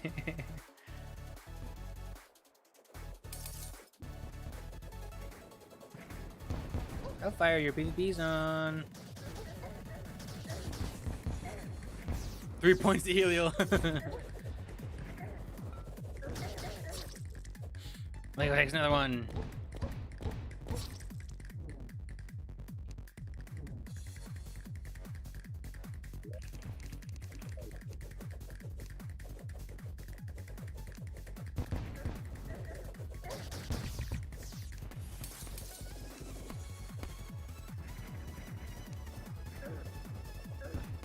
Ooh, good daybreak tick. Another good daybreak tick. Oh, good hammer. Good hammer. Who is Eliel fighting after this? Loser of 9. He fights whoever loses. I can't see it right now. He fights whoever loses 5, which I think is Solar versus the other thing. It's either that or it's UOA versus what's his name? Oh my goodness, Lego. Get him, Lego, get him! Get him! Get him, Lego! 5 is... Oh, 5 is, No, I don't remember who's in that spot. Someone we haven't done yet. I think it's Komu versus Madeira?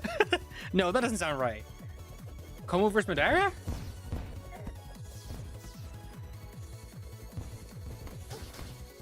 Meridian versus Joker. Yeah, that makes sense. That makes sense. Meridian versus Joker. Yeah, so so Eliel, I mean, okay, let's be real, he's probably not going to beat Lego here. Eliel fights that. Isn't that, and I'm not talking about seed, I'm talking about the 5th round. Like the duel in the 5th spot. Ooh. Oh yeah, that's 5. That's 5. I go ban an arena from 1, 2, 4, 5, 6. 6. Duel. Where would you like to duel from 1, 2, 4, 5? 1. Okay. Duel 1 simple.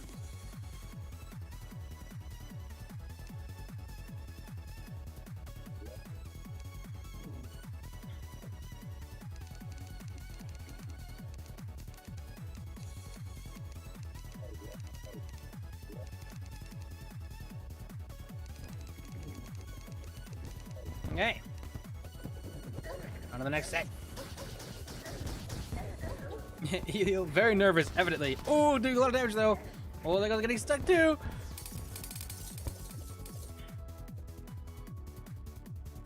Lego's being a little cautious now. Shadow Flame Knife, pretty unorthodox, but he's in his melee kit, I think. Lego, that is, I mean.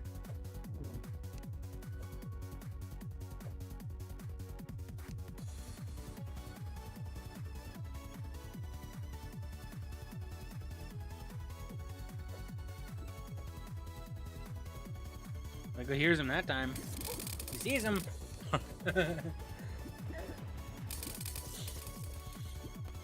He is low, trying to stay away. Lego's almost full.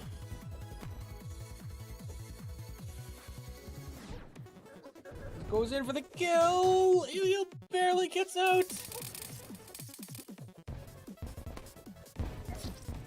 And Lego gets it. I love this song. This is definitely one of my favorite Calamity songs.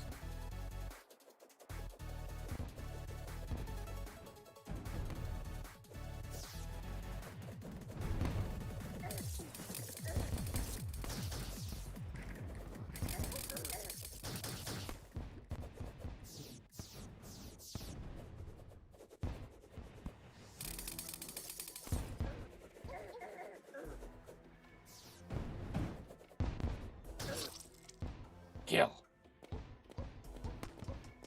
2 for Lego.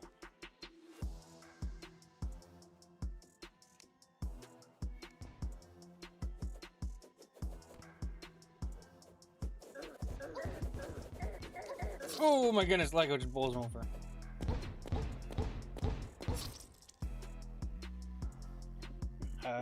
Trio for Lego.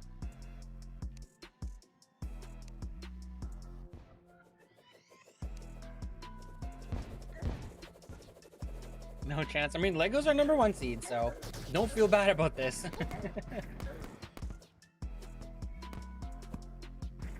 See, this is how high the ceiling can go. See this and be like, this is what, like, the really good players right now are like. It's proof that you can get better. 4. One more.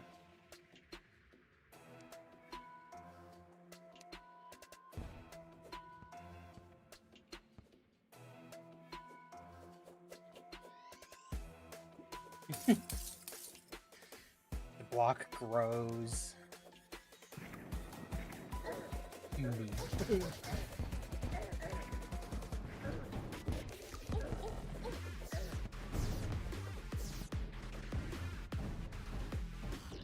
It was a little low, be careful. Lego takes it. That's 5. Okay. So, for the winners round 1, we just have Angara and Slime, which, again, Angara has said they will not make it for the sake... I mean, okay, no, I was going to say for the sake of, like, moving the tournament on. Yes, that's... I was going to say for the sake of the tournament, we can DQ Angara out right now, but Slime's not on anyways, so there's no point, really. We'd just kind of be DQing them for no reason. UOA I have not seen on. Let me double check the sign up and see if UOA just said he could make today.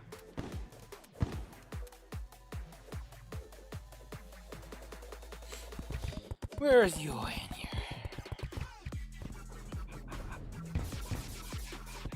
Okay, he said time's not an issue for him, so UOA as well.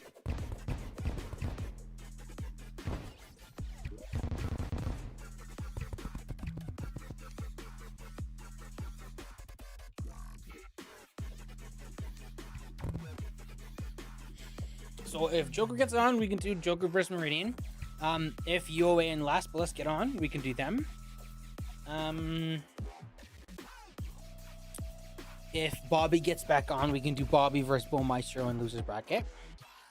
If Lude gets back on, we can do Lude versus Madara. So that's where we're at. Right now we've done 1, 2, 3, 4, 5, 6, 7, 8 rounds. That's pretty decent. That's pretty decent. It's the Joker, baby.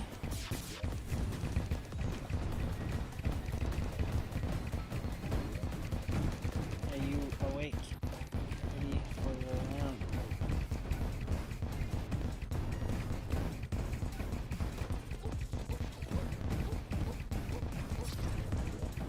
Joker, are you ready around, or do you want to warm up a bit?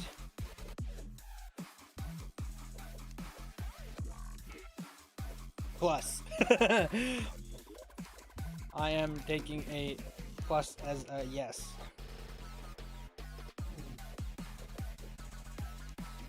In which case, Joker heads or tails.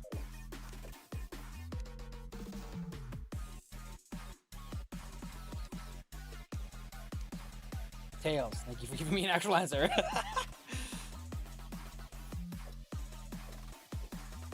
It went to tails. Went to tails. Joker banned There in is so arena much to from love duel about 1 summer. to 4. Then suddenly it's back to school. So when you're ready, we're ready with back to school deals at Real Canadian Superstore. No, not Moggy yet. 222. It's just back to school. Hold up, is that Four. the new Kia K4? Meridian. What gave it Pick away? That to star map duel lighting is iconic. on What's the either inside like? 1 or Super 2. tech forward. It has features like the blind spot view monitor to keep me safe. Duel while I'm 1. driving. We are And we are it's at got duel wireless 1. Apple So CarPlay take and your Android Auto, spawns. a necessity when I'm Set driving spawn. through the cottage on weekends. Enable Sounds like a PvP. dream.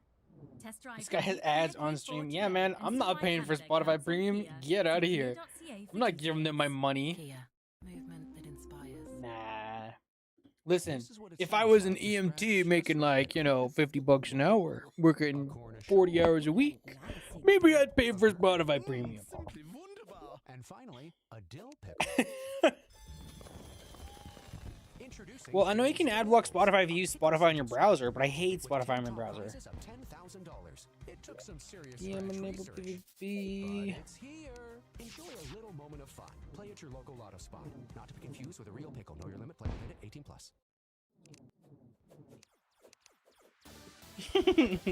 No, I know EMTs don't make that much. EMT is like like one of the first steps on the ladder, realistically, though. Anyways.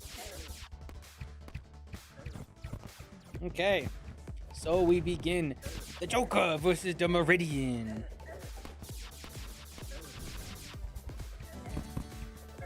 8th and 9th seed. Looks pretty apt. Woo. BM takes that. First quick match. Not a negative one. Oh my god, it's 1.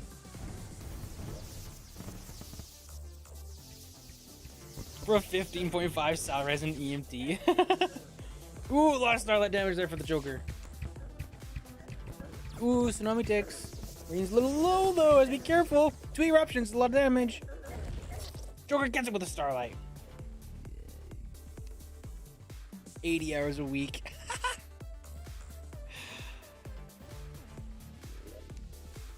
22.5. That's okay for like a. I mean, it's not okay for going through like 3 or 4 or 5 or 6 years of college, but I mean, like for like a. I'm pretty sure EMT is like relatively easy relative to how much college you have to do. So like that's not terrible. Again, it sets you up to like make a heck of a lot more if you like move up the ladder, right? That's what I assume as an EMT. Obviously, I don't know much, but I have more hours in Terraria that I'll spend in college over the next 4 years.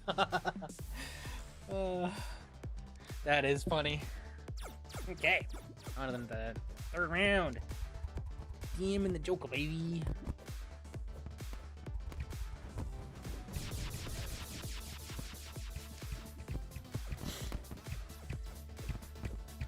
Yeah, tell us a fun fact about the game, Ninju. With the Terraria game.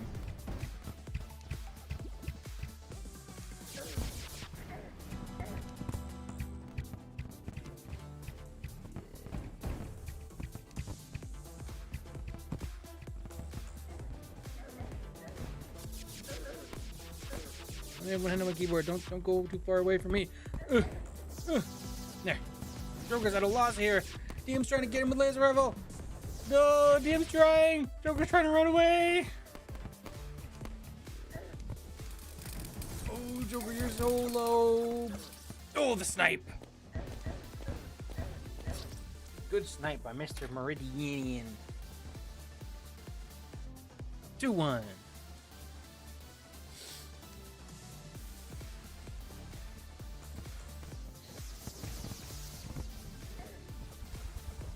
Hey, we only asked for one fact, Mr. Mr. 10-1.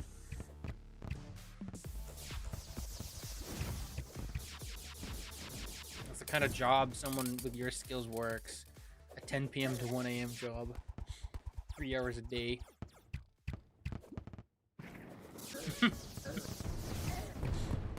Woo! Maybe for the amount of battle. Oh, Joker was crazy with Starlight. I didn't even get any of that on screen.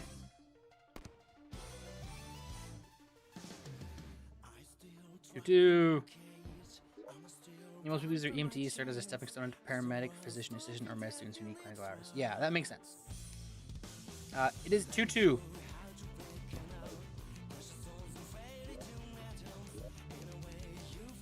Party hat. I don't think I can wear it without ruining the vanity.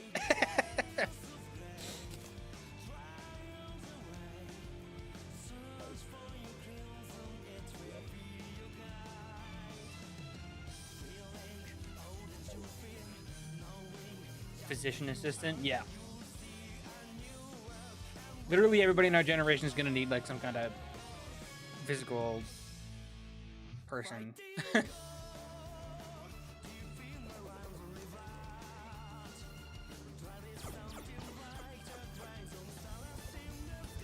Well, such a classic, like old school opener. Just something that's gonna like bounce around and potentially screw with your opponent. Good tsunami and DM. Let's ease. Ooh.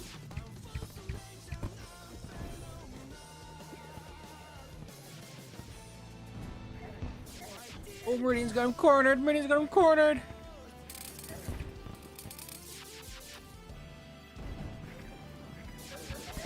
Oh, so much laser rifle. That was like 5 ticks.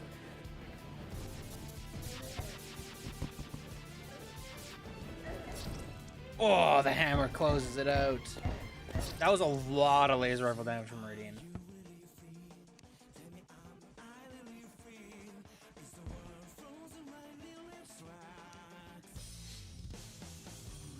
Three, 2 in the Meridian favor.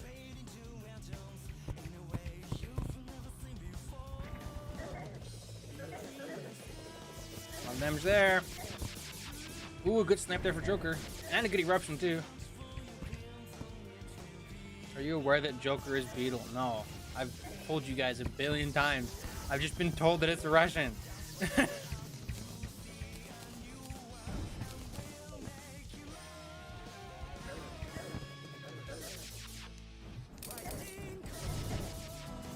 Ooh. Very close.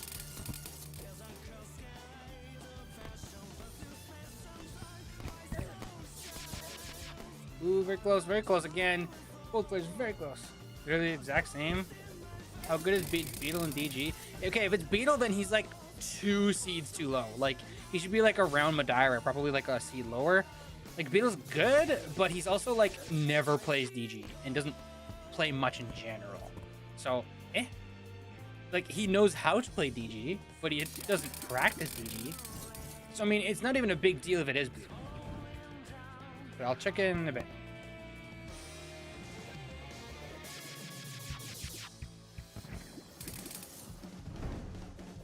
That explains how he knows, how Last Blast knows who he is.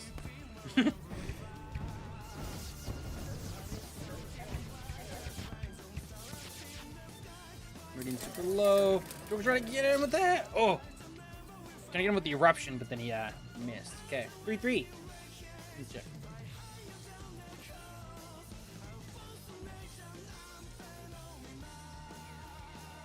He wants to ruin everything. I don't think Beetle participating ruins everything, Lego. I mean, I can see that the hot part is the same, yeah, so true, but again, I don't think it is the end of the world. Really, it really isn't. if it's Beetle, the only thing that's like different is that his seed is like 2 or 3 spots low. I don't know. Like Beetle would be like 4th to 7th, I would say. So like, eh. Like Meridian's putting up a good fight if it's Beetle. Beetle's never been like banned from the tournaments or anything. He was terribly unfun in the 2024 tournament because he was abusing Hollow Armor. Check Joker IP on stream.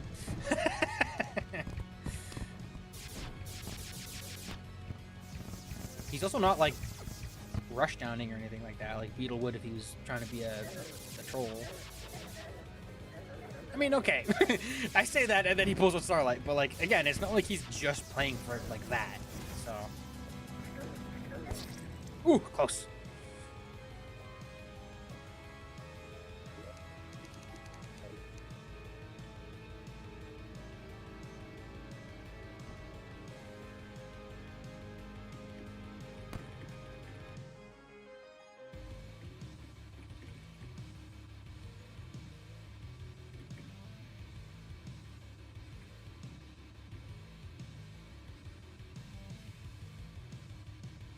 Oops.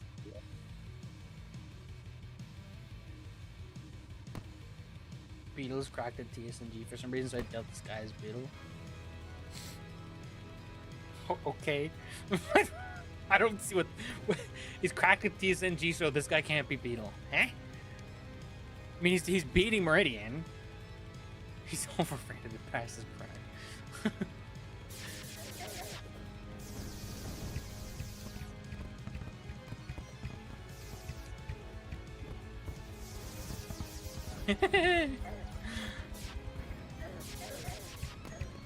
Ooh, lost Nomi damage there. Good eruption drive-by. Good star F. Put on the Clonados.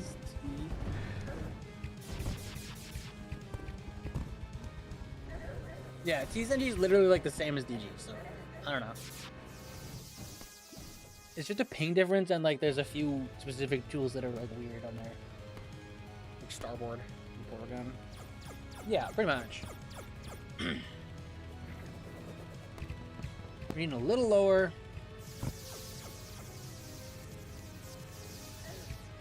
Ooh, single ticket Crystal Storm.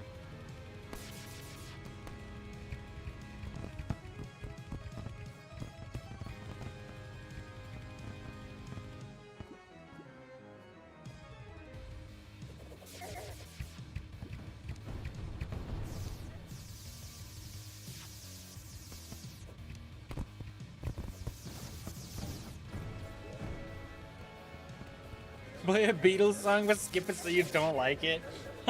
Oh, super close. 5-3 for Joker. Joker ban a arena from what? 2, 4, 5, 6.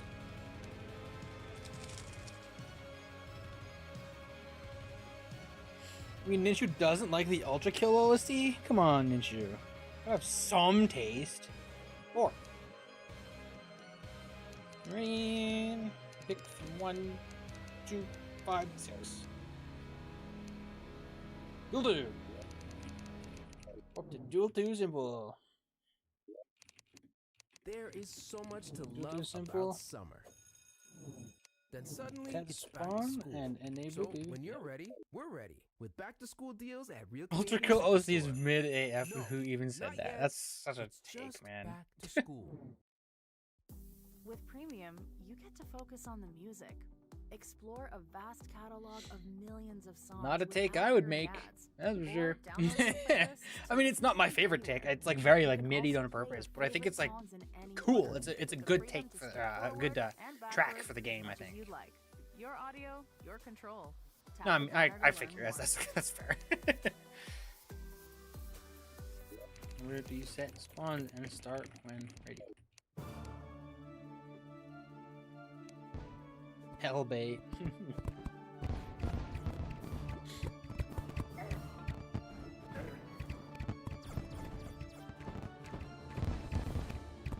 It's like fishing. Yeah, exactly.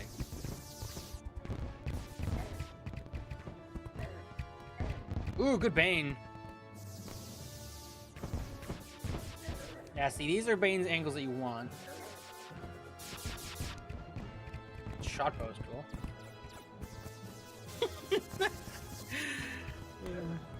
Ooh, good snipe. Good Starlight. That was really good Starlight. See, this song right here is perfect for the Joker. Even aura around you attracting guests. So real.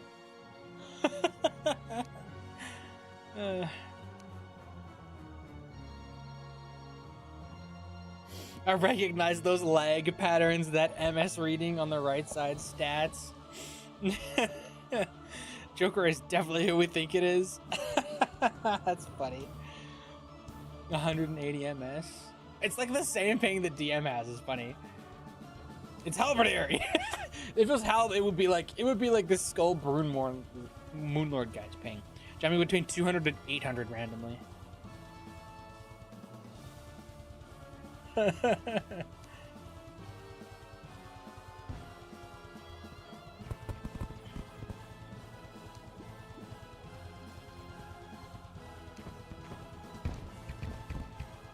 The White King soundtrack.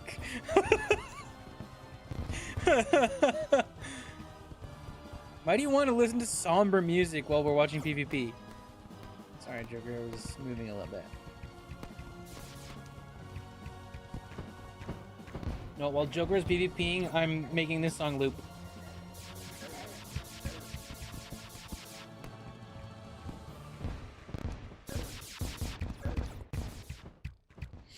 Actually,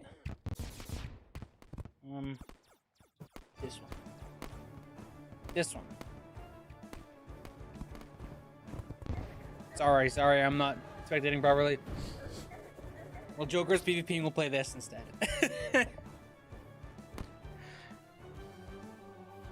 2 for Joker.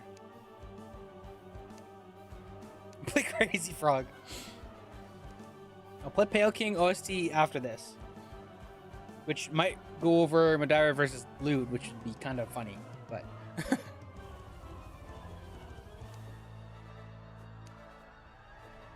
I think after Madara versus Lude, I don't know if we're gonna have any more matches for today. We'll see. Holland OST slaps. It's so good.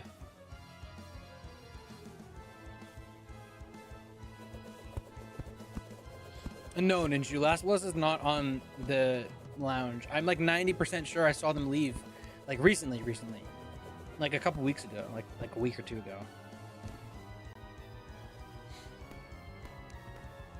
But I do know that Beetle knows his contact, so I'm pretty sure we could figure it out. I think Beetles will wake up if I ping him. Making me play another match. I don't have to. I told Yo-A that he'd be after this, so. It's just that if Astopo doesn't get on, then it's you and Lude. Like, that's the only match you have, really. Close match. A lot of pulse bow. No wrath. Ooh, that was a lot of heat ray and a Bane hit, I'm pretty sure. I love the shot. I love to see shot bow.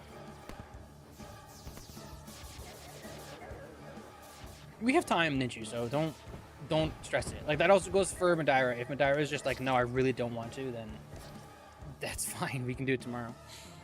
Yeah, good close out there by Meridian, by the way. That was really, really close.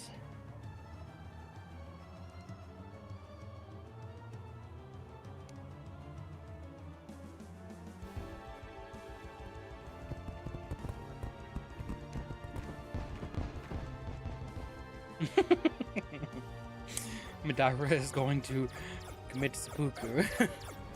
Good hatchet drive by Betsy's. Shuffle tick in return. Bane tick. Ooh, Meridian was ready for the hammer trade. Ooh, Joker's a little slow and back up. Very close.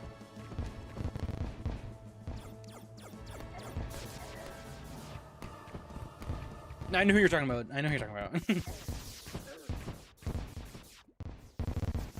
Well, I mean, okay, no, Pale King is like as a completely different thing, but I don't think he has his own like specific thing.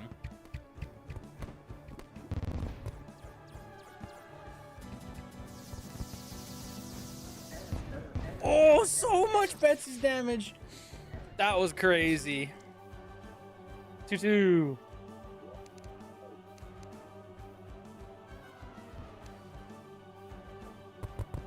Been a long time since you played. You better warm up, man. Silksong's around the corner.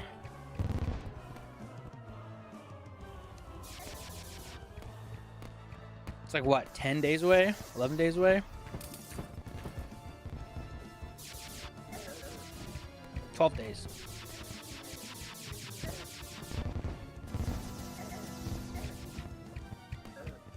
Ooh, good snipe by both. Good Banes too.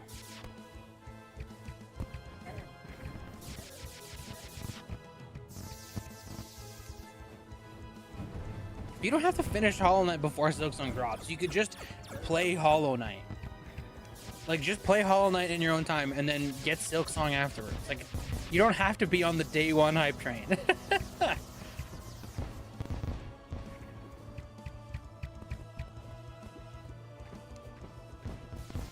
If anything, not being on the day one hype train means that you're gonna have access to, like, all the random, like, misc side content and stuff.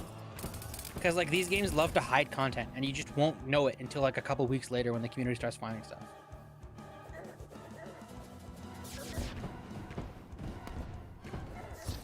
Ooh, good. Meridian, like, was clean with that kill. He closed that out really well. Now play Hollow Knight ASAP. I mean, it's a good game. Like, genuinely, you should play it. I really do hope you play it. I also do just think, like, you shouldn't be like, oh, Silksong is releasing, I need to play Hollow Knight, like, right away. Like, you shouldn't force yourself to play it if you aren't in the mood for it. I think it's a good enough game that you should play it when you want to, so that you don't ruin it. Because then you enjoy it more. Like, the game is just that good. It's worth enjoying wholly.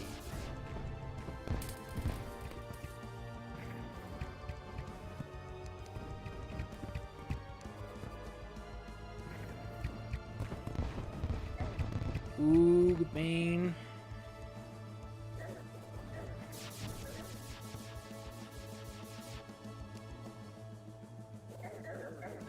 That makes sense. Oh, so much Hatchet. The Hatchet's a great response to the Starlight, by the way. Meridian's using it really well. 4-2.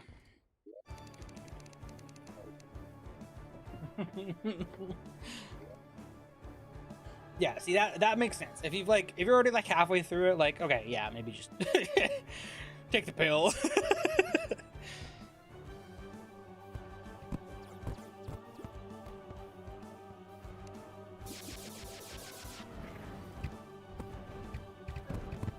Good Betsies. Woo! Little still in the Starlight. Oh, the Hatchet does so much damage.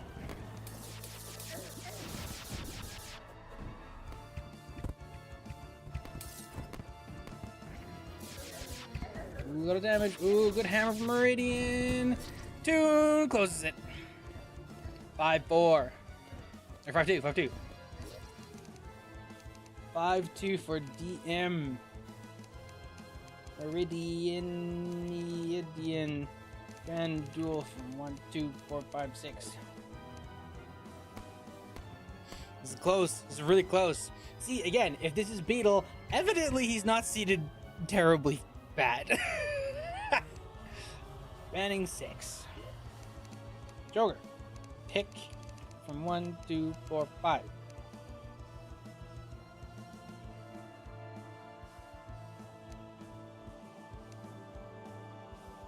4. 2-4 we are.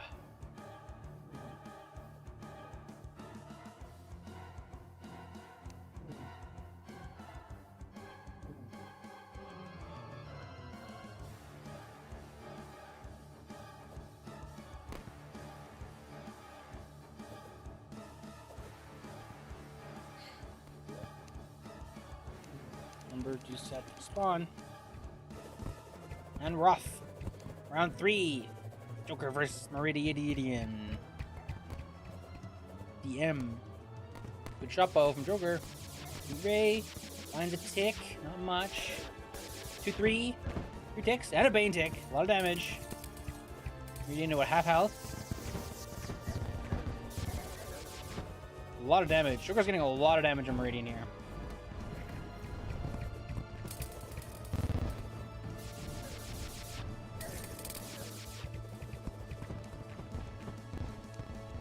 Terraria just screams beetle. One Starlight tick. Over Heat Ray. He's being very cautious about the tsunamis. Good.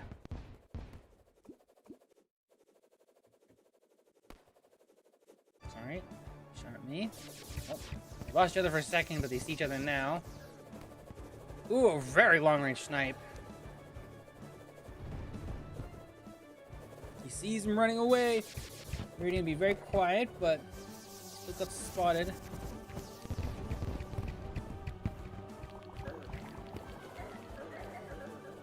Oh, Starlight! Oh my goodness, barely. Oops. I just unpinned my browser from my my window. Overman is coming through.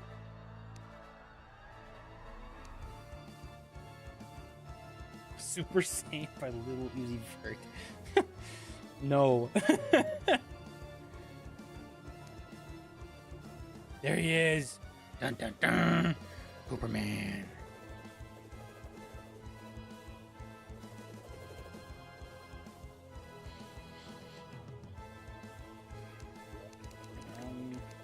Their last Pop stank. What?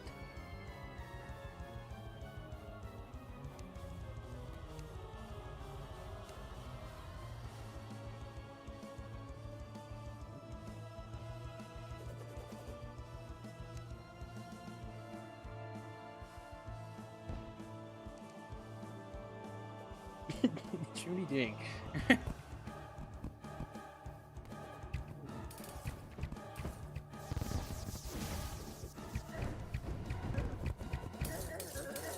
Oh, big melee trade. Neither side too favorable. A little bit of a favor to Meridian, it looks like.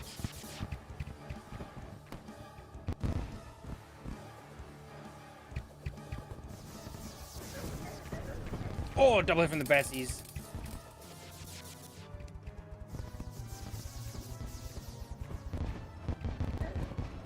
Good shot, Bo. Shoot. What are you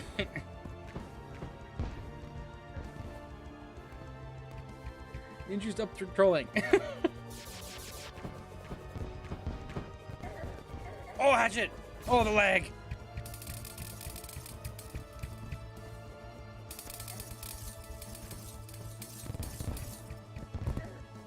Woo!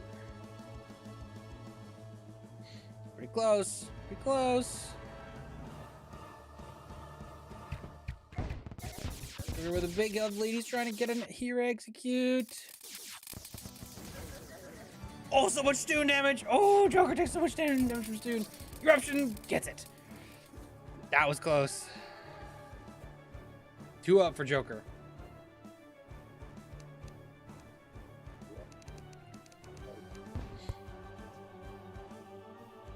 Very close right now.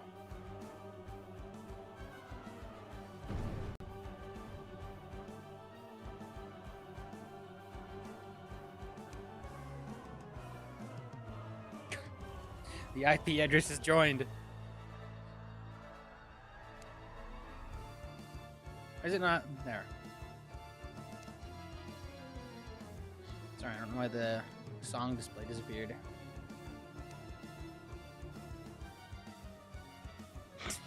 No.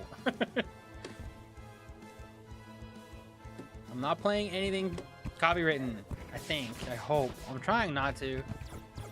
As far as I'm aware, nothing I've been playing is copywritten.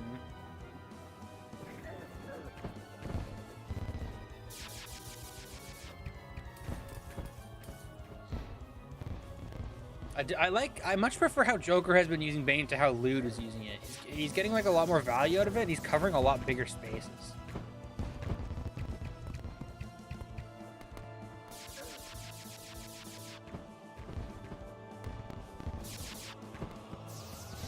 No, I don't care about that. Like, big deal. But like, the problem is that if I play copyrighted music, then the VOD gets like muted and the audio gets super screwed up. Oh, good reaction by DM. 2-1. That's all I don't want to have happen, because we had that happen in the last day of last year's summer tournament. So like a whole chunk of that VOD is just like the music is just like, well, the VOD is like silent pretty much, and you can only hear like me speaking every once in a while, and it's like all distorted.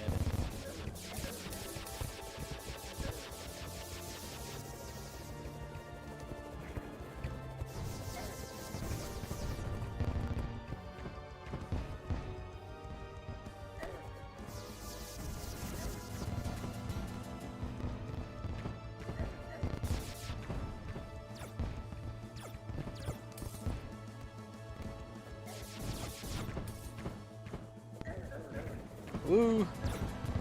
Gotta be careful. Ooh, take a lot of benches like that. Oh, but the Starlight drop is really good. Looking for a snipe. He sees him. Oh, just sweeps in with the eruption. You're not gonna sit there on my watch, he says.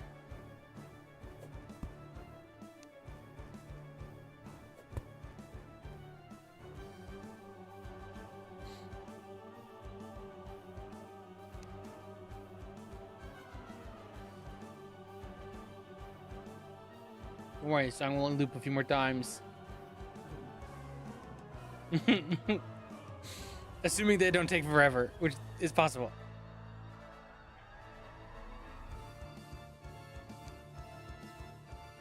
Oh, Joker swapping kits.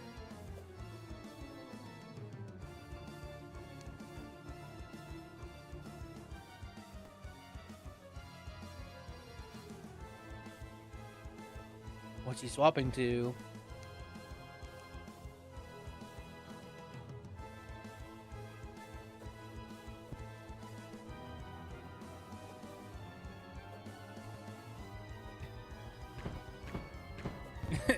The same kit.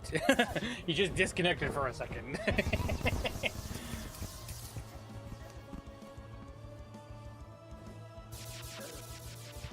Yeah, it looks like the same kit. He might have considered it and then went like, nah.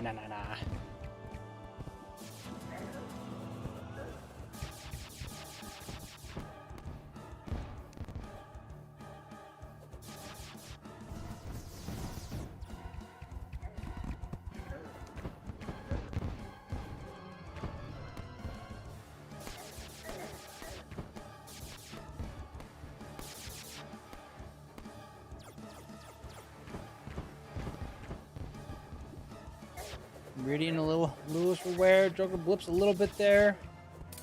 That was a beetle blip if I've ever seen one. Meridian trying to split safe.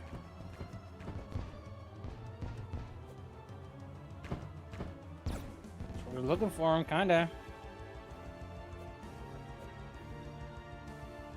Doesn't see him.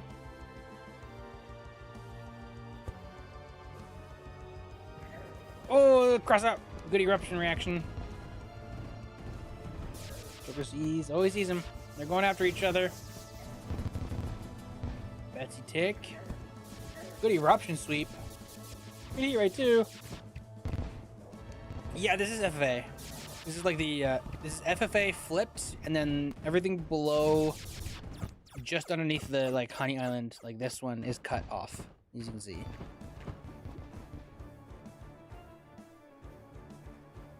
It's a big arena, and we've cut a bunch of it off. Meridian going for a melee trade. You're a little low for that, man. You're a little low for that. Oh, barely misses the option, but he gets it. 4-1.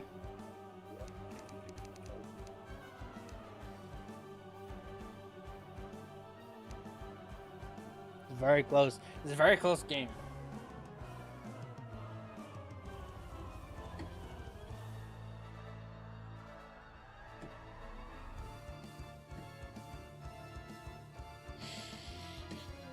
See, can Meridian hold on? A real Mr. Joker Beetleman, sweep it away.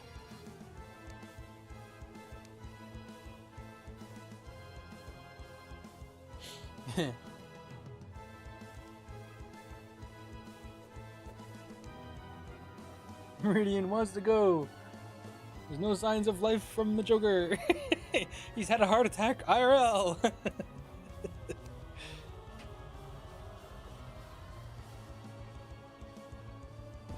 There it is.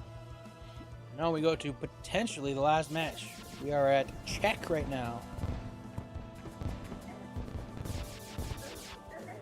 Ooh, big close round.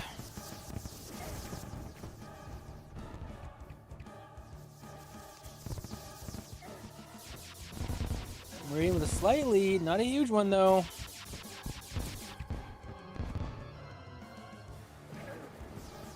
Drive by. Meridian was ready for it.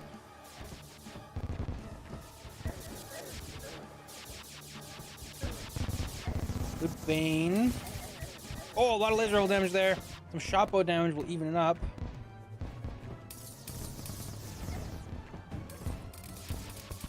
Joker's playing on the defense. Trying to get some chip in. Trying not to give up too much. Good Bane. Use it for some tune. Finds a single tick of it. He's closing off the top path. He sees it. He sees it coming. Oh, Joker. Oh, Joker with the icicle. Got some good damage in. Joker's definitely worse for than Meridian. Meridian is very happy to heal. Looks like Joker is too.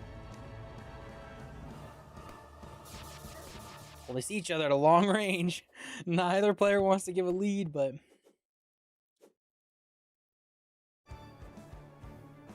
Oh, it's so close. Both players are trying really hard to be quiet.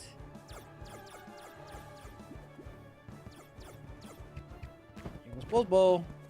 Oh, he sees it. Oh, big health lead here for Joker. Meridian can't take it. No, he does. Joker closes at 5-1. Very close, back and forth. That was a good round.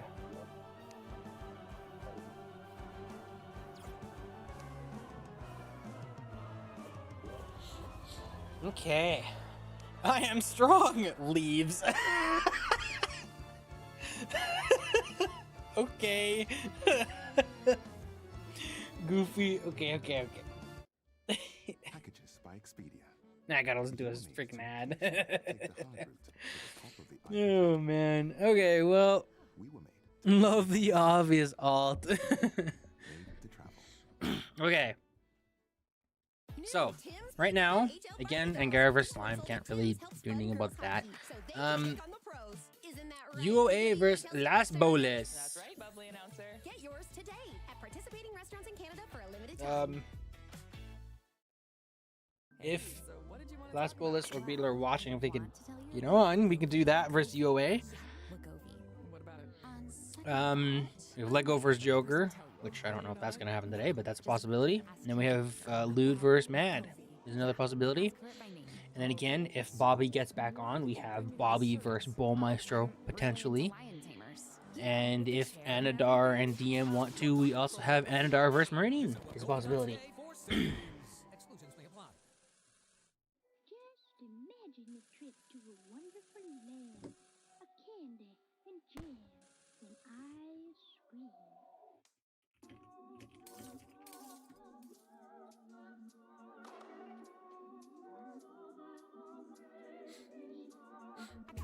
I shot a DM to Beetle, asking for his Topa. So hopefully we can do UOA in that.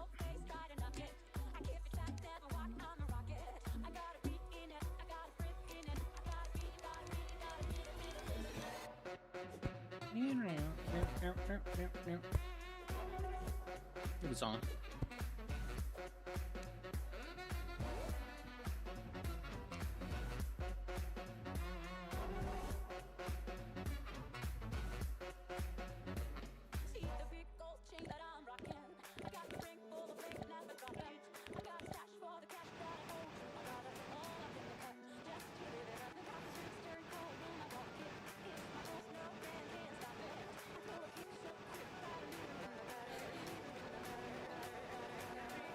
Yeah, me too.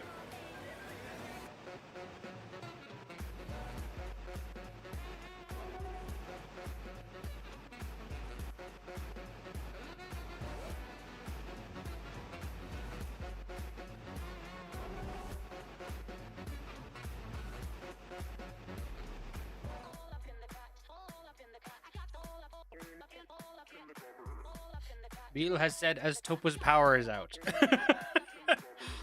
So we might not get that today.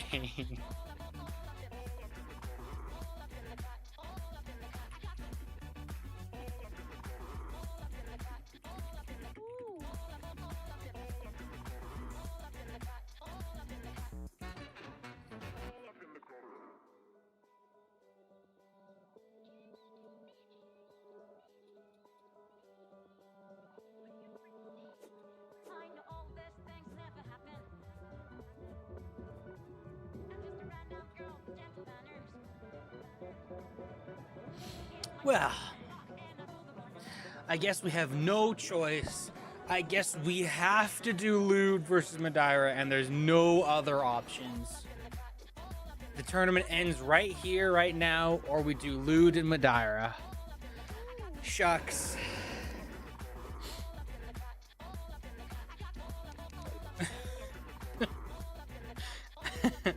Can I sub for Lude? No. No.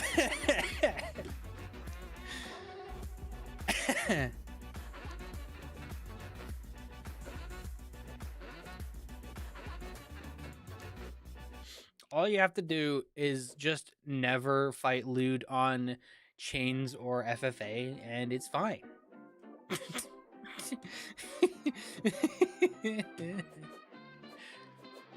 Just swap your armor every other time you engage with him, and then it's fine.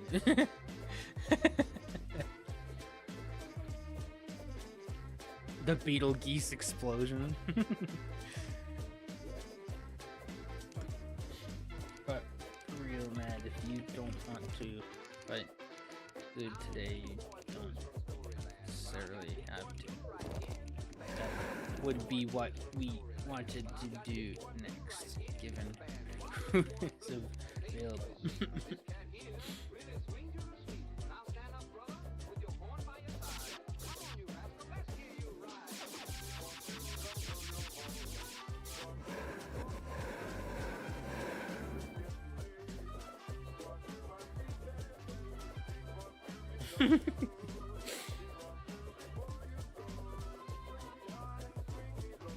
Ken, if that's all who's here. Yeah, I don't think anybody else is here. Poor S-Ice is awake at like 7 a.m. And he just has to wait until Slime gets on. Alright, Matt, since you're the lower seed, heads or tails? Assuming that Lude is good to go.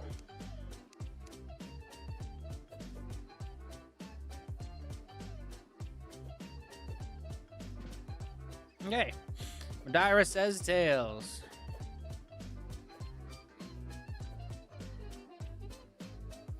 Bonk. Heads. Can Madeira fill in for me when time comes? No. No, Bobby. No. The only person who's allowed to fill in for anybody is Keisho. And Keisha's not available today, so no. Okay. Landed heads. It landed heads. Lude banned an arena from 124. She's only allowed to sub in for people who are not available, i.e. not you. Add 4. Add 1 or 2. We go 2. Okay.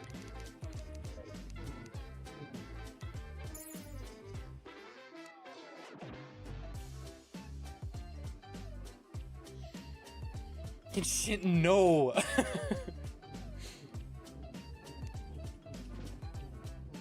We have 9 days, man. It's okay if you don't want to do your round today. It's okay. We can come back another time. It's okay. No.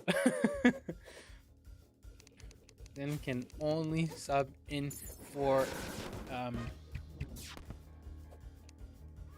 don't know. Andar.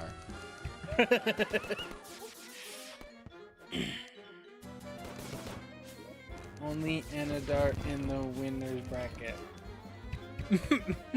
Okay, so Lude versus Madeira. This is the 3rd and the 4th seed, I think. Or no, this is the 4th and the 5th seed. Excuse me. This will. probably be a really close match, realistically. So definitely an interesting one to watch if you're like a lower ranked player and you don't like being a super aggressive butthead. Neither of these players love to bum rush. Wow, good. I'm glad you got the joke, Ninshu. The joke is that Anadar has to come back from losers grand finals, make it to grand finals, and then I'll let Shinden sub for him. Good nettle there by Madara, by the way.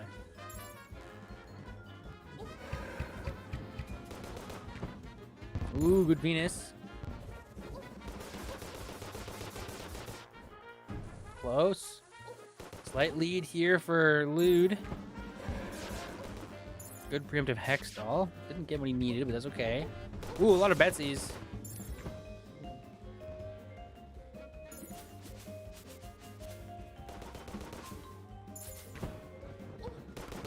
Ooh, good Trident tick.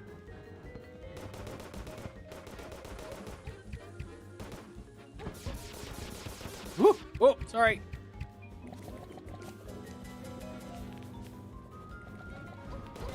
A lot of Betsies.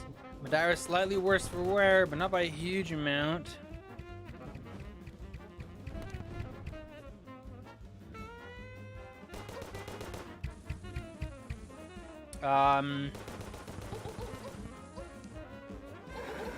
Ooh, goodbye.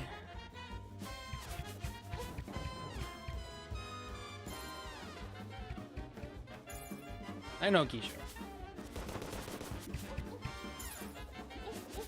Ooh, good light test there by Lude. Stormbow, very impressive there. Not getting much. Ooh, Betsy's very close.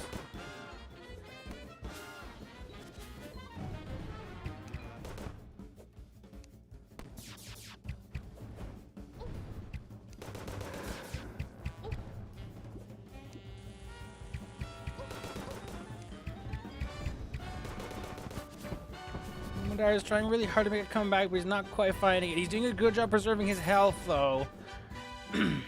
Stalling out a potion. Yeah, that's good. Yeah, no, it's okay, Keisha. I know you said you weren't available today, so don't worry about it. Like I've been telling everybody, we have like a whole week and then another weekend. So it's okay if we don't get the whole tournament done today. Like as far as I'm concerned, like we've done like a quarter of the tournament, and I think that's pretty good. Almost like a third, probably. If we could get like UA versus Aztopo and or like Joker versus Lego or something like that. Like if we get one more after this, that would be like basically a third of the tournament, and I'd be really happy with that for one day when we have like 9 days. Ooh, Madara is still playing, still really low. Good snipe.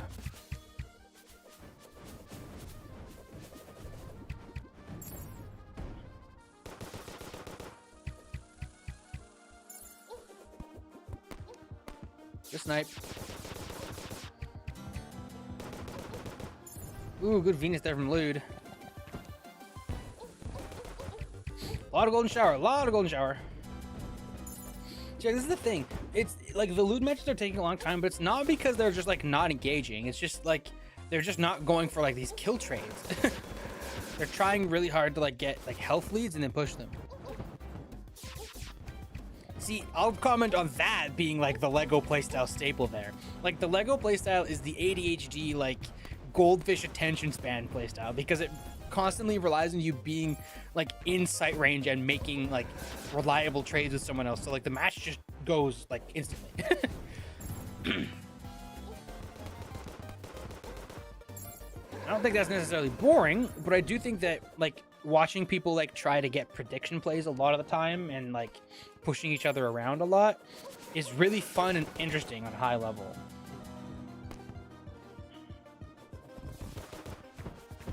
Lude's trying to keep center stage.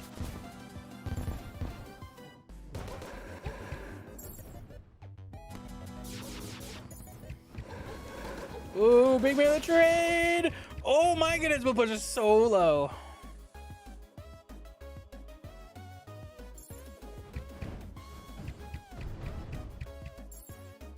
Oh boy, both players do not want to. They're trying so hard. Oh, Madara, don't push into that. Oh, Lude's trying to camp so hard. Ooh, oh, good snipe. That was a sick snipe. 1 for Madara.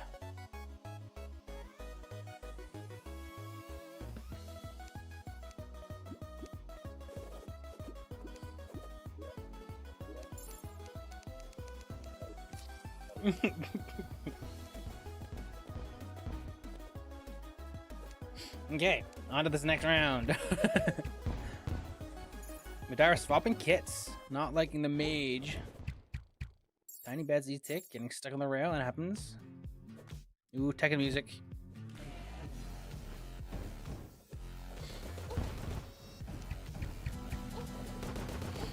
Good bet season, good tune.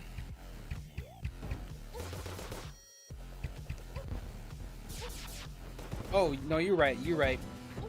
Okay, I'll do that. Next time I get like a chance to. I don't want to lose the camera here. Sorry. Oh, Madara gets stuck. It takes like a gajillion damage from Venus.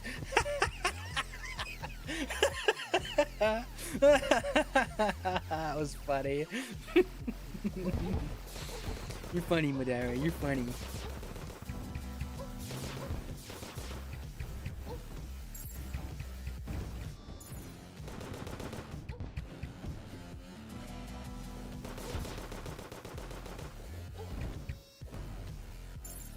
Despite that lead, Lude is not able to close it out, which is a consistent thing. Playing a little more passive, trying to whittle his opponents down instead of going for any kill shots.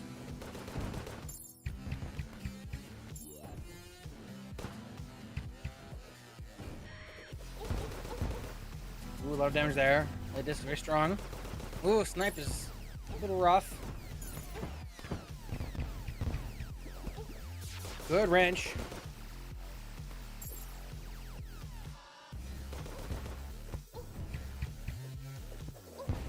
Ooh, Starlight!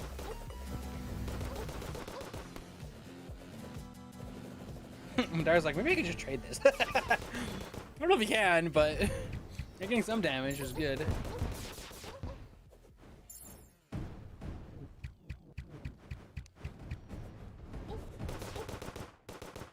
Hey, it's working.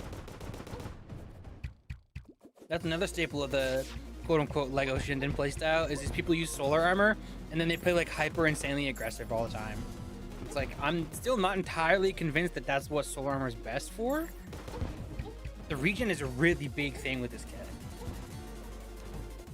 So like, you don't want to be full health with the kit, but like, you really also don't want to be like hyper aggressive either, because you just kind of lose like most poke trades. Most poke oriented trades, I mean.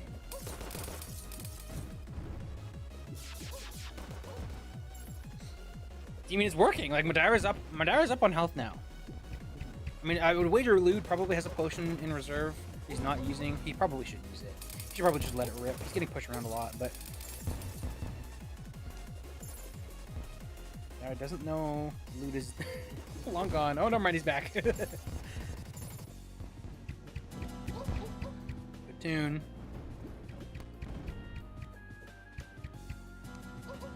Ooh, 3 ticks.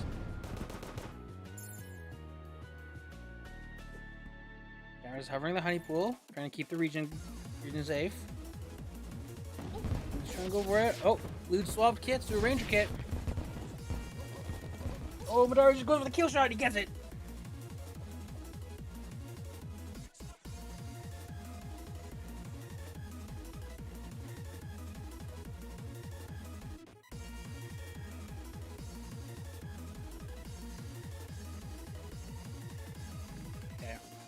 It'll just give him info on when Estopa can play.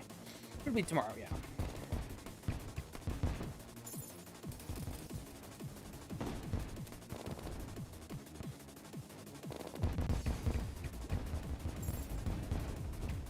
On to the 3rd round. 2 up for Madara.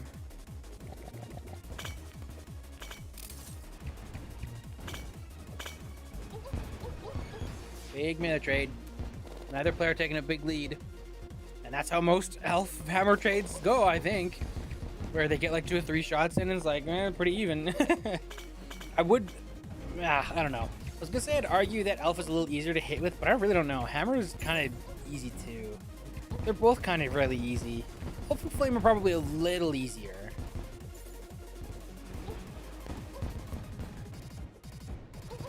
Oh! Range does an explosive amount of damage there.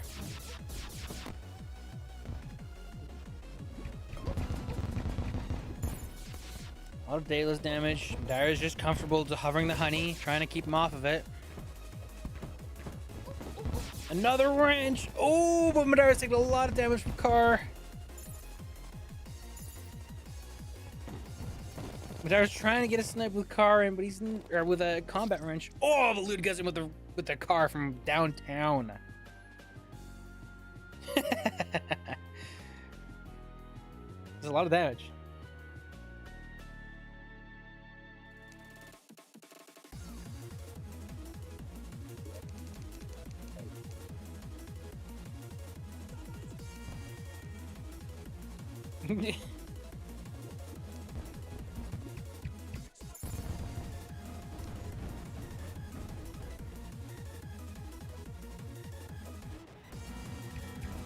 Includes in a frost armor kit now.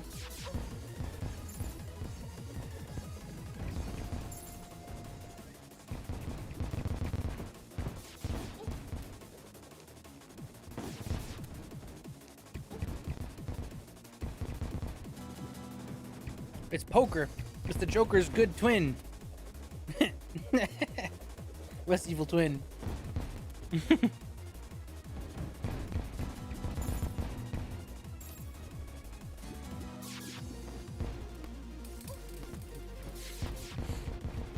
Funny nettles.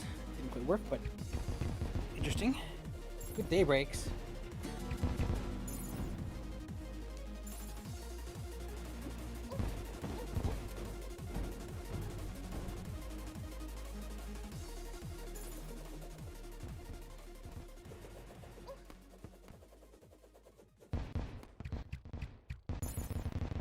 I'm here with Mike, a Ford employee, to hook me up with a deal on a new Super Duty. Oh, with FD Ford employee tick. pricing on now, you don't really need me. You Who's pay what we running pay, away so for I some just reason? pay the price. Yep. Tell him Mike sent you. Or Maria, or Mid.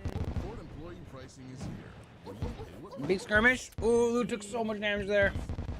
Right now, get up to $12,835 in employee price adjustments on eligible 2025 Super Duty models. For details, visit your Alberta Ford store or Ford.ca. Sniper Scope literally can't keep up with these players when I'm at 30 FPS. I will never understand why Sniper Scope is bound to FPS. That's so obscene.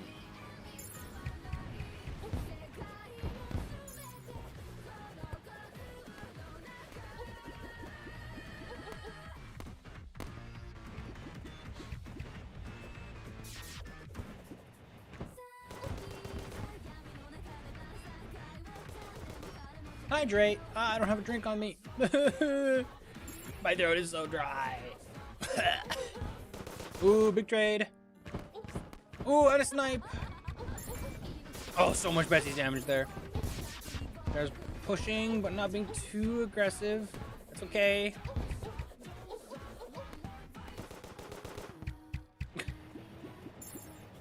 But I mean, people with bad hardware are already at an advantage. Why do we need to make it worse? It's like, come on.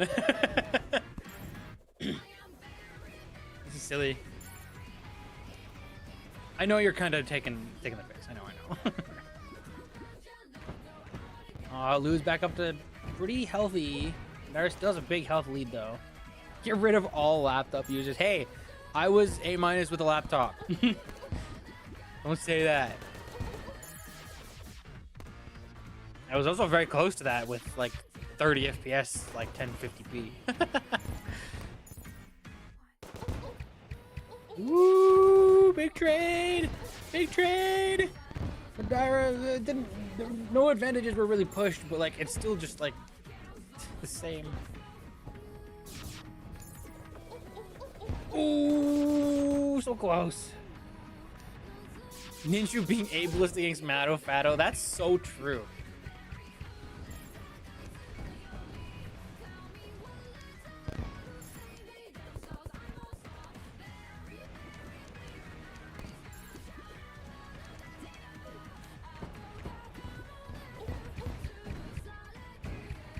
Ooh, the advantage is shifting. Unkind Clayera the unfriendly. Oh, Madara's on the brink.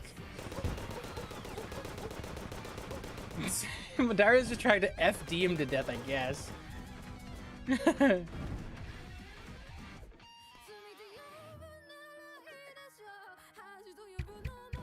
Explosion. It's just so toxic. Everything that this dude says is just like some kind of rage bait.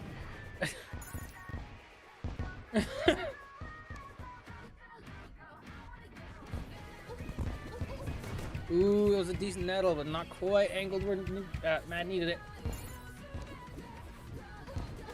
Again, good timing on the nettle, wrong angle.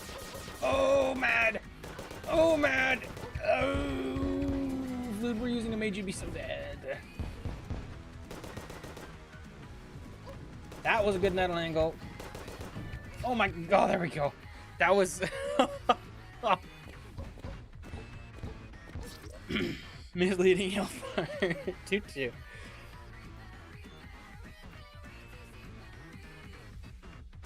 This song is awesome, by the way. I love the song.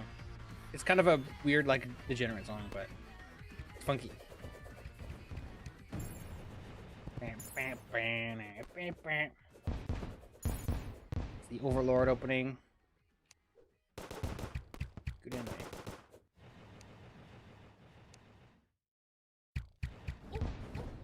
Matara's loving this FD, man.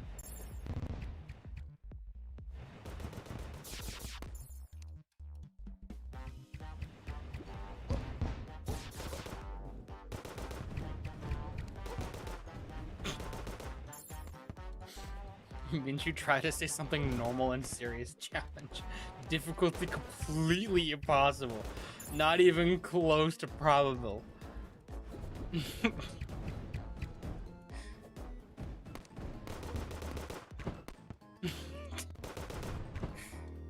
Like the same odds as Ninja watching Haikyuu right now.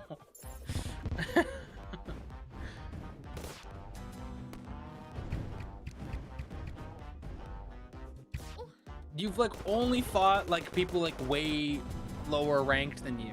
And then you got exploded by a brass axe.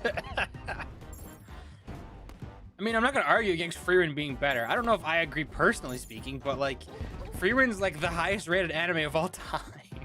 So what do I care if it's people think it's better than Haikyuu? If any anime is, it's probably Frieren.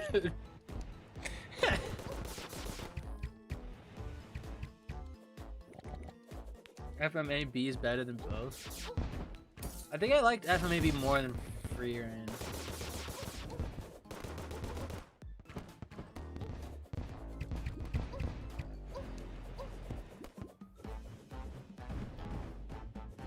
I like Haikyuu more than both, so it doesn't matter. It's preference.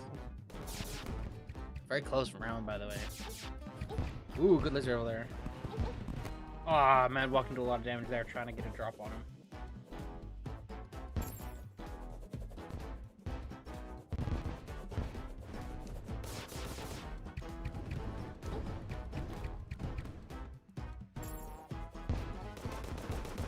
I mean, back then, I don't think you were B-. Were you B at the time? Because you made a bunch of submissions before the tournament, and I was like, yeah, you're basically B, but you just like... You're like only fighting Shinden and only using Heat Ray Hammer. A lot of damage there, by the way. When the rank shifted? Oh, okay.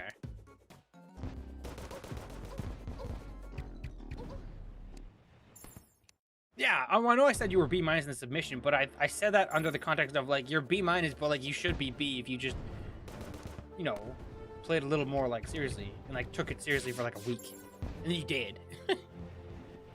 I feel like you were B, and then we did the rank shift, and then you were B+. That's what I remember, but I wouldn't like go around stating that. I wouldn't be like, yes, Ninja was B at the tournament and then B+ afterwards. Like, no, I would double check that before I said that. Oh, Big Betsy's hit there for Mad. Oh, so much damage. Who's on the fringe? Oh, Mad closes it out. Close. This is a very close duel.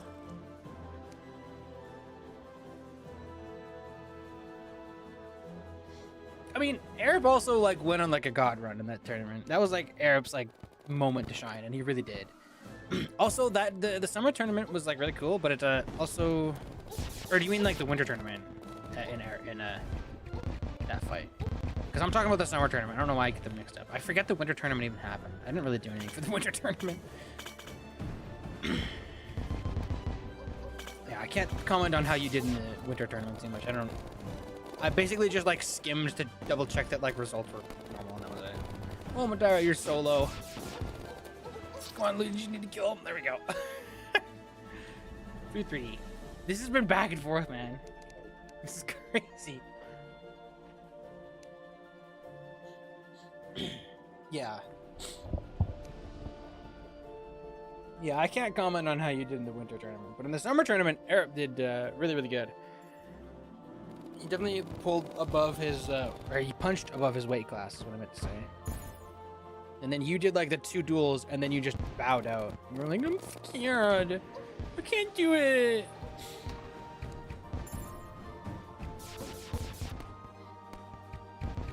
But no, if you're asking how you are relative to how you were before, I don't know. You got absolutely obliterated in that one round by a brass axe. That's all I can comment on.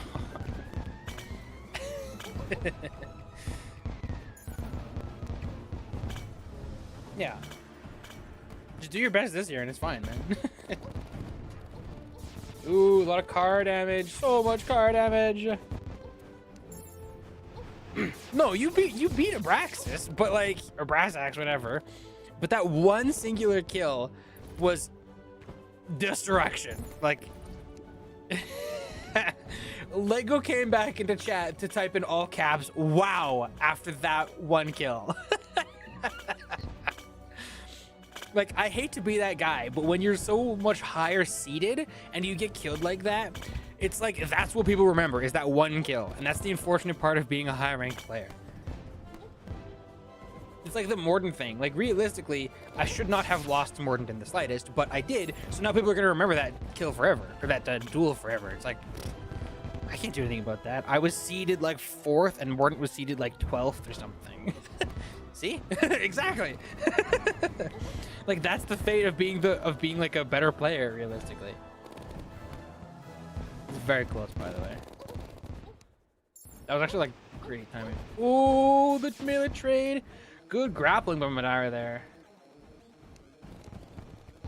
Reminds me of the 6-second round between Ninshu and I in the summer tourney.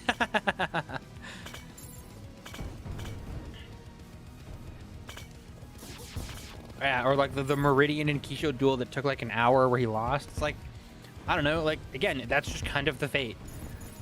It is what it is. In the winter? I believe it.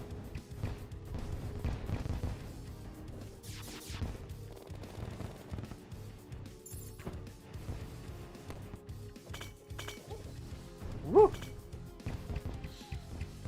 Good Starlight.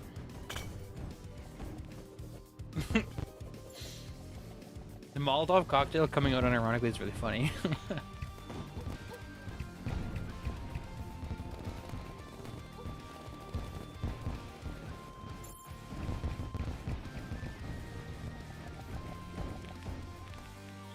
Unfortunately, you were clipped. You're clipped, bozo. Nothing you can do about that. Molotov tick.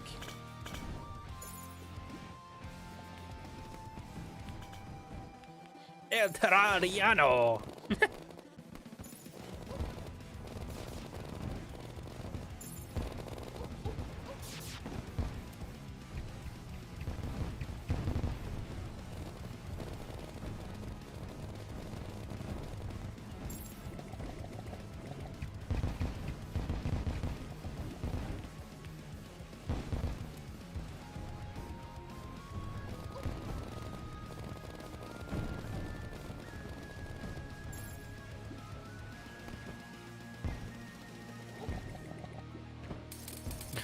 Sorry, I'm not commentating much on this because there's like a lot that's happening. And we're also talking on the side as well. These matches are really, really close. Oh, so much Molotov damage. Oh, Madara hurts for that one. And car. Oh, Madara feels bad for that. Oh, the RCS too. These RCS bombs are actually like putting in work. Loot has definitely got like a non-negligible amount of damage from the RCSs here. Oh, the car closes it. That's close. So anti-fun.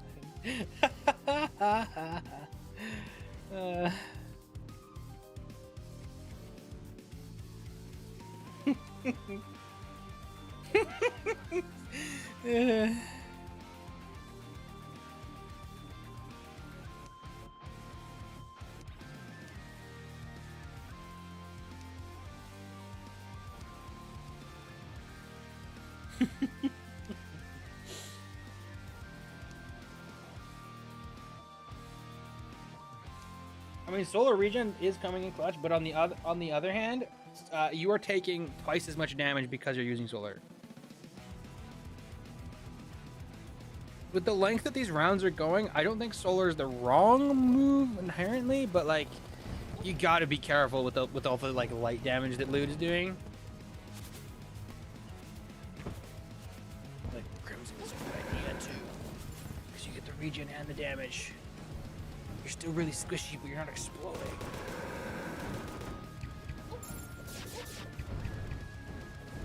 Hold on, stream. I just gotta time this guy out real quick. Close that. I don't want that window up. I want to click on this guy and like time him out. I can't do it. I can't do it from that chat. You're lucky. You get away from it this time. Next time I'll time you out for it though. Next time.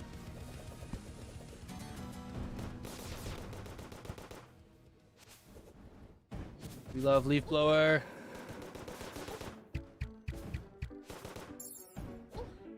Good Betsy's. Good Snipe.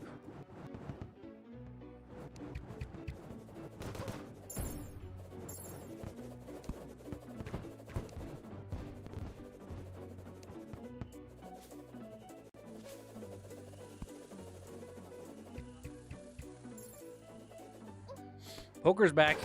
Joker's good twin.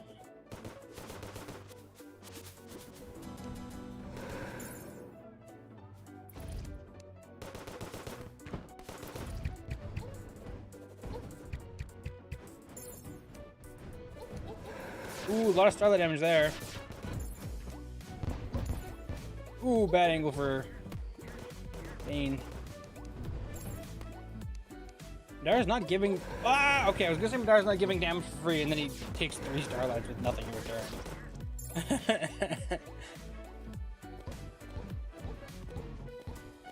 5-3, Lude takes first duel. Lude, ban an arena from 1, 2, 4, 5, 6. Can I just forfeit this? If you really want to, sure.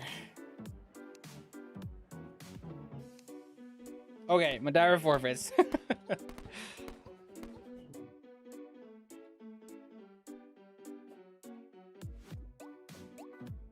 Can I sub in for Lude to finish the duel? No. Not doing that. Okay.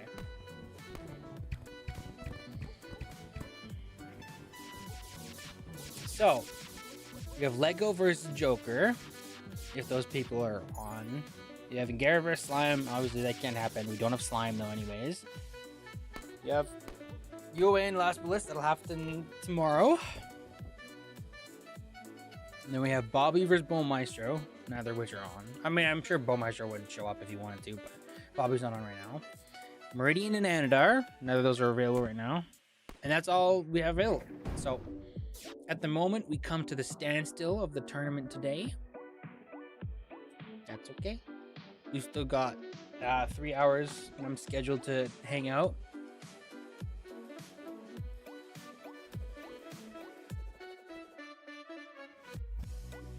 Yeah, Joker, come fight Lego. Is Lego on? Oh, that goes on. I guess I could.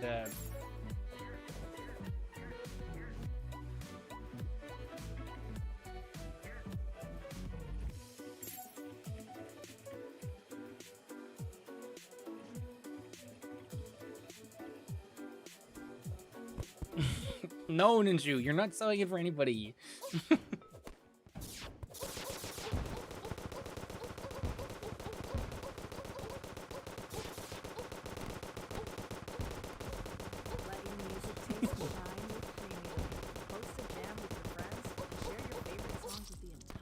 Kisho obliterated that brutal. You can also play your favorite albums in any order with unlimited skips and repeats. Tap the banner to learn more.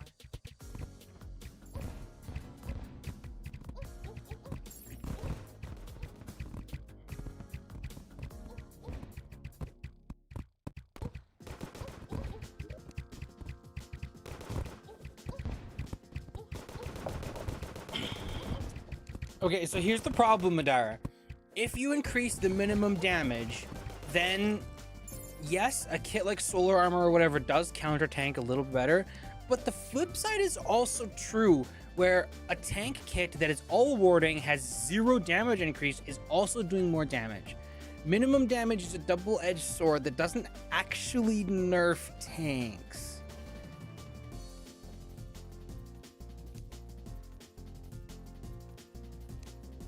Yeah, what Lude just said. Like, we intentionally nerfed the min damage of a bunch of weapons that Lego increased way in the past a bunch because they were being abused by tank, and Lude has been talking about tank kit a lot to us. And so tank is now more solvable of a kit, but it's definitely like the Jigglypuff. I mean, that's fair. That's fair. It does just make tank like broken at the same time as being like not fun. Whereas right now it's not fun, but it's not super broken. It's good. It's very good. It's not really broken. It's a knowledge checky kit for sure, where you like kind of need to know how to play against it, and then if you do, you're okay. Can we duel? You want to duel me on 30 FPS and 1440p, brother? That's not gonna be fun for either of us. Solar Armor hard counters it, but I can just swap off of it. Yeah, that's the other thing. You want to duel me in at this res with that bad FPS? I'm not doing that. It's terrible. I do want to test the zoom mod though. So give me a second. I'm gonna leave and rejoin on Team Loader to see how the zoom mod works.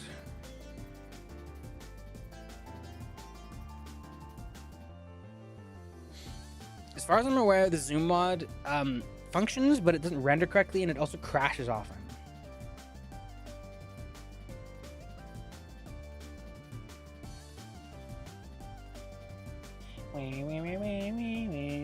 But I do need to test it myself to see. Because if it works, then I mean I can get like way better FPS while streaming. So, and just to be clear, I have permission for this. I've asked staff permission. I asked Ruffle specifically his permission for this. Let's see. Whoa! That works.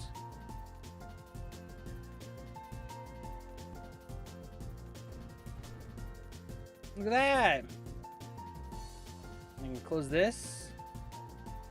Well, I could like toggle it because I'm on Team Mod. Boom, look at that. My FPS is not amazing, but like it's better. You don't have staff permission? What are you talking about? Yes, I do. Also, I'm not logged in, but I can't log in because I'm on stream. Cool. I mean, I just wanted to see how it works, and it's good.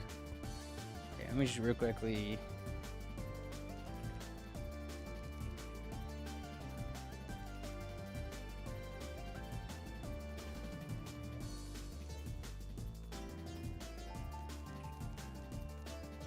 No, load.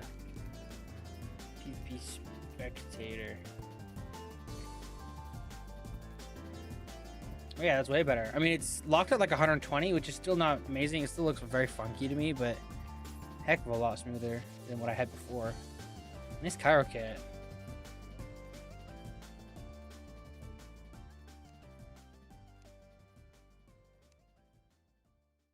Way nicer.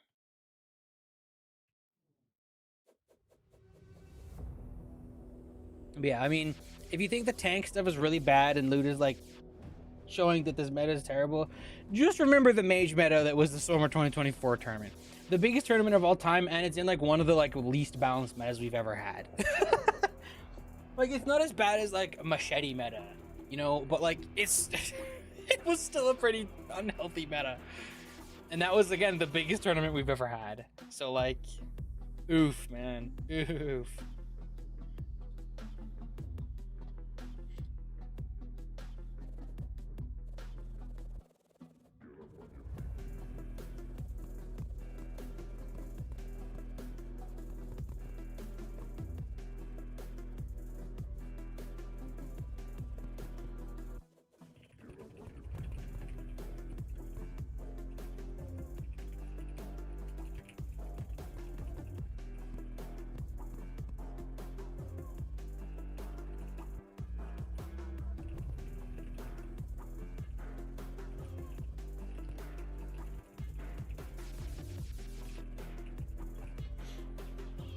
Yeah.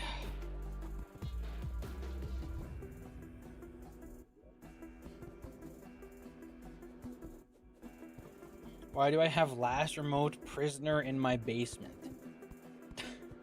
That's what happens when you use too many yo-yos in competitive play and succeed with it.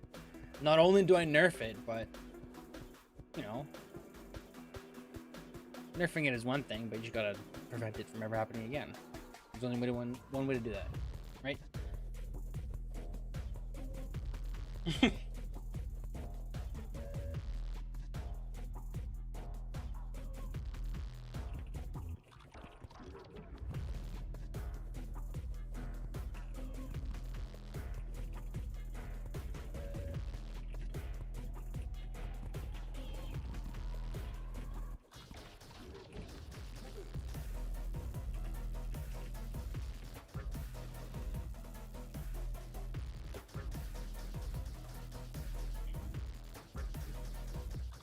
I'm not dueling you, bruv. Duel Ice if you want to. He's right there. I mean, I guess you two are like, there's a good chance you run into each other in bracket, but like, who's playing right now? Nobody. There's nobody on right now. There's Ninshu, Madeira, and Ice.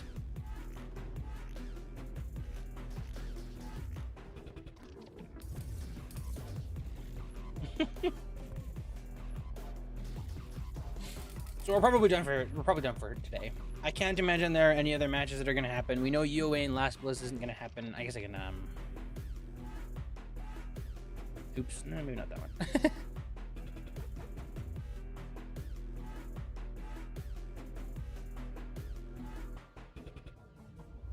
And she was dueling himself. Yeah, that's what it looks like. The lack of fights is destroying me with my goldfish dentures, man. Well, I'm just gonna show how the bracket is, and then I'm gonna just do some other stuff for a bit. So,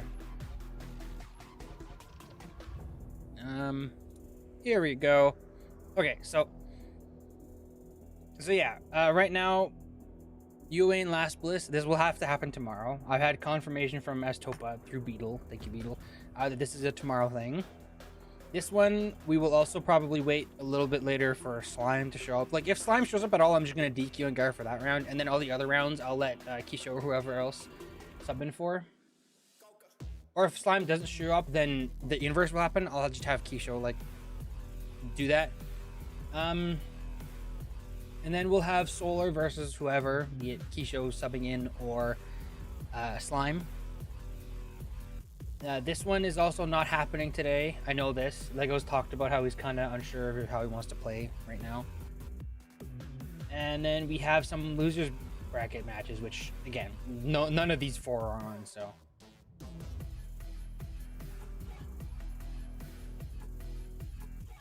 Ping. Oh. Will there be a reward? I haven't figured out if, if anything to get right now. Don't plan on it yet, but I might if the competition is fair.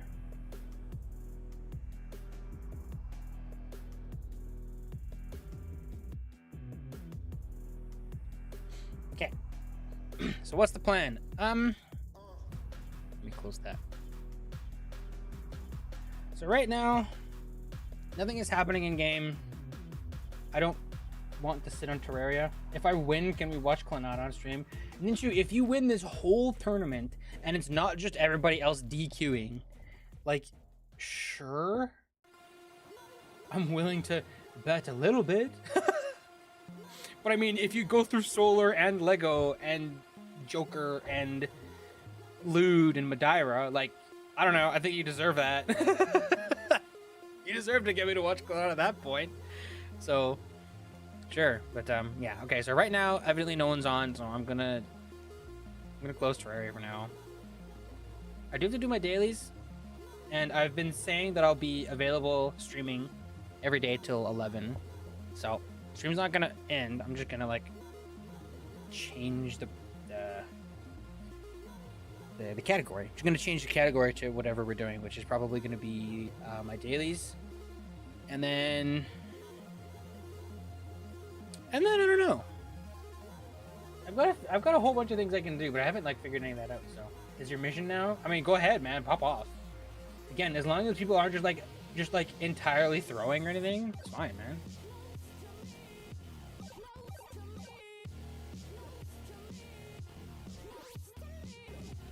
Title color racism. That's nothing new, Madeira. Libido has been like so color gatekeeping for so long. Okay.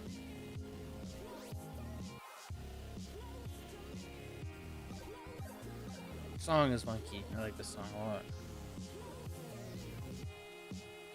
Time to launch Genshin Impact. No, I'm not joking. I will do my dailies on the stream. I need to do that every day. That's why they call them dailies.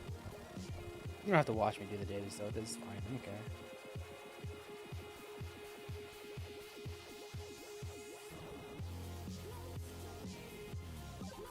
Not that. That. In the meantime.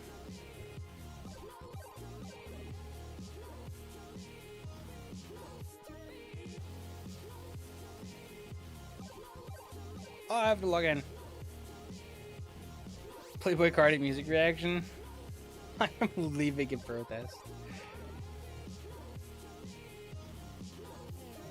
When was the last time you saw someone play Genshin Impact? I bet it's been a long time.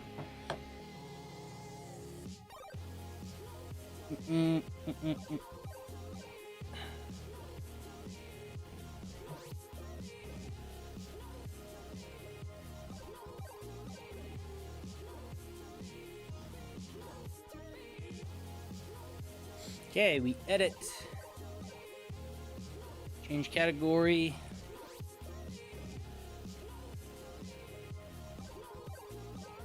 Tournament. Post. Stream. Or I'll do post tournament. Day 1 post tournament.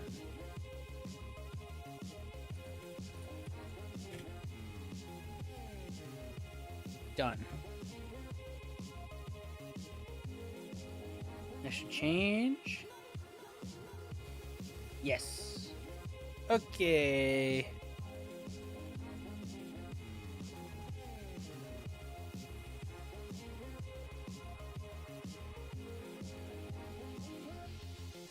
Now this is way too high up on my...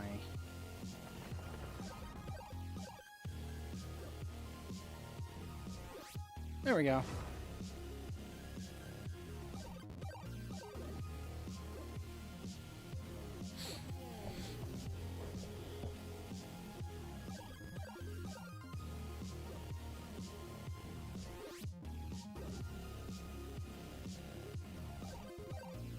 It's so weird watching you guys talk about these things because I just have absolutely no context into what it means. Like I can gather that you're talking about rap probably, but just never listen or pay any attention to any of this stuff. It's like, okay,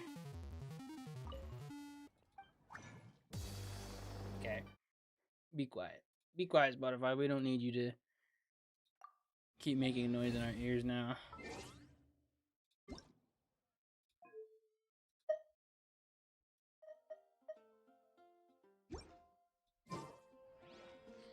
Okay, what was I doing in this video game again? I finished building sucrose, mostly. More and stuff. That's probably what I was doing.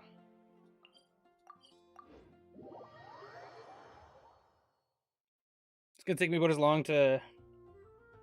It's gonna take me about as long to.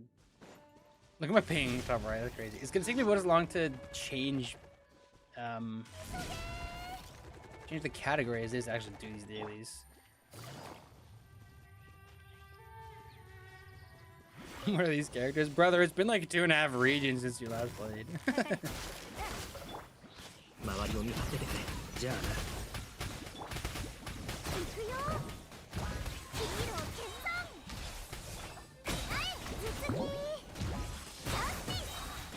The butt bombs.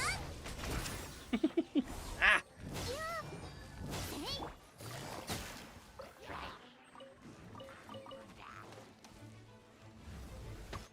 You need to stop that. You need to... Ah, I clicked the wrong button. And I'm frozen.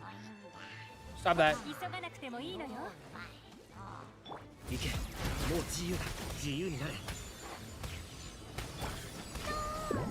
Awesome.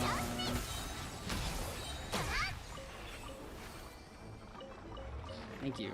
No, I'm not going to kill you. I don't need these materials enough to kill you.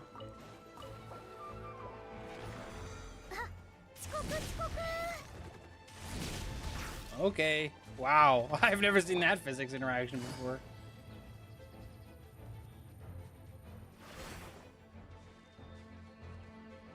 When was the last time you played this game, Lego? It's been a few years, hasn't it? Or at least like a year. Were you played in Samara, didn't you, or no?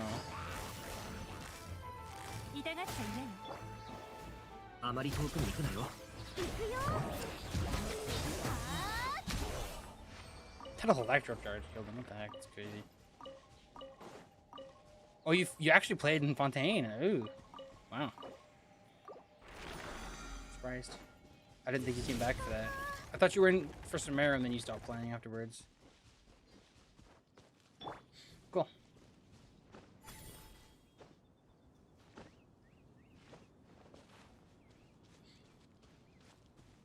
No, that's literally next update, which is what? 16 days away. 2.5 weeks. Week after... Or no, not Snezhnaya. There's a different region between Snezhnaya, Ice region, and what we're getting in the 2 weeks.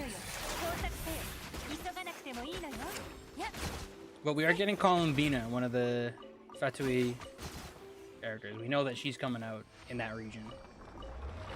Supposedly like 6.2 or something.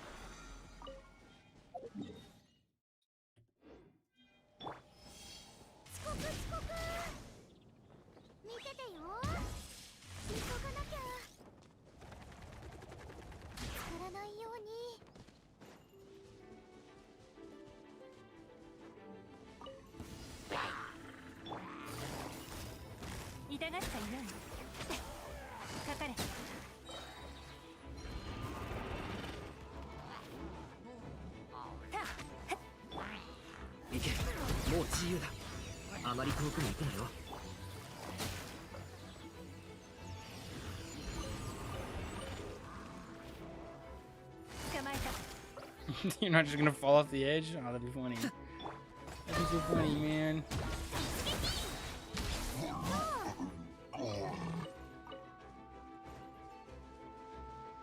What? Oh. Okay.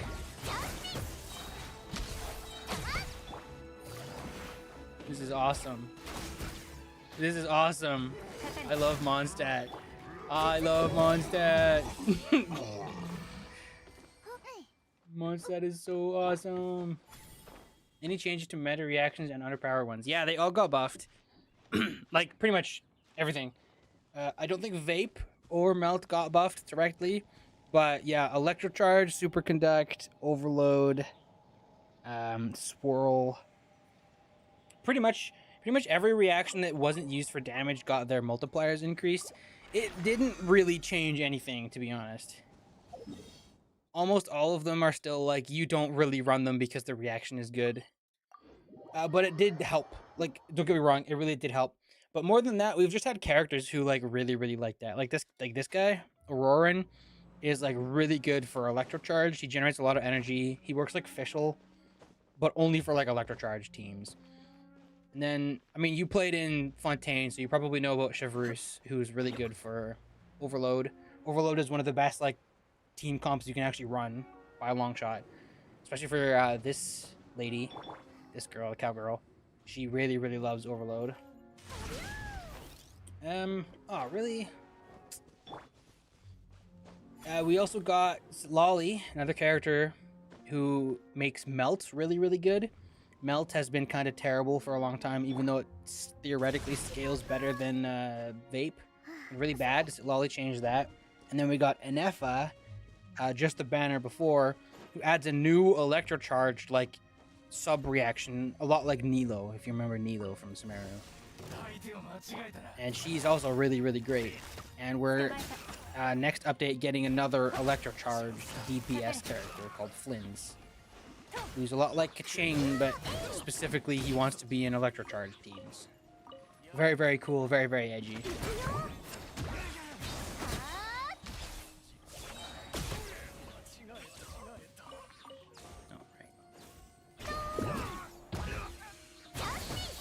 So yeah, the game is changing a lot. The Pyro Archon is really busted. She's kind of consistently talked about as like as good as Farina. Some people think better. I don't know if I'd say better, but very good. So she's shifted up a lot of characters. Buffer, she's a hybrid damage dealer and buffer. She's like Raiden, but like way better. Her burst hits like 500,000, 600,000 pretty consistently. And then after you use her burst, she gives like a 40% damage buff to the whole team. I don't know if these numbers are like 100% correct, so grain of salt. But like that's loosely the idea.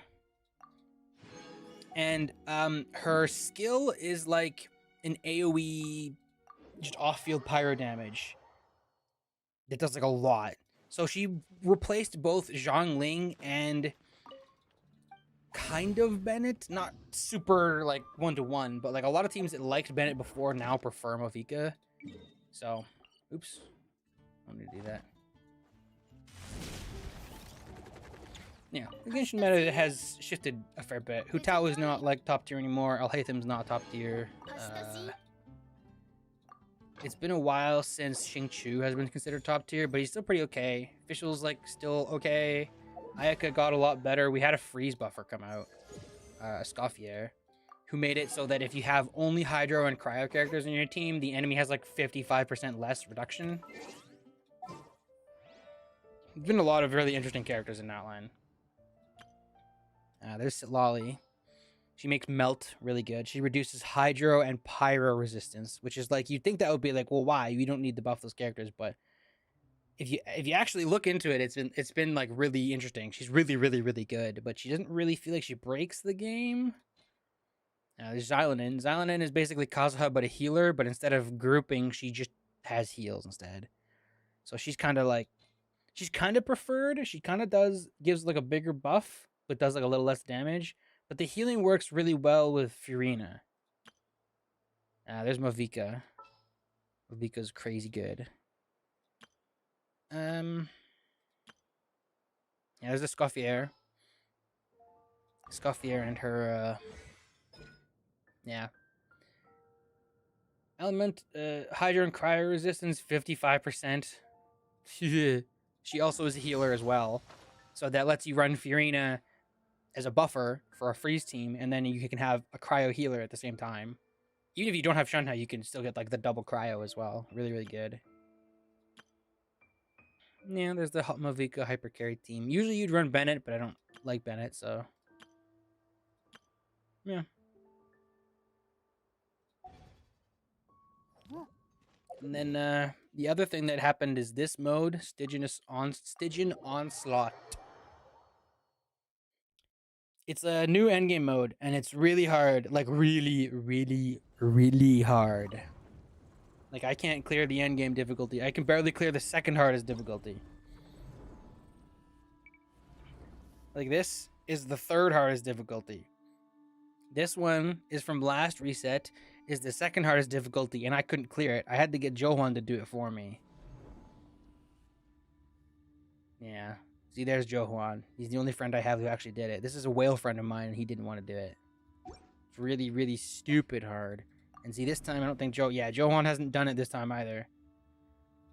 New endgame mode is really, really, really, really, really, really hard. See?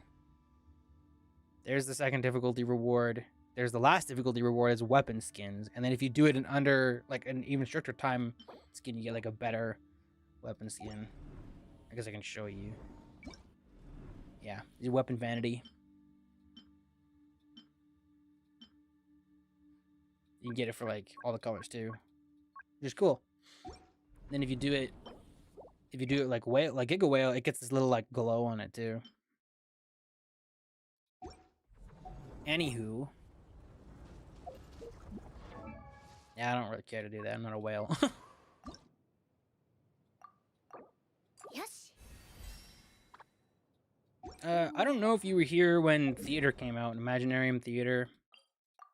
But, I don't know if it's next update, but supposedly we're getting another, a more difficult version of Theater that requires even more characters. Oh, you weren't? Okay. I'll quickly show you what Theater is like. Theater is like Abyss, but you can only use a character twice.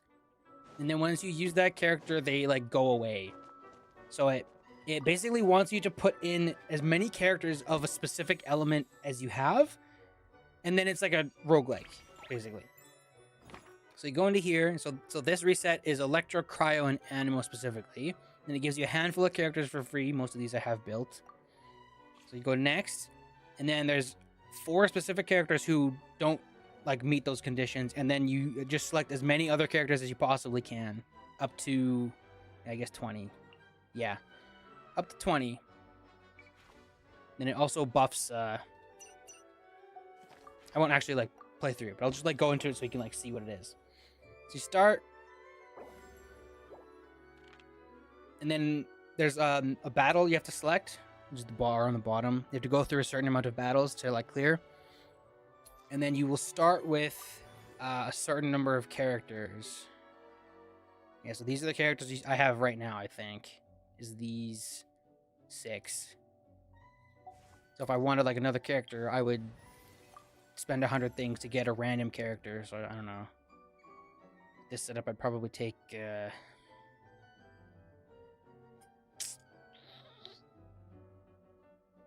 don't know. Maybe Wanderer. But then there's also, like, you can buff the reactions by spending the currency or whatever. So I don't know. You buff Animo, Electro, buff it again.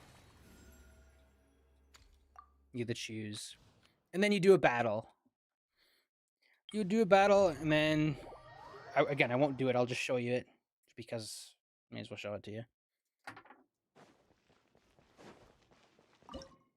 So there's the enemies I have, and then I get to choose. I have to make a full team with these characters, and then each time I use a character, they lose an energy, and then once they lose both energy, they're gone. So the mode is basically Spiral Abyss, but you need to, like, have, like, 20 characters built instead of just 2 teams. So you can't really, like, whale for one character to be really, really, really good and then just, like, clear the one side automatically. You kind of have to have multiple characters built, which is why a lot of people really don't like it. I think it's way more fun for me because it rewards me for building multiple characters instead of trying to hyper giga min max one character up to 250% crit value or whatever nonsense that no one wants to do because of the RNG. But it's controversial, to say the least. Okay.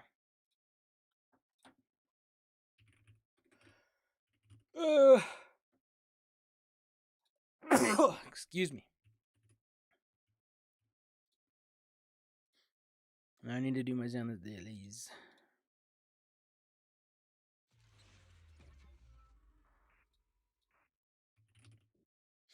Way better than Abyss. Yeah, it's the health pool of the mobs is pretty similar to Abyss 12, but you get those like buffs, right? So your characters end up doing a significant amount more damage realistically. So, yeah.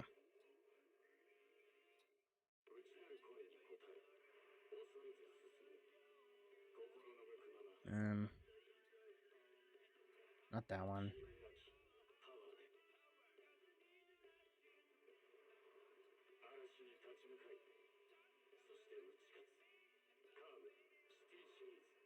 Why are you breaking game?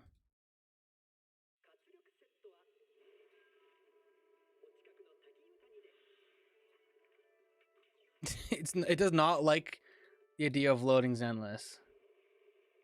Okay. I'm just gonna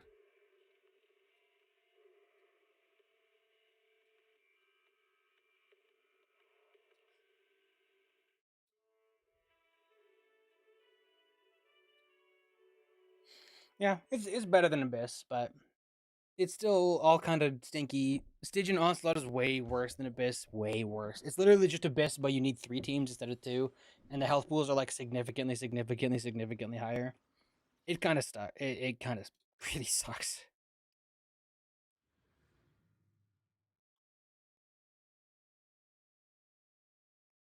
I've been enjoying Zenless and Wuthering Waves a lot more than Genshin recently, like a significant amount more.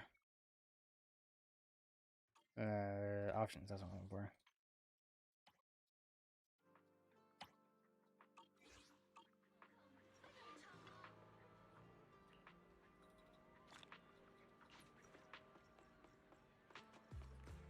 Oh, this game is not optimized as well.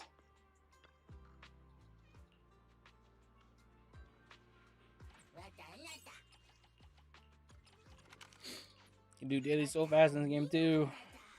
Need one more guy I gotta talk to.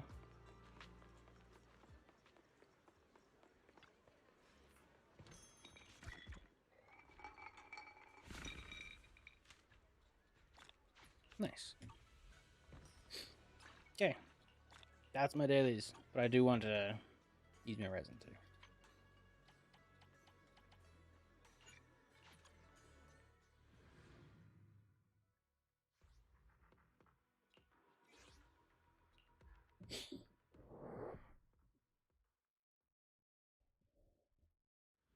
Six hours. That's not too bad.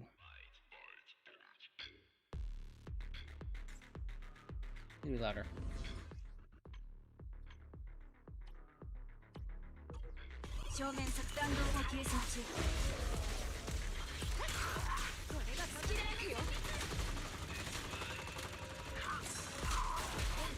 Awesome.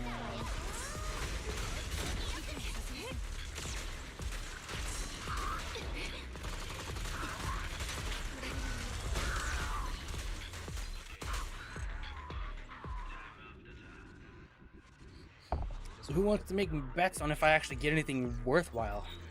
I would wager no. Because I've been in this domain for so long. That's actually crazy. I don't care if that roll's good or not. That's actually crazy. A double crit. Onslaught. Goblet. That's insane.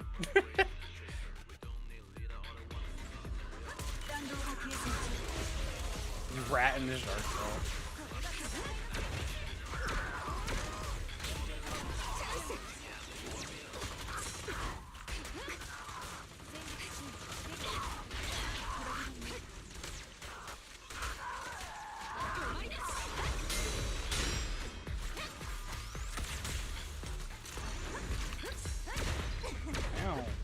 Dodge that.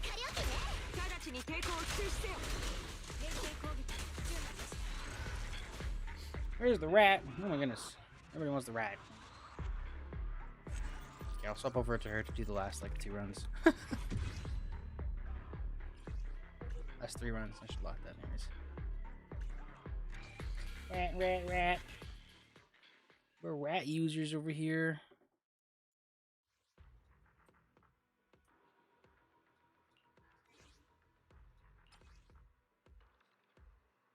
Rats drive him crazy. Rat team. Pretty Nuts. Here's your rat.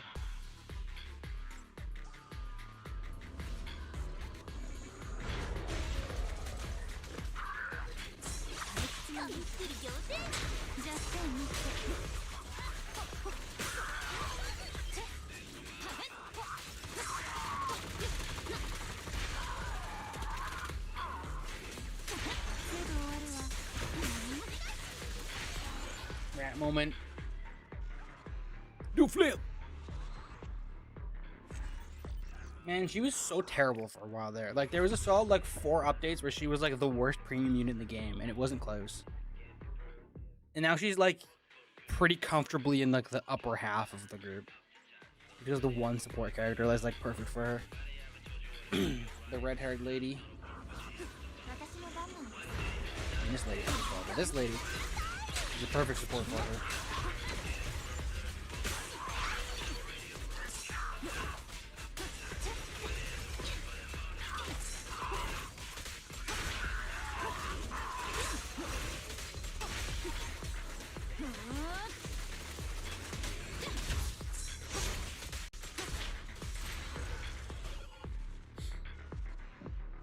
She's fun. Figure skater character. Did a really cool like idea with her animations. They made her really fun because they made her benefit a lot from dodging properly. Like a lot. Which is good. It's rewarding you for good gameplay. I like it. Also means I die with her a lot. Because I don't always come into this game and go, ah yes, I'm gonna sweat my nards off.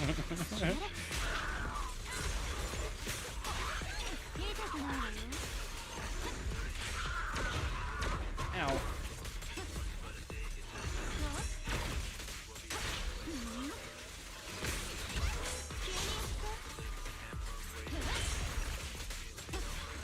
Boom. Love the dodge counter. Dodge counter playstyle is so good. So gratifying. Meh. Okay. See if anything rolled well.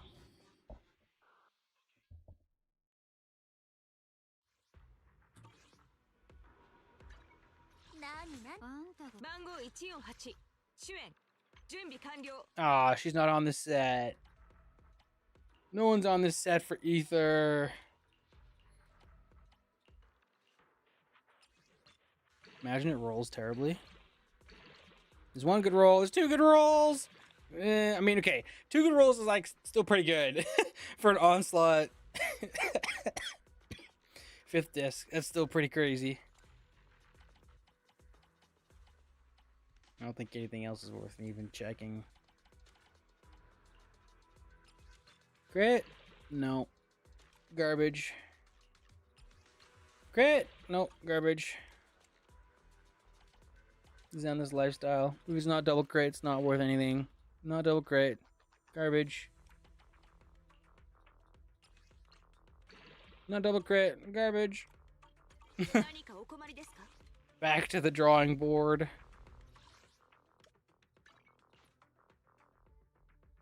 These pretty rats, I would say.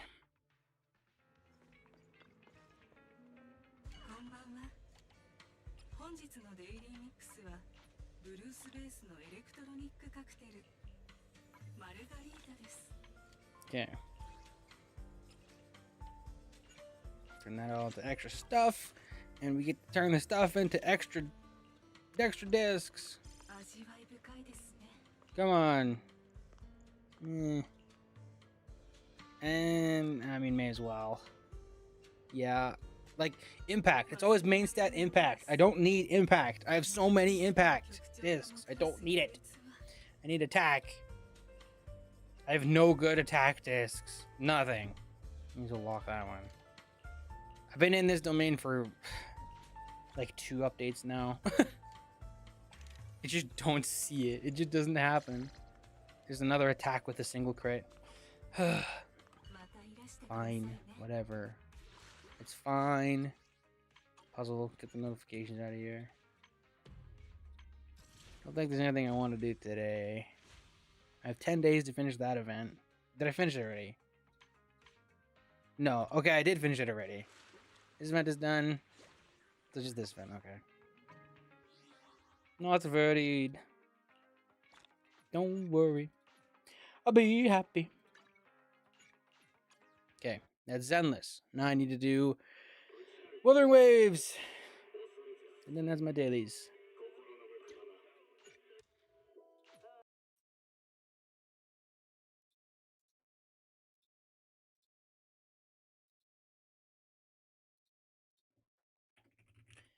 Wuthering Waves. Goodbye, Rat. It was nice knowing you.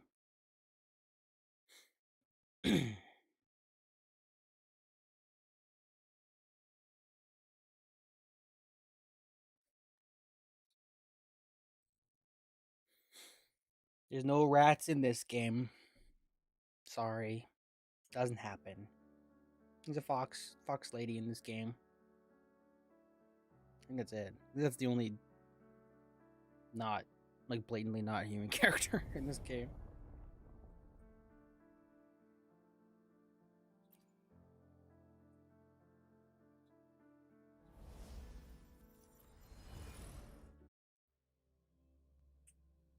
A rat boss?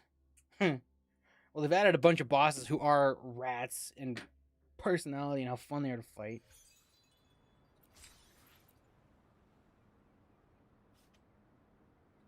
Name the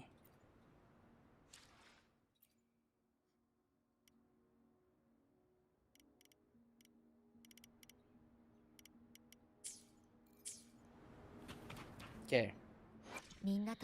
What was that doing? These. Well, I don't think I could do this though. It's a weekly boss material. No, I can't. I can't do it. みんなと一緒にいたい。これからも。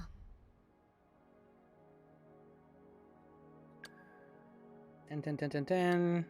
10, 10, 10, 10, 9. Okay, I have materials for that one though. 10, 7, 10, 9. Okay. So let's do this domain then.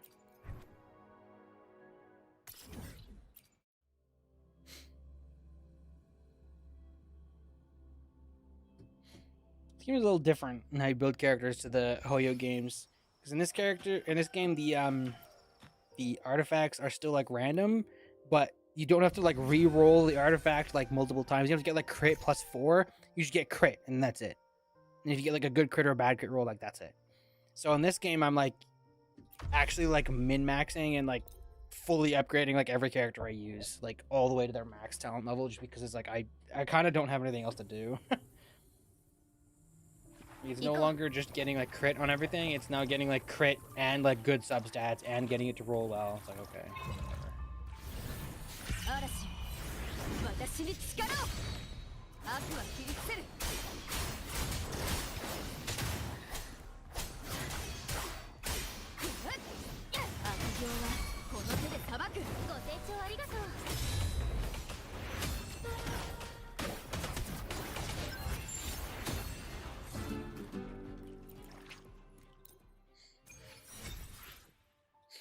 go again.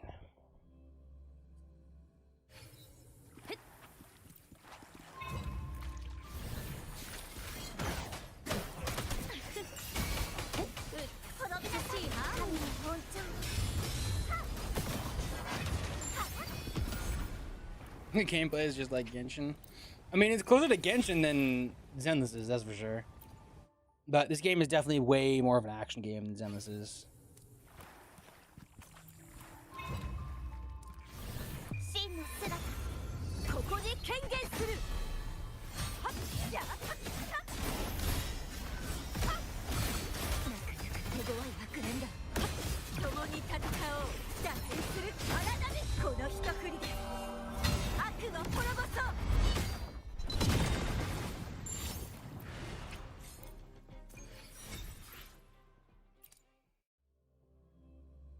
I mean, I'm also doing like the daily domain content where it doesn't matter what you do, basically. You just kind of wipe the floor with them.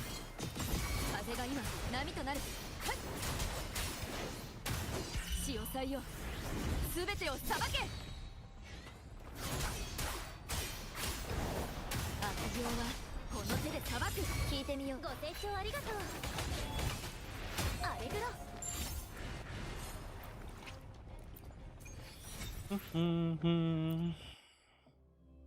Two more.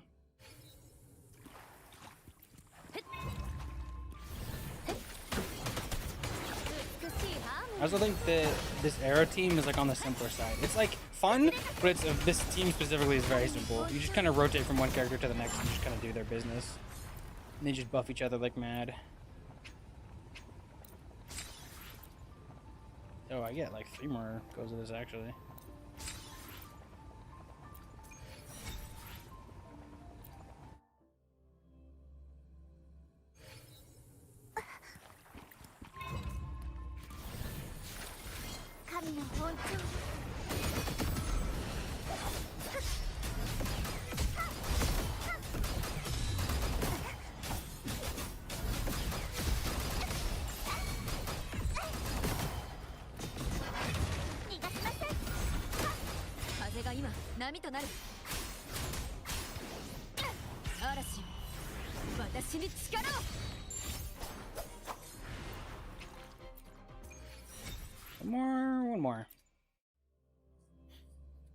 One more.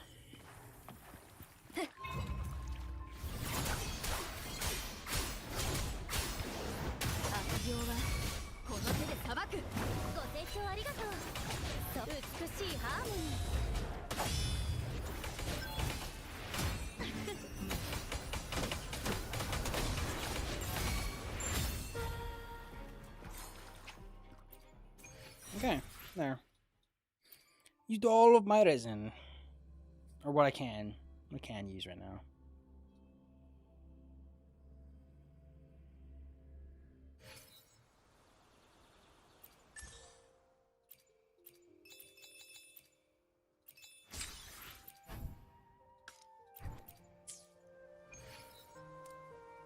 Okay. I think there's still some event thing I need to do, but I don't really care. It's done to the best of my ability. It's done. It's done. Yeah, it's this one. I've got 3 days left for these rewards, but I really hate this event. It's an auto battle event. I hate the auto battle events. It takes so long. How much am I missing? 40, 80, 120, 150, 180, 210, 240.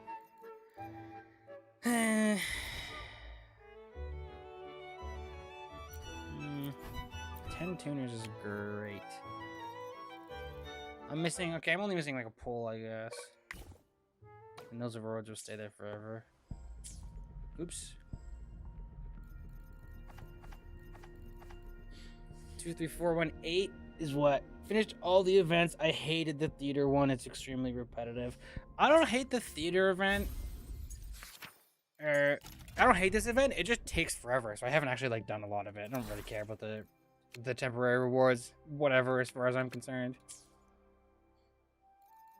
But it's this auto battle event. I hate the auto battle event because it takes like 10 minutes to go through a stage, and then it's like you lose on the very last round. You have to redo the whole thing, and it's just you sitting there waiting and just buying everything every like 30 seconds. It's like, bro, it's so boring. Wuthering Waves has generally had really good events because I feel like a lot of their events have just kind of been like combat but a different way. But the events that like these 2 events where it's just like really boring puzzles, it's like, ugh, I don't know, like just mail me 400 gems and leave me alone. I don't want to do it. Hydrate. I don't have liquid. Okay, I'll go get a drink. I'll be right back. Be right back. It'll give me like 30 seconds.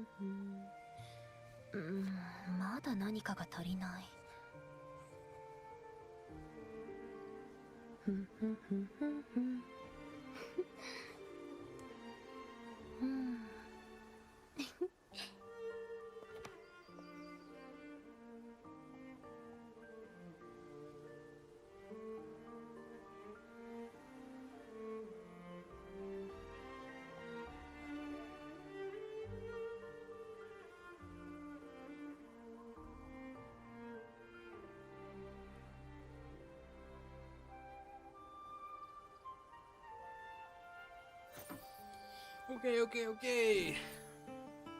I am back.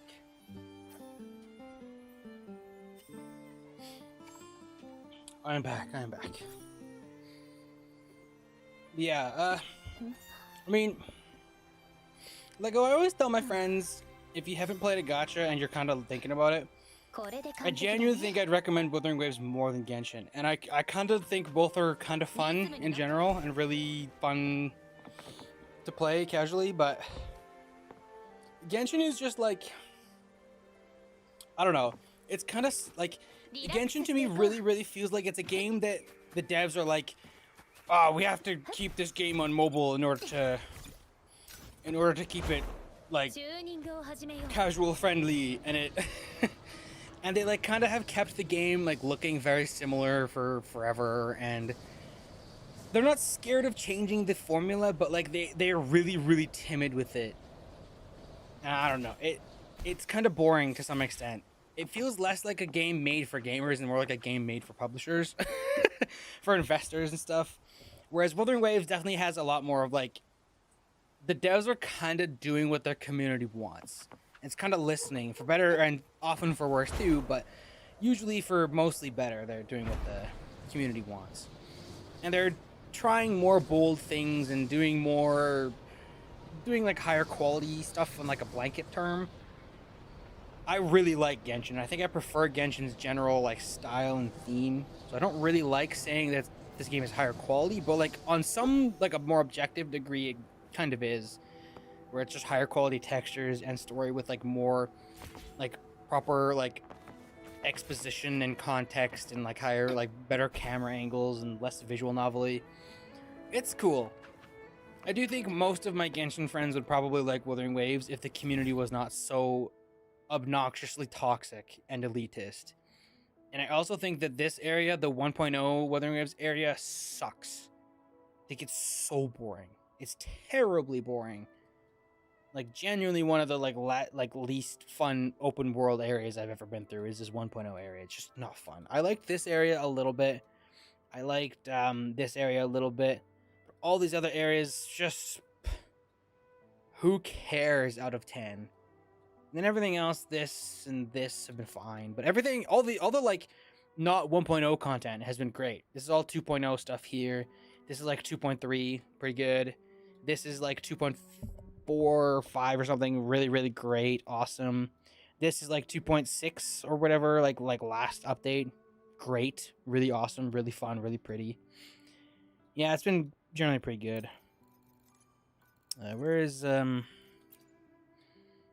Fabricatorium? This place is cool too. Really pretty game.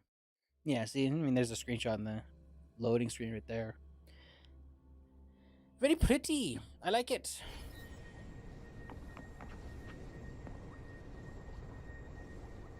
Look at that whale. Look at that whale swimming through the skybox. That's cool.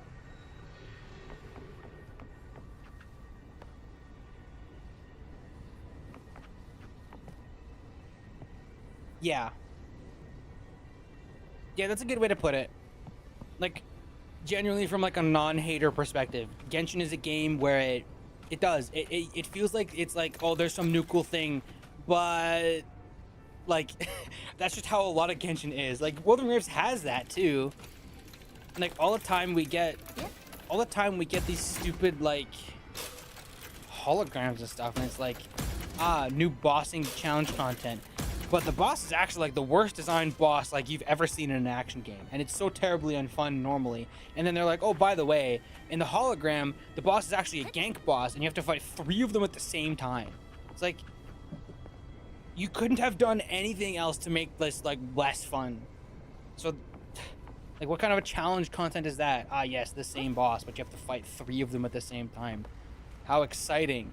Not like that's the most hated formula of, like, all boss design ever. Wuthering Waves does that sometimes, but so much less, I think. If you just distance yourself from the community, you're good. Screw the Wuthering Waves community. It's way worse than any of the other gotchas. Way worse. Way worse. But, yeah. I don't actually have much to do right now other than this event, which I don't really care about. I don't care if I miss rewards. Whatever. Big whoop.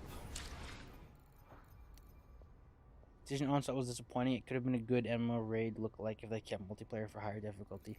Yeah, it would have been interesting if they kept multiplayer. I never really thought about that. But I definitely agree. I hate Stygian. I hate what they've done with Stygian Onslaught. Is this what the stream looks like right now, by the way? No, okay. It doesn't.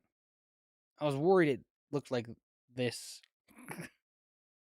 I just have it paused, so that's what it is. Okay.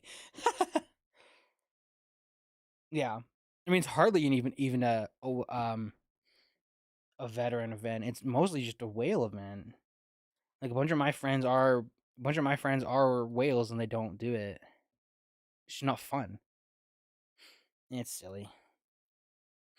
They haven't really tried putting any effort into making Genshin combat more fun, I don't feel like. The new weekly boss is pretty cool. And I really hope they do more like that new weekly boss, but that boss is kind of flown under the radar and it kind of sucks. Makes me sad, but yeah, I don't know. Like, that's the thing with Genshin, right? Like, as someone who loves Genshin, it always feels like it's hard to really enjoy any part of it because it's like, well, maybe the community doesn't like it, or there's no good reception for it, or it's half baked, or like just there's always something like that. Okay. Anyways, so Solar, we're hopping on Phasmo, right? Surely, right? Surely, we're hopping on Phasmo. Surely, you're not playing zombies right now, huh? Yeah.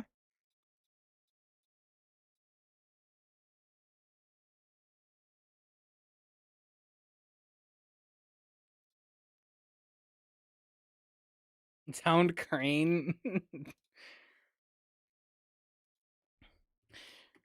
Surely we hop on Phasmo.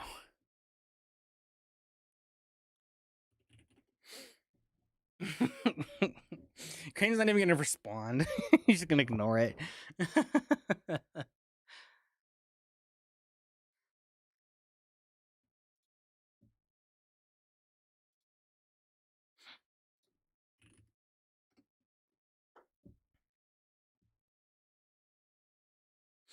Brass axe is on again.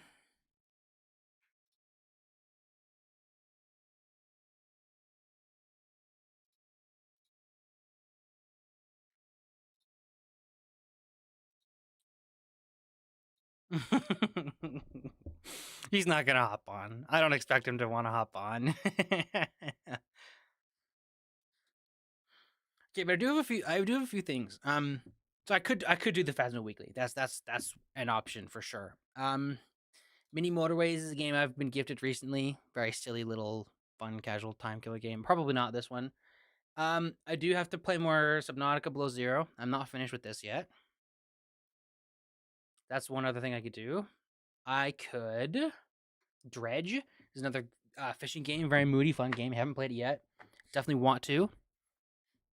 What else have I written down? I've written down a few things. Use a washroom, by the way. I'll do that in a second. There's not enough people want to do Team v Team or hide and seek. You guys have just stopped doing zombies. I could play Monster Hunter. I do have stuff to do in Monster Hunter Wilds for sure. Still, I haven't done any of the AT monsters or anything new like that. I have the tier list. That I'll have to start doing. Grand Blue Relink is another game I would like to put more time into that I haven't played in a little bit. A randomized Terraria playthrough is also on the list. Achievement hunting. Quick convince Crane to play Phasmo. He is watching. You poor soul. You poor soul, Crane. He hops into stream and it's just us being like, man, I sure would love to play Phasmophobia.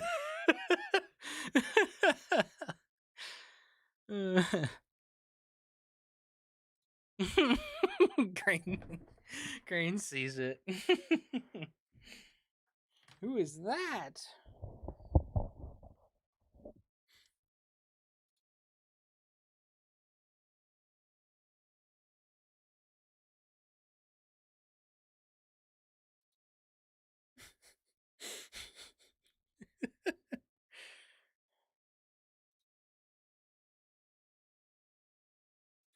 Okay. I do unironically think I should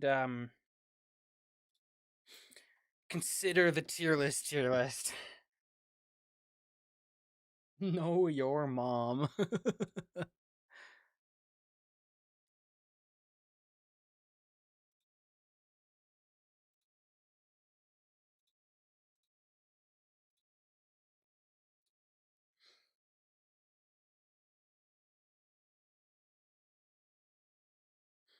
Okay, so this is definitely one of the bigger things that I've prepared, and I'm going to do this no matter what. The tier list. I'm gonna put Spotify back up. And from this point forward, I don't really care. Actually, I probably should still keep playing no copyright music.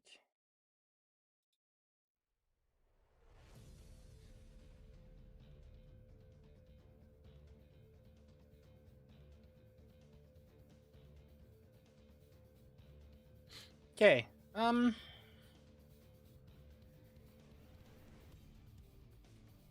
So the tier list. So I make a lot of tier lists, and this is definitely not all of them. Like 1000%, this is not all the tier lists I've ever made. There's a lot more tier lists than this. There's no way Crane doesn't play Calamity with us, right? No way. Bug me tomorrow to play Phasmo. You heard it here first, folks. Tomorrow is Phasmo Day. You don't have to hold yourself onto that, Crane. We just bug you because it's funny.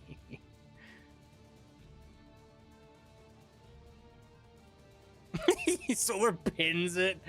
Okay, or we hold him to it. Sure, I guess.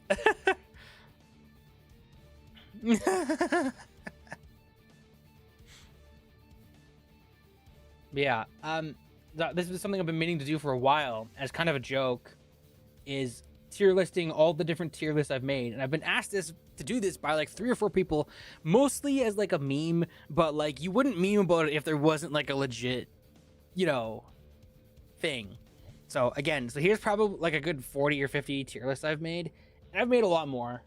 Lot more. But like a lot of them are just like really hyper casual. Like I just want to make like an infographic on the dime. So I kind of cut out a good chunk of those, and I didn't dig a ton either. I only went back like a year or so on my messages for tier lists I didn't save directly, which I usually save most of the big tier lists I make. So I should change this. We're not playing Wuthering Waves. Or I wonder if there's a tier list. Nah, okay, we'll just do just chatting then.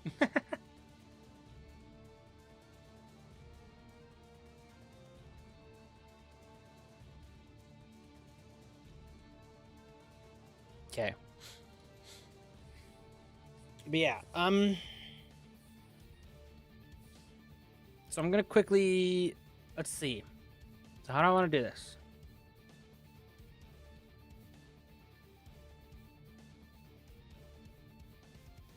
Notepad.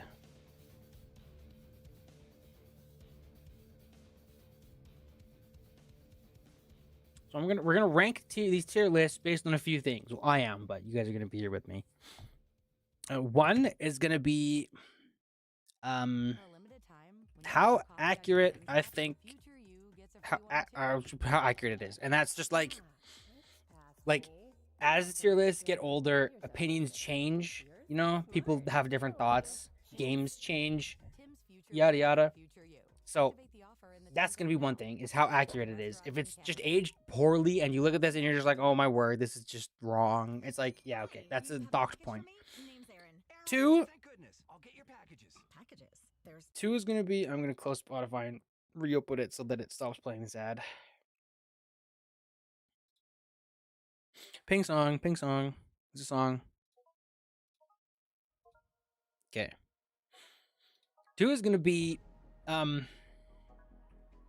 how good it is, and by good, I'm gonna mean like a conversation starter. So like, if you are to post this tier list somewhere relevant, you know, like I'm not talking like if I posted, I don't know, like Stardew Valley NPCs or Fossil Fighter Vivisaur tier list, like this one on the Crane server, like how likely am I to get a response? Like like maybe on like a friend to friend basis, but like it's not really relevant. Or like if I posted like the I don't know, like the Honkai Star Rail sound effects, it's gonna be like everyone's gonna be like no one's really gonna care, right? It's like, but like if you post it like somewhere where it's relevant, how likely is it to like start like an actual conversation? Or like if I post it on like one of my servers, how likely is it to start a conversation? How interesting is it? 3 is gonna be the tiers themselves, because on a lot of these tiers, I will rename tiers to be interesting things, and then sometimes I'll just get lazy and just go SABCD, you know, like this.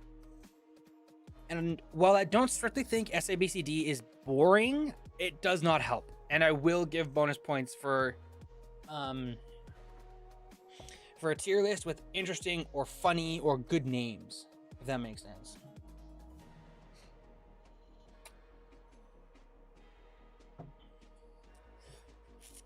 And then I think the last thing I'm gonna do I'm not really gonna point these, but just like so I have a bit of a categorization. I think the last thing I'll score it on is like effort factor.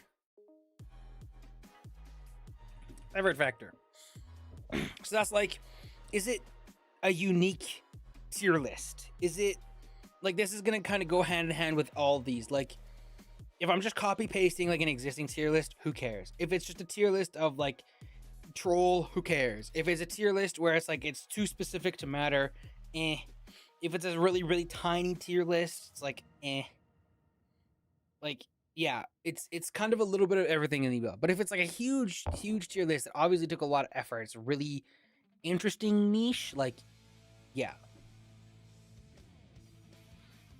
So those are the factors there. Don't really have any good way to hold on to it, but I'm just kind of stating it here. Oops. I don't need that.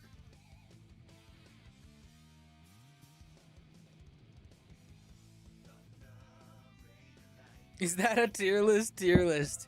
Yes, it is. That's what I'm doing right now, post-tournament for the day. Harris saw it. That's funny. Okay. So on that note, I'm definitely going to rename these tier lists. I'm definitely going to add a tier or two. I'm just going to remove that one because it's a bad color. I like pink being my top color. We'll add another tier below. I think that's okay. 6 is okay. I don't like there being a middle tier either. I think it's nice when there's like a split between the middles, because then you can have a positive and a negative split. Okay, my favorite bottom tier is Marmite. I like Marmite being my bottom tier. Top tier. What do we name our top tier? The top tier will be named Crane Gets to Play Phasma with us tomorrow. Yippee. That's just how excited the top tier is. It's the same level of excitement as Crane playing Phasma with Solar and I. No.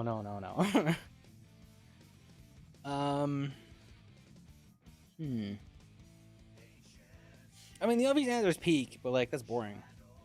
Peak is like the kind of boring, the boring one. Goats Goats is a little better. I'll start with that. Goats. My goats tier lists. What tier lists do I like? If I had to like give someone like a handful of my tier lists to show them my opinions, like what tier list do I want to give them? To weird them out and be like, I am a tier list maker professionally. That's my job. Maybe that's what I'll do. I'll go over these tier lists and I'll like pull the best names for each tier. Yeah, I like that. I'll also make this one green. Okay. The first one here is the Hollow Knight bosses. Where is that? Here it is, the Hollow Knight. I have it saved as Hollow Knight difficulty.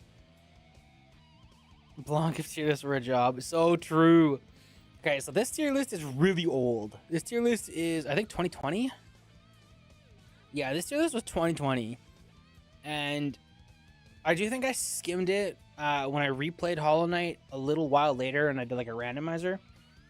And I think I mostly agree with this. Yeah, good luck. Those bosses are like definitively the hardest. Should result in frustration. Yeah. Some people think the dual fight is harder than Nailmaster Sly, and that's fair. I don't know how much I necessarily agree. Some people put the Grim fight a little lower, like down here somewhere. Again, I also don't really know how much I agree with that, but I think it's not unreasonable. I think I agree with most of these. I know a lot of people put this dual fight way lower. Top left is Radiance. It's a Absrad. This is Radiance. This is absolute Radiance. But yeah, some people put him lower. I could see it. But I mean, we'll have to practice. That's sensible. We'll have to take an attempt or two. Like, yeah, most of these bosses will probably get you like once, maybe twice if you're not paying attention.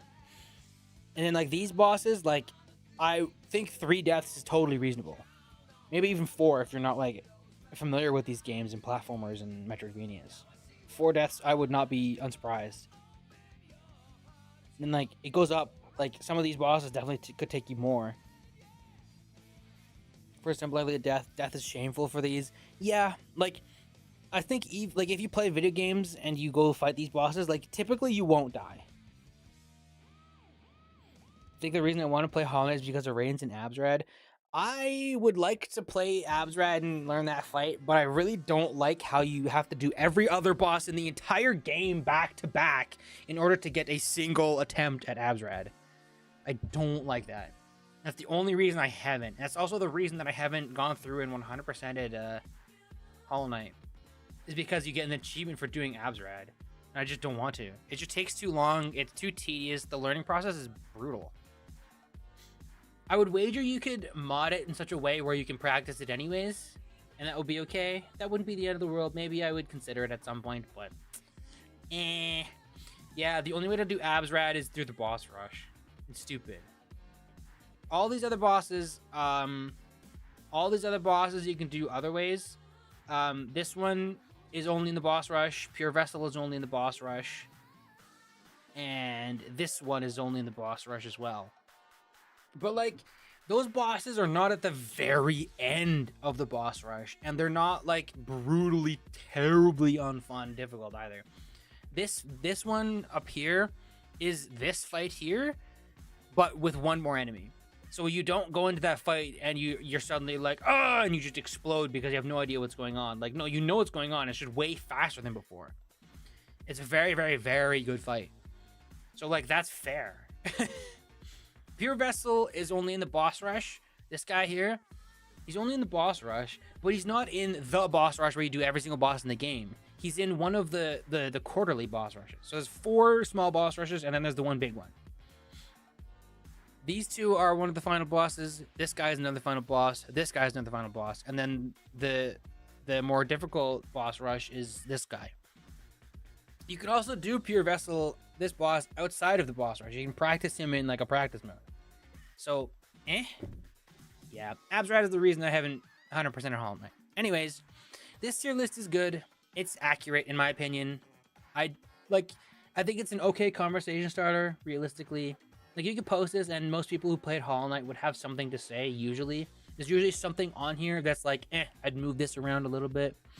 But it's also not like a fight starter. Like, you don't post this and then people go like, you're trash for putting Grim above painter Shio. It's like, no, you don't get that realistically. Like, every once in a while, you'll get someone who's like really toxic about it, and they're like, Nightmare can grim above Mantis, like the Three Sisters battle. Like, no way, you're garbage. Like, it happens, but it's so very few and far between. Tier names are just accurate. You don't get any brownie points. You don't lose any points either. In terms of effort, I made this tier list myself, I think. I should know. Let me double check that. I made one of the Hollow Knight, the big ones. I don't think I made that one, actually. Yeah, okay. No, I made this one. I made the all Hollow Knight enemies tier list, this one. I didn't make the boss tier list, so never mind. That's a different one. Side note, this one actually is, like, quite used, which is funny. But, anyways. Okay, no, I didn't make that one. So the effort was, like, Oops, not that. See, the effort is, like, okay. It's not bad. Not great. This is, like...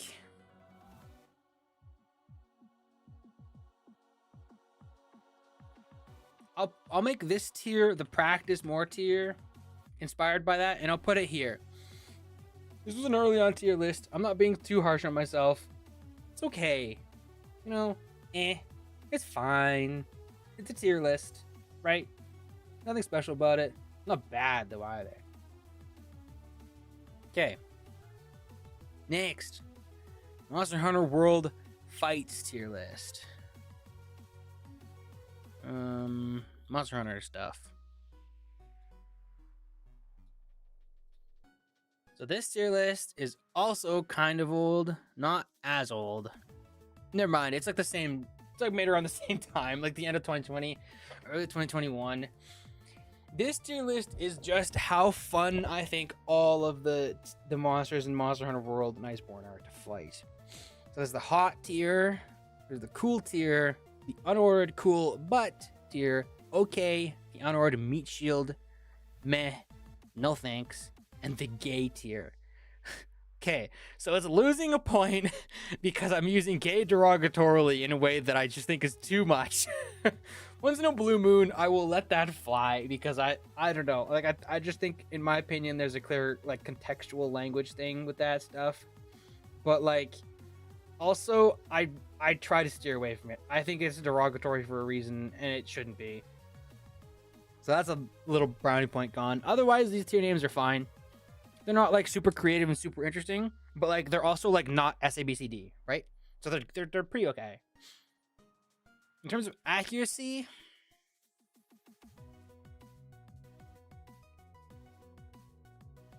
I think I agree with, like, the tier that most of these monsters are in. No, I don't. No, I definitely don't. No, I do not agree with the tier that most of these are in. I agree with the tier that, like, 3/4 of these are in. It's a little bit inaccurate. Raging Brachydios is my favorite monster. I like Rajang more than Otogaron, although it's not a huge deal. I'd put Yon Garuga way higher. I'd put Brute Tigrex higher. I'd swap a Glavnus and Acidic Glavnus, I think. I'd put Zinogre up there. I'd put Stygian Zinogre a tier up. I'd put Basilgeuse a tier up. I'd move Tigrex a tier down. I'd move Rathian a tier up. I like the Rathians. I'd move the Tobi Kadachi 2 tiers up. Tobi Kadachi is a really good fight, in my opinion. I love Tobi Kadachi in this game. He's an early game monster, but he's good. What's this? I'm tier listing my tier lists. So this tier list is all of the Monster Hunter World monsters, which I've ranked based on how much I like their fight. And then here's the little notepad. It's kind of small, but there's the little notepad of what I'm rating them based on. I like Velkhana less than that, which is funny. I like Gold and Silver Rathian and Wrath of Lois more than that. Definitely more than Black Diablos. So maybe put him in the meat shield tier.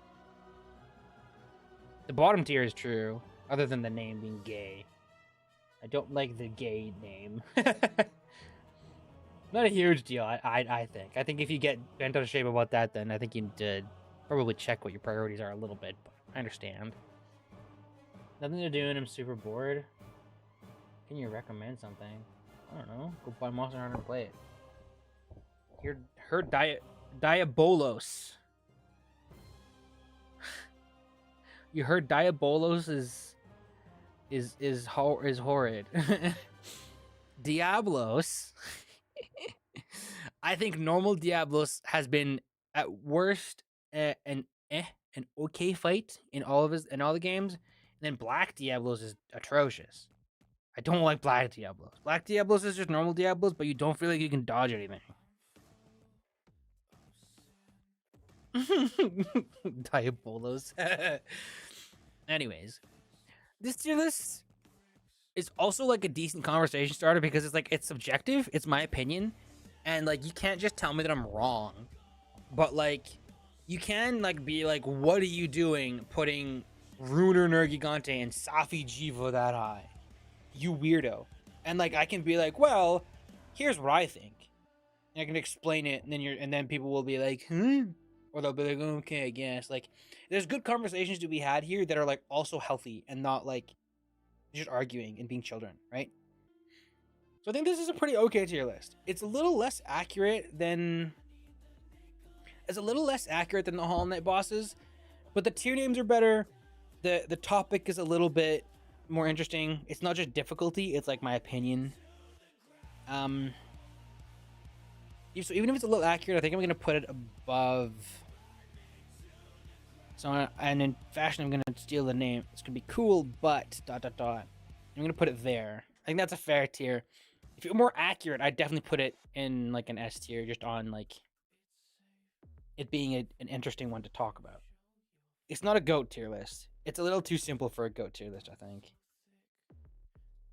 Okay, so next, oh, we have the cartoon tier list. This tier list is old. This is one of the first tier lists I ever made. It's like 2018. Okay, I updated it 2021, but still. Yeah, the cartoon tier list. So, simple names, a simpler time.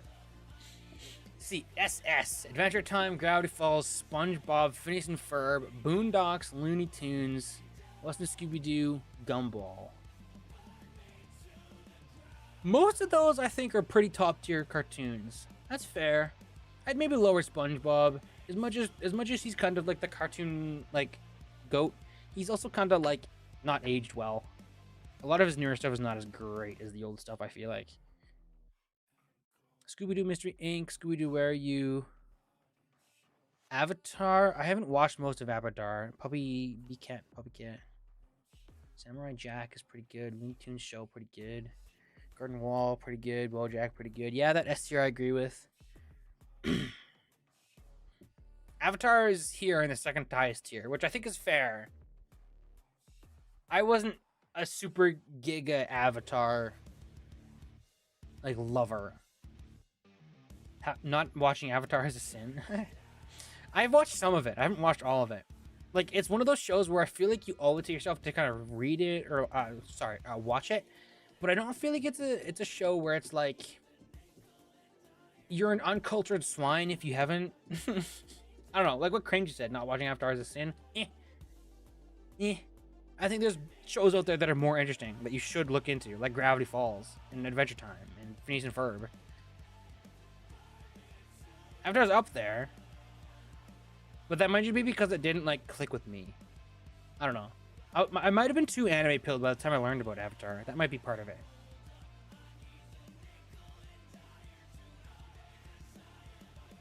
Bears. Tom and Jerry re-signed. RWBY is on here. Total Drama Island, South Park 16. Yeah, that's a pretty okay A tier, I think. As a kid, all these A tier ones are cartoons where you're like, ooh, I don't get to watch this very often. It's awesome, you know? Yeah, Gravity Falls, like this SS tier, I'm sorry. I think if you disagree with this SS tier, like, you don't know what you're talking about, man. Like, you can think other things are up here maybe, but I think the only SS tier show that I have up here that you could argue is not SS tier is SpongeBob, and maybe Adventure Time if you don't like the ending, which I think is fair. If you don't like the ending, that's fair, but I think the show is too good, even with the not great ending. What's the fifth show? Boondocks? Boondocks. It's not really a cartoon. It shouldn't be on this list. It's more like BoJack Horseman and Rick and Morty. Like that kind of like crude show, I mean. But it's a cool show. It's a really cool show.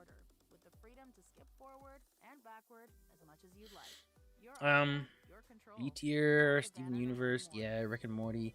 Rick and Morty, like the first season of Rick and Morty is like an S tier. Everything else is like somewhere between an A and a C tier, so I'm okay with that. B. Fairly Odd Parents, Pinky and the Brain, Legend of Korra, Angry Beavers, Cat Dog, American Dad. Yeah, I'm not a huge American Dad fan. Yeah, Totally Spies. Yeah, DuckTales, Family Guy. Yeah, I don't like Family Guy a ton, but it's okay. Kirby Cartoon. Yeah. My Gym Partner's Monkey. I liked that one a lot as a kid, but I feel like it didn't age super amazingly. Adventure Time is, yeah, SS, top tier. Tom and Jerry needs SS. Why is Ruby an A after Volume 9? I haven't watched all of it. I watched the first like 3 or 4 seasons. I think it's really cool. I think it's worth watching. I think it's a kind of a gem in a very twisted way. Like, if you think Ruby sucks, I'm not going to fight you over that. I think if you think Ruby sucks, that's kind of an elitist take, because you either think it sucks because you're like, because you like hate the animation, which, I mean, yeah, I guess you can hate the animation. I'm not gonna say you're wrong, but I think you're like putting too much value in the animation. Or if you hate Ruby, it's like you're a homophobe, or like like something real funky like that, where it's like, okay, bro. If you don't like RWBY, that's fair. If you hate it, there's probably something, like, there's a red flag, I think. But yeah, if you watched all of RWBY and you're like the last few seasons kind of below chunks, and so you would like rate it lower, I think that's fair. I think I would not devalue the first few seasons being awesome, though, for that. Tiny Toons, Chip and Dale, Simpsons. Yeah, I hate Simpsons. Okay, no, I don't hate Simpsons. I don't like Simpsons. Jetsons, yeah. Daddy Phantom, yeah. And these are all the weird ones I didn't really love. Uncle Grandpa, yeah. Courage Cowardly Dog, ugh. Raiders Zim, ugh. Jimmy Neutron, ugh. Archer, gross. Chum Chum, no, I don't like Chum Chum. There's a few things here that I wouldn't like, and there's a few of these that I did learn about later, but yeah, okay. So in terms of accuracy, I think this one's pretty good. Where's My Little Pony? I don't know. I don't know if it's not up here or if I hadn't seen it. I don't know. Stuff goes B. That's fair. I've only really heard of like 35% of these. That's fair. I didn't get to watch a lot of these, but I know of most of them. And I've like seen a good chunk of a lot of them through like YouTube. Okay, but in accuracy, I agree with most of this. There's a few things I shuffled, but it's like very minor stuff. In terms of how like good of a conversation starter it is, it's okay.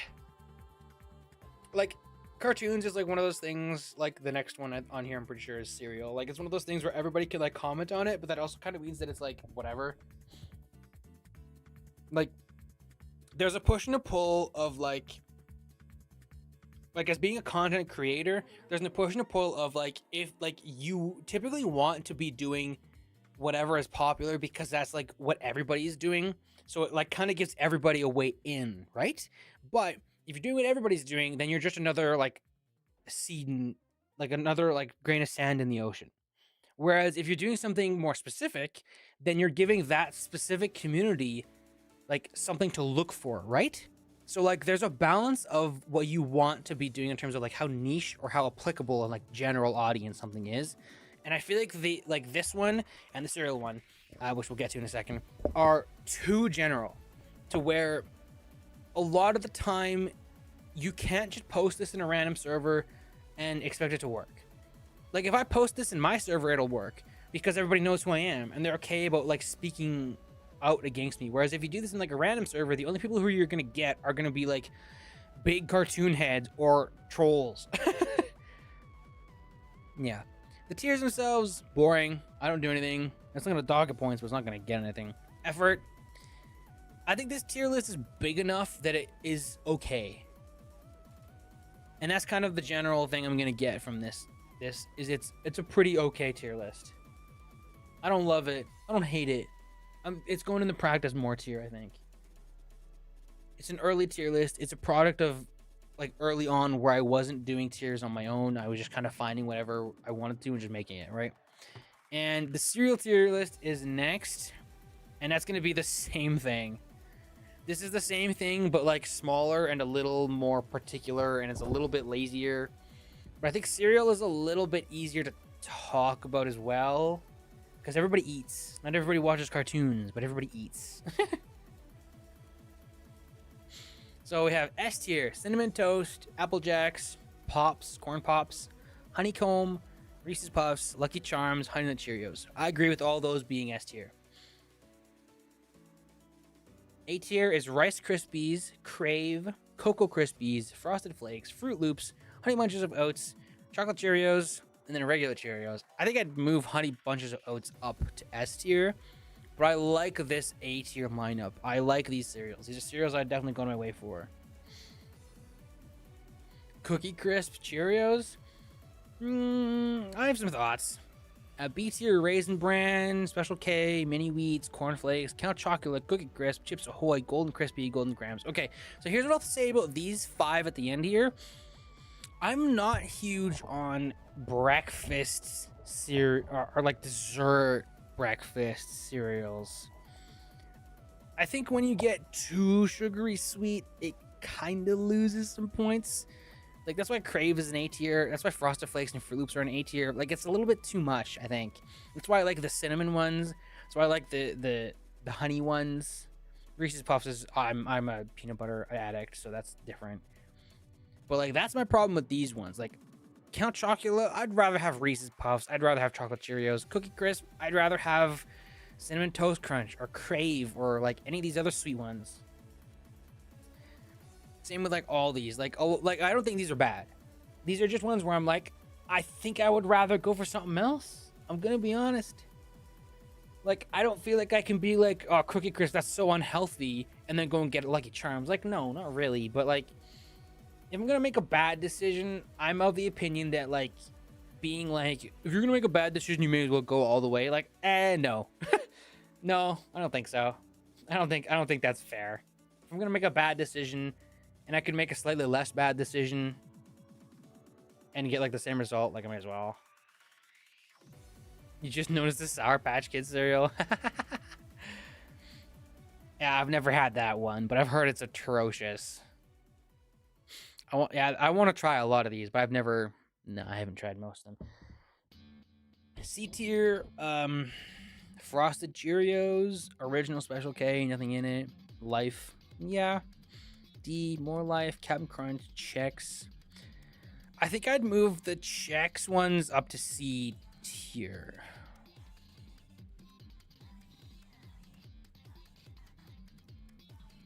Yeah, I mean, like, imagine sour and milk. Like, that's a very, very bad combo. You don't want sour and milk. No way, man. No way. Okay, but I'm not going to dwell on this one. Oh, yeah, the Oreo cereal. I'm not going to dwell on this one. Cereal tier list, D. What do we put in D tier? Wheaties. Wheaties. I'm putting the cereal tier in Wheaties. It's just a bit boring, I think. It's a bit too generic. I don't know. You can get good conversations out of it, but it's lazy. It's kind of generic in my opinion.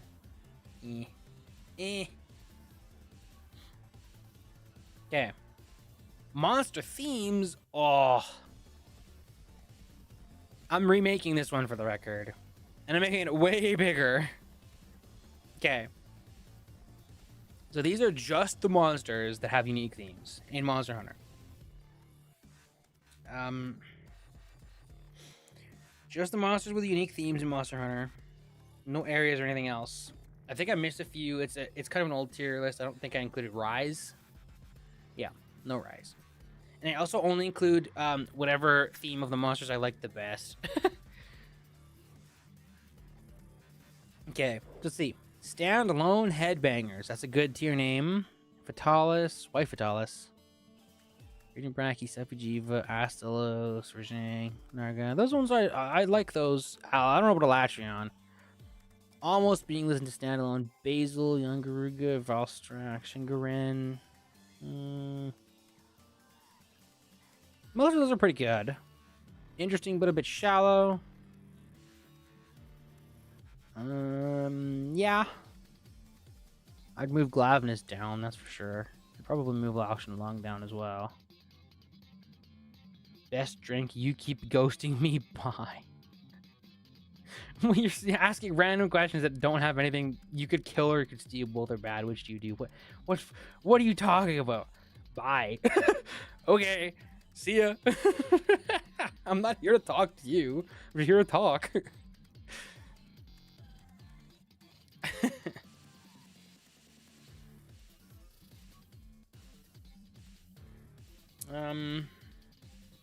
Anyways.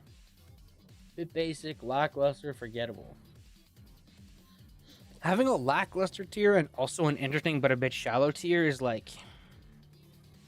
I don't know. These three tiers have the same kind of name. What? Kitty? Oh, I know, kitty cat. You just need so much attention. Yeah. Attention, attention, attention. Attention, there's a cat in the room. Attention. It's important. There's a cat in the room. Anyways. This tier list... It's okay. It's like 90% right. There's a few small things that move over down. A few.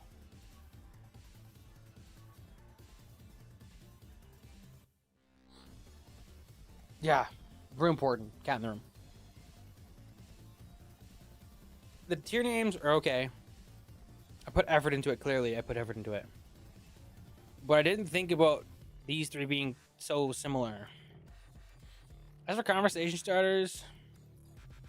This one's ever so slightly niche. Like, too niche, I mean. Like, Monster Hunter music is a pretty cool thing. And a lot of people who play Monster Hunter do think about the music to some extent. But it's not, like, ranking fights. It's not that applicable either. It's too niche. There's a lot of people who play Monster Hunter who won't know. And who won't have input on this. Because it's just a bit specific. It's also not that hard to send music, though, and have people listen and, like, get people on the conversation. It's a pretty decent conversation starter. This is an okay tier list. This is an okay tier list. I'm going to put it at the top of the practice more tier. It's the top of that tier for sure. It's pretty okay. But I'm definitely making a bigger one. See, this is what this one used to be. Now it's got every specific version of their theme and all the villages and all the areas. So I'm remaking it and it's bigger and better and it's got better tier names, I think. Anyways, not the zombies map tier list is unfinished. No. The tier list. Okay. Naruto characters. This is another ancient one. Where is it? I actually have to... this one's so old that I split it into two instead of just trying to get into one image. So I was making this one because I was watching Naruto with Rumi, and we were just talking about it, and I was like, I'm just gonna rank all the characters that I like and how much I like them. Absolute best, god tier, amazing, decent, could care less. Couldn't care less, and actively bad design. I agree with that tier. I don't like those characters at all. Decent. There's a few characters in here that would raise some eyebrows, like Kakazu, Gaara.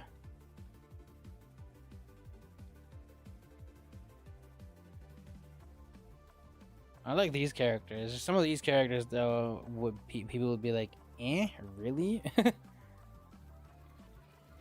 Yeah, these are all the good characters, all the characters everybody likes. Yeah, and these are my favorites. Yeah, that's true. Hina's funny. Hina, I don't remember her name. The child, Naruto's child. Yeah, I like those characters. I don't know. This is such an ancient tier list that I don't even want to like think about it too hard. How accurate is it? Eh. This is old. It's really old. So it's kind of not aged super amazingly. And not like I've rewatched Naruto a bunch of times, but it's like 4 years old at this point, the tier list. It hasn't aged particularly wonderfully. How good of a conversation starter is it? It's okay. Naruto's a go-to anime, but it's also a little bit too big for people to really easily like comment on it a ton, I feel like. That kind of happens when you get to really big sizes, and it's sometimes detracting a little bit. I think there's not enough information to go off of like what I'm ranking here for this to really be a good one. Tiers are good. Effort factor is good. It's just size alone. This is a fine tier list. It's a little old. I'll put it at the bottom of the cool butt tier. Oh, the TPVP grid. Oh, the TPVP grid. I made this forever ago.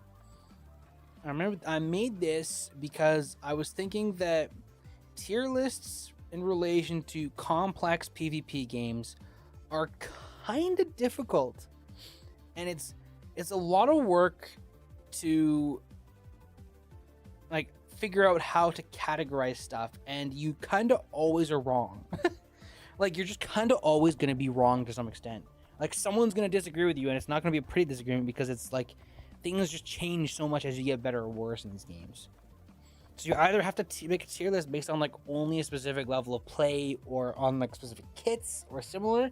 So I was like, I wonder if a grid is a better idea. And I do kind of think that this is a better idea to some extent. Kitty. Oh my goodness. Breaking news. There's a cat in the room.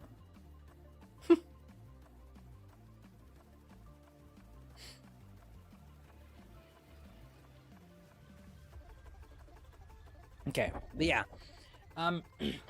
So this tier list, left to right, is how niche or versatile a weapon is. Niche in this context means it has like a very particular use, and you're not going to get a ton of extra use out of that weapon. Versatile is the opposite, where it's like you can kind of do anything with the weapon. It's really, really versatile, like Zenith, like Kaleidoscope, like Hammer is up there, Terrarian, Lunar Flare up there, Sniper is pretty versatile. And then simple and complex is like how difficult it is to get said reward out of that weapon. Like, do you have to really think about it to really push it? Or can you just kind of pick it up and be like, yeah, I know how to use this? Like Proximity Mine Launcher with its vanilla projectile is very like, you know what it's for. As soon as you read what the title of the weapon is, it's like, oh, okay. You know how to use it. It's pretty boring. It's not very great. For PvP, I mean. Like, same with Scourge. It's like, there's only really one thing that weapon does. And it's it's like somewhat versatile, but it's like, you just hold left click with it and spam it. Okay, so let me look at this. How much do I agree or disagree with this?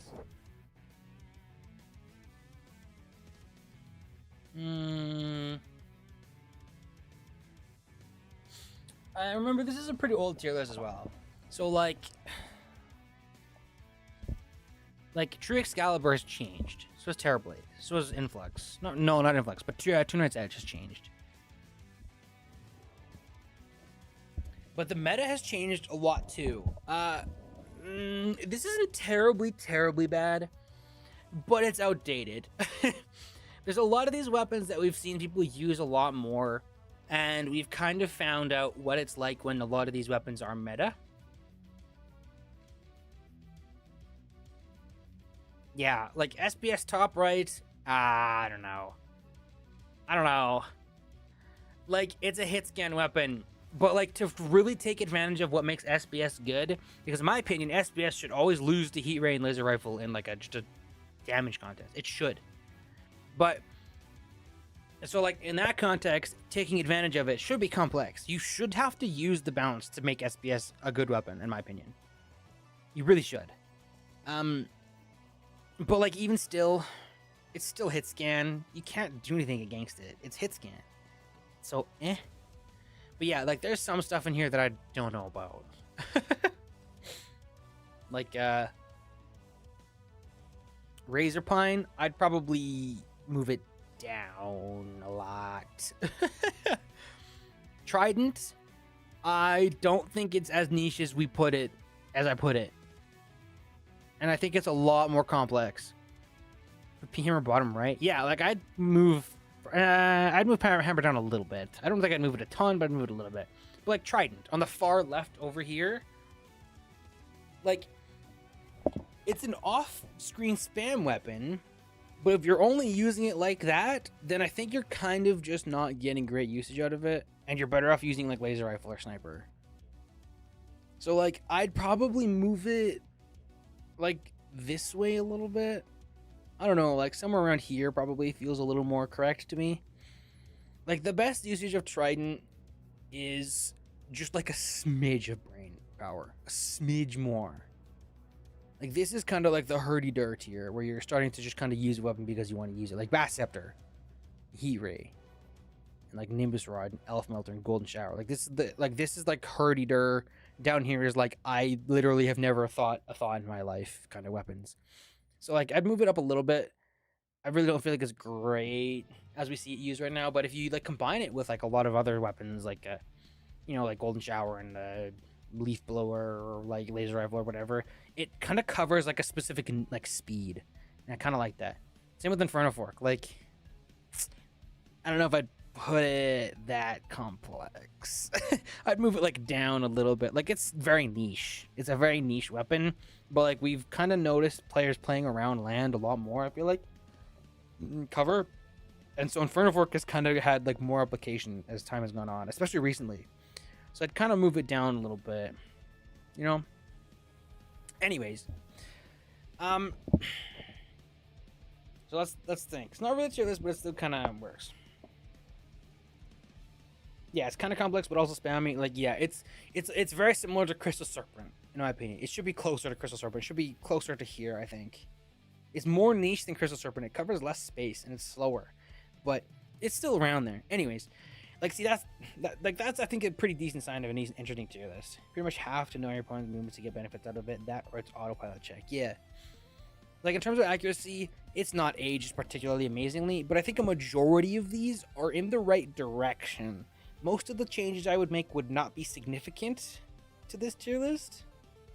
Outside of some of the weapons that were like reworked, like the flamethrowers could probably move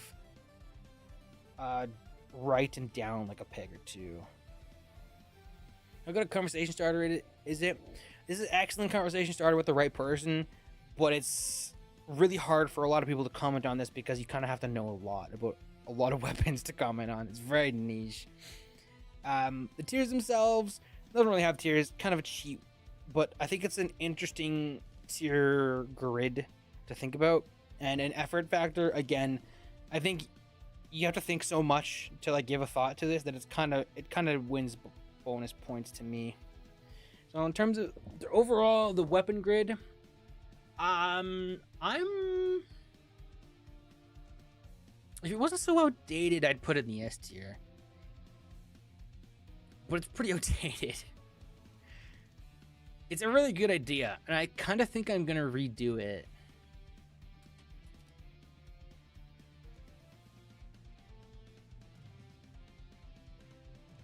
I'm gonna make a new tier. How old is it? I think it's 4 years old. Let me check. Early 2022. Not terribly old. Okay, I'm gonna make a new tier. It's gonna be great if remade. And I'm gonna put monster theme and the TPV grid here. And on that note, I'm gonna put the Naruto characters tiers down.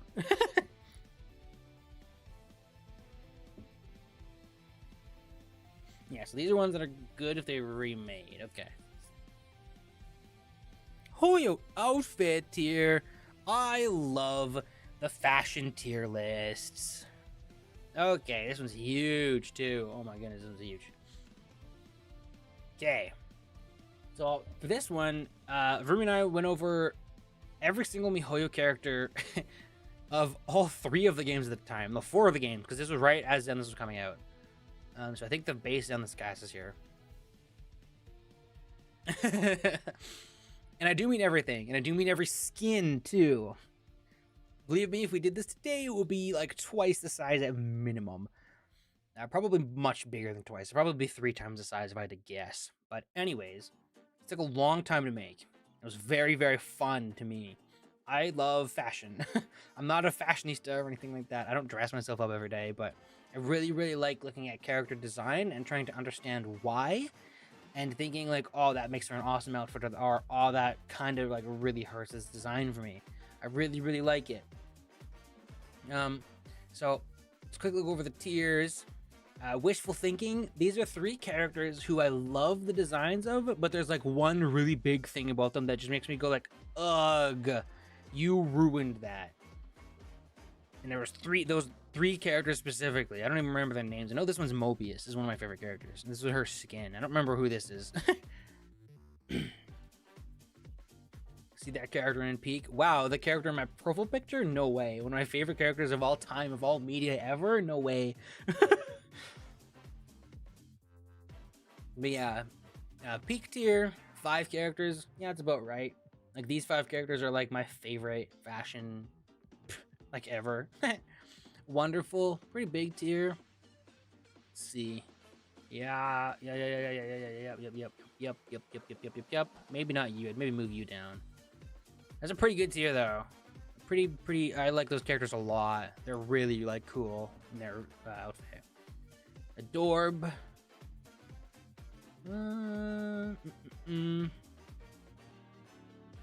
Yeah.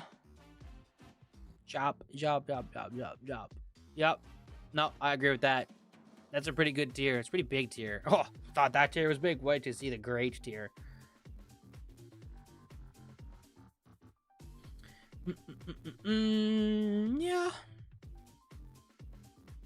Yeah.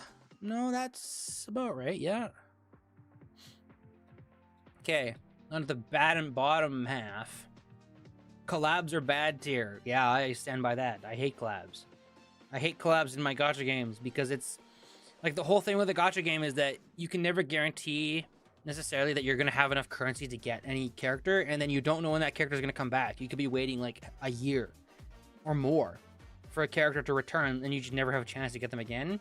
So now you take that, and then you just mean, oh no, this doesn't return, period. Because of copyright issues, you don't get this again. I hate collabs. Collabs are the worst part of a gacha game, but like made as bad as they could possibly be made. That's collab stuff. Bad. Should not exist.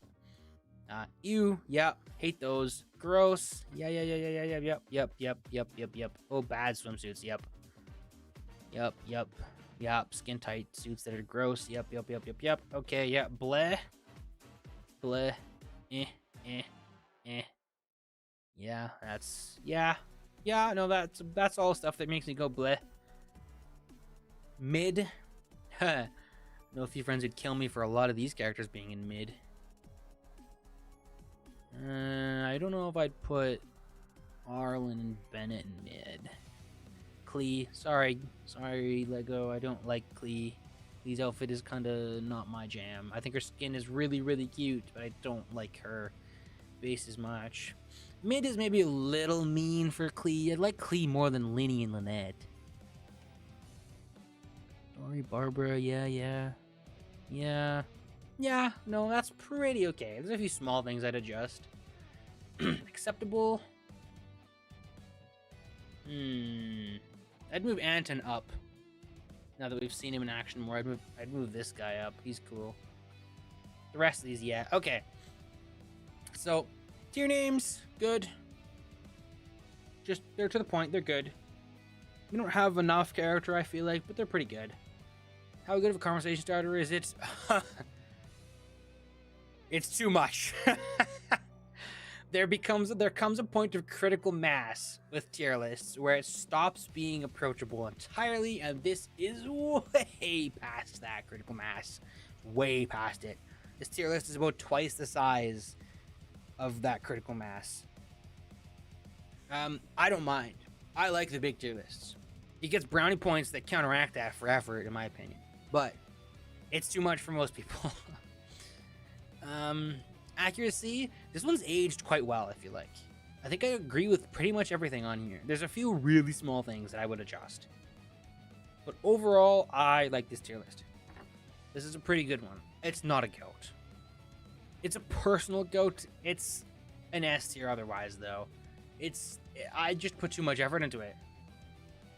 Okay, I'm gonna name this wishful thinking after this tier list. It's just too big, though. That's the only thing stopping it from being a GOAT tier list, is it's too big. Like, nobody can comment on this tier list other than, like, I know, like, 3 people who've played enough of all of the MiHoYo games to comment on it. Like, Hunter maybe could. Like, I have another friend named Luna who could probably comment on some of this. But the tier list of the tier list. Oh yeah, we're getting there. Now, in contrast to the gigantic MiHoYo game outfit tier list, we have the soda tier list. The soda tier list. We're back down to the cartoons and the cereals. Well, let's see. S tier. Sprite, not anymore. I used to love Sprite. I don't love it as much anymore, but it's still a good one. Canada Dry Ginger Ale, yeah. Cranberry Ginger Ale, yeah. Mug Root Beer, no. I think Mug Root Beer is the worst root beer now that I've had it more. Mountain Dew, Volt, whatever it's called. The voltage. Listen, I think Sprite is top of A tier. I don't think it's S tier. I think it's top of A tier. It's I don't know. It's top of A tier in my opinion. It's still way better than 7-Up in my opinion. But I don't think I can put it S tier anymore. Now, Sprite Cranberry. I don't know, man. I might put Sprite Cranberry in S tier. Dr. Pepper is an S tier in my opinion. It's probably my favorite soda right now. It's up there. Barks root beer is my choice of root beer nowadays. No Sprite Cranberry? I want a Sprite Cranberry. Dr. Pepper Cherry is awesome. Cherry Cola is awesome. I definitely prefer Cola to Pepsi. Vanilla Cola is good. Fresca is good. Lime Ginger Ale is good. Code Red Mountain Dew, I would move up a tier. I like it a lot. A&W Root Beer... I would put... Okay. I would put Barks here. I would put A&W Root Beer here. I would put Mug here. Mug is my least favorite root beer right now, I think. Strawberry 7-Up is pretty good. Crush is pretty good. Vanilla root beer is pretty good. Orange soda is pretty good. Grape soda is pretty good. Yeah, this B tier is like that's pretty good. I'd gladly take it tier, but I'd move you up. I'd move Code Red up. I'd also move Pepsi Cherry up. I'd move Mountain Dew Baja Blast up. I'd probably move Mountain Dew Baja Blast to A tier, honestly. Mountain Dew Baja Blast is kind of awesome. It's really good. Crushed pineapple, that's fine there. Dr. Pepper, Zero, yeah. Yeah. Haven't tried these ones. I'm interested, though. Diet soda is BS. So true. Dude, why would you ever have a diet soda? That's so stupid. Have a soda zero. Listen, soda's Coke Zero being in D tier. I agree. I don't think Coke Zero is great. But that's compared to the other sodas. I think if you're craving a Coke and you're like, I need to like watch my weight and you're watching sugar and stuff. Listen, if you can't get over that addiction, a Coke Zero is fine, man. Not gonna kill you. A Diet Cola tastes like butt cheeks. I'm serious. A Coke Zero just tastes like Coke, but like a little bit watered down. It's fine, man. Your body craves a soda. It doesn't crave like the specific like chemical balance of a cola. It just craves soda. A Diet soda, though, no. Diet soda is a scam, and it shouldn't exist. Do not get soda to be on a diet. At all. If you are, you get it zero, not diet. That's what I think.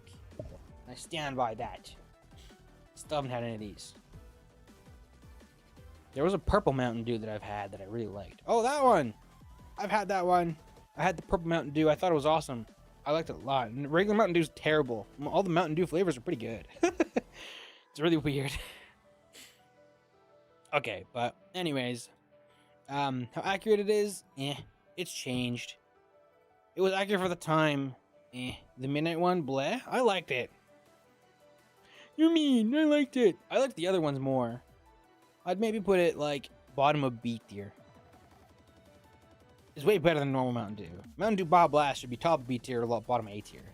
Code Red and Blue Voltage or whatever it's called should be S tier or like top of A tier. Bob Blast and Mogs, yeah, that's fair. How good of a conversation starter it is. I don't know what it is, but I think this soda is way more fun to talk about than the cereal and the other one, the cartoons. I don't know why. I think it's more subjective, maybe. Something like that. Cheers themselves, boring, but I mean, the diet soda thing kind of is a conversation thing. Effort factor, same deal. I feel like this is no tier list to write home about, but like, it's better than the cereal and cartoons, in my opinion, for sure. I like it more. I'd put it there. That's fair. Yeah, I'm not gonna do all these. I'm gonna do a few more, like 2 or 3 more. World Trigger characters. This one's a lot like the Naruto one, where we were watching World Trigger, and I was like, I'm gonna tier list how much I like the characters. Let's see. Yes, I agree with this whole top tier, and it is indeed a Pogger Champion tier. Pogger Champion. Okay, man. I was around Vermeer a lot at the time, I guess. Sauced. That's a good tier. I like that tier name. Sauced, based, cool, decent. Y'all exist. LMAO. Poo. Not even a capital. Just lowercase poo. Okay. No screen time. I didn't know, and then not a care. Okay. I like those. Those tier names are pretty okay. Turd tier, yeah, poo. Okay, how much do I agree with this tier list? That top tier's peak. Yeah, this like second top tier, yeah, these are all really awesome characters. I like these characters too. The based tier, based in the red build, yeah, these are all the good characters that you don't look at and you're like, oh, but you're like, yeah, I like that character, he's cool. The guy with the guns, he's cool. Cool tier, fair. Decent tier, fair. Y'all exist, yeah, I don't really care. These characters really get enough for me to care. Poo tier, yeah, I don't like these characters at all. These guys hold back my favorite character. They're on the same team as this lady, and they're like trashers. They're crappers. The World Trigger plot is like 3v3. It's like 6 teams of like 3 people, and they're all like fighting each other and like military training. That's like the whole World Trigger. And I like this character. She's awesome, but her teammates are crap. It's like if Solar teamed up with like Jade and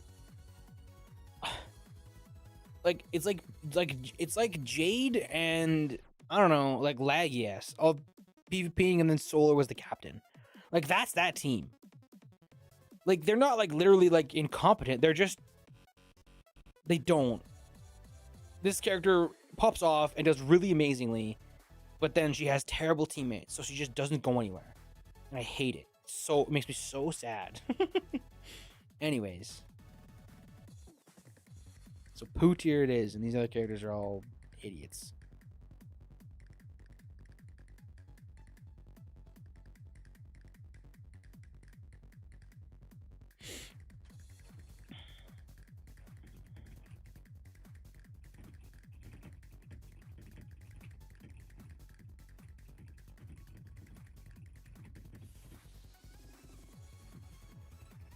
So many pings. I have like 3 pings. I think that's a Wordle ping. No, never mind. It's a Luna ping. Hi, Luna. Okay. Anyways, how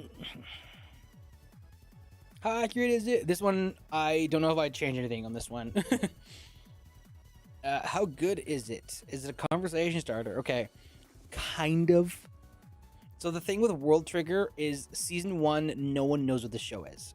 This show did not do well season 1, but it got a season 2 and a 3. I don't remember if it had a 4th. It had like an extra few seasons though, added way later. It had a really good budget, and it's awesome, and it got a lot more attention. So now some people know what World Trigger is, and it's like, heck yeah, this anime is one of my favorites of all time. It needs more attention. So like, even if it's not like the best conversation starter ever, because you kind of need to watch World Trigger to like see these characters at all, it's pretty okay. The tiers are good. I like the tiers. The effort factor, I made this tier list, so it's like a really decent size too. I think I made, I need to double check. I'm pretty sure I made this tier list. Yeah, World Trigger characters, yeah. It reset itself. But yes, I made this tier list. As of season 3, yeah, okay. But yeah, I made this tier list. I put a good amount of effort into it. Never heard of it, but sounds interesting. You should definitely watch it. It's not short. It's like 110 episodes or something like that. And the first season especially is a really big slow burn.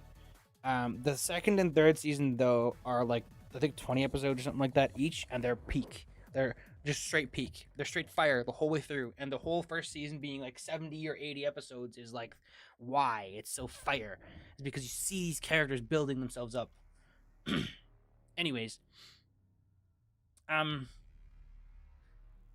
it's not a GOAT tier list, but it's up there. It's up there. I think the only thing stopping this tier list from being a bit more like a GOAT tier list is that it's just like you have to watch World Trigger to get any value out of this tier list at all. And I think that's the difference between a GOAT tier list and everything else. Is a GOAT tier list you can engage with, even if you haven't like really sunk your teeth into something. If you just like seen it or casually engage with it, you can get out of it. But that one, it's a bit too big. I'm gonna put it above the Hoyo outfits. It's less flawed. It's very close. Okay, I'll do these next two. I'll do these next 3.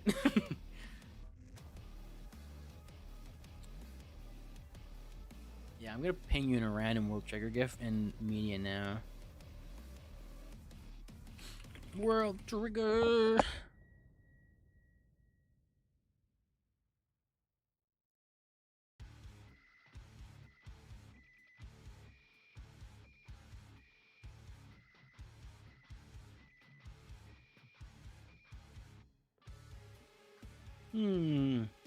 I will also say World Trigger has probably the best power-up system I've ever engaged with.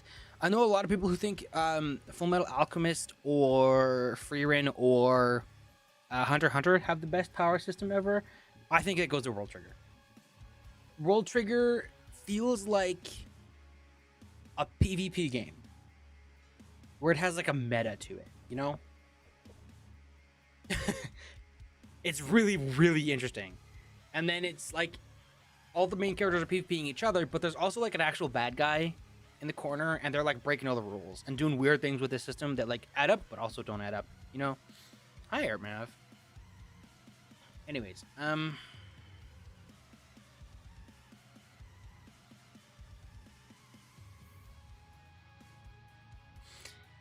me a good World Trigger GIF.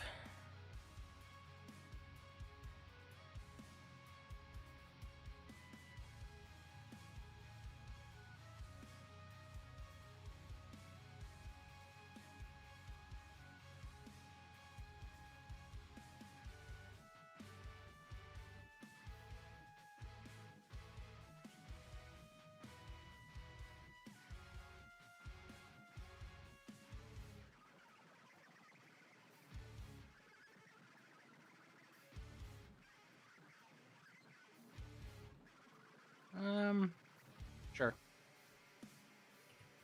At Ninchu, at Solar, watch World Trigger. It's a little long, but it's one of the GOAT anime IMO. Okay. Anyways, Anyways, three more. Mondstadt music. This is a Genshin one. Hoyo stuff. Here we go. Mondstadt music. This is another one that I made myself. Peak, greats, amazing, good, decent, meh. Very fine tiers. So this one is exactly what it is. It says it is. It's every single song from the Mondstadt region of Genshin up to a certain update, because they're kind of always adding more stuff, but like it's the majority of them. I can't comment on too much on how much I do or don't agree with this. I think I mostly do because I've listened to a few of these ones in the top 2 tiers a lot recently. I remember a bunch of these ones being just atrocious. So on accuracy, I think this one's pretty good. I think. Kind of hard to really comment on that, but I think it's pretty good. In terms of how good it is,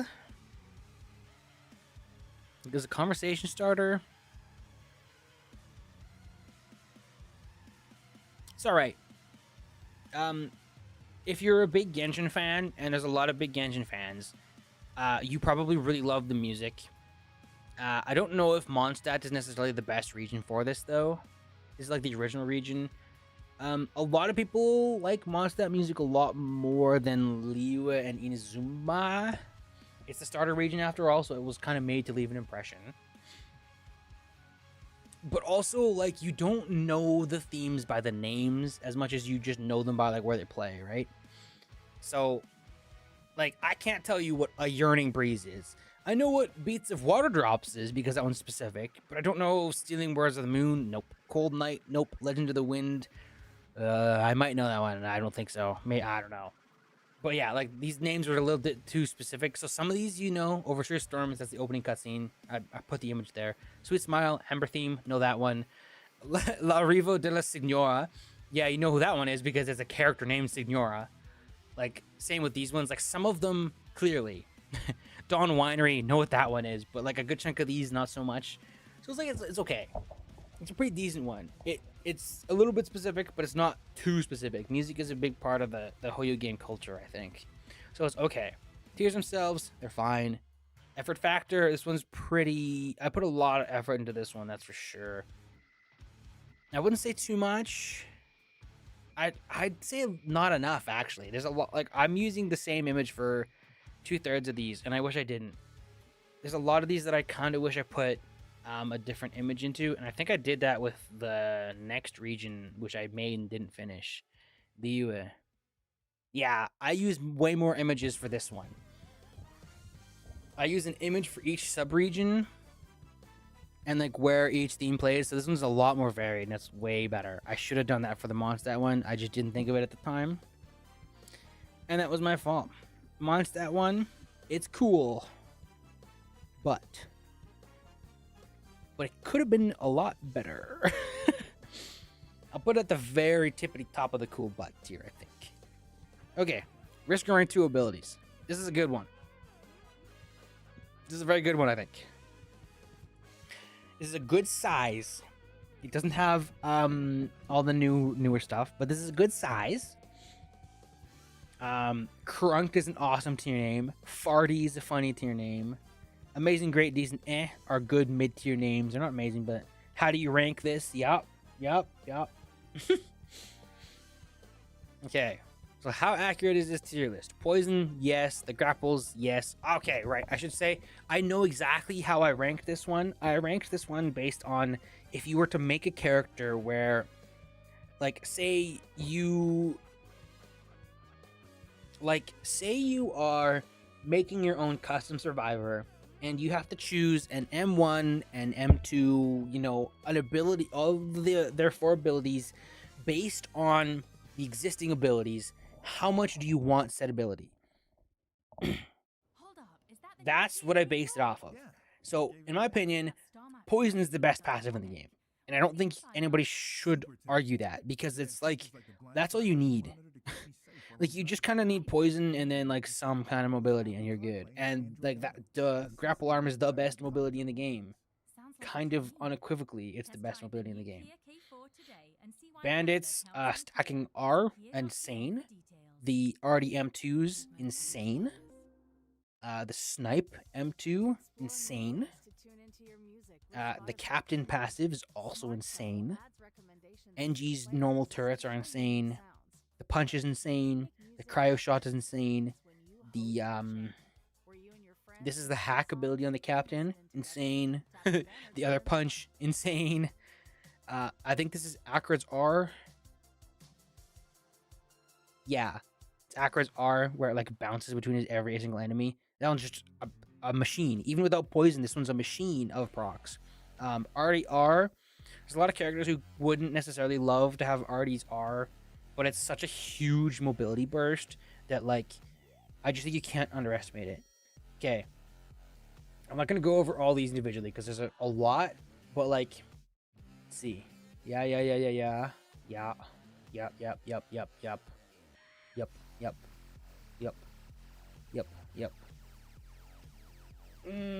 I don't know if I agree with nail gun being this high up, but I don't know if I'd lower it a ton. Maybe the bottom of this tier.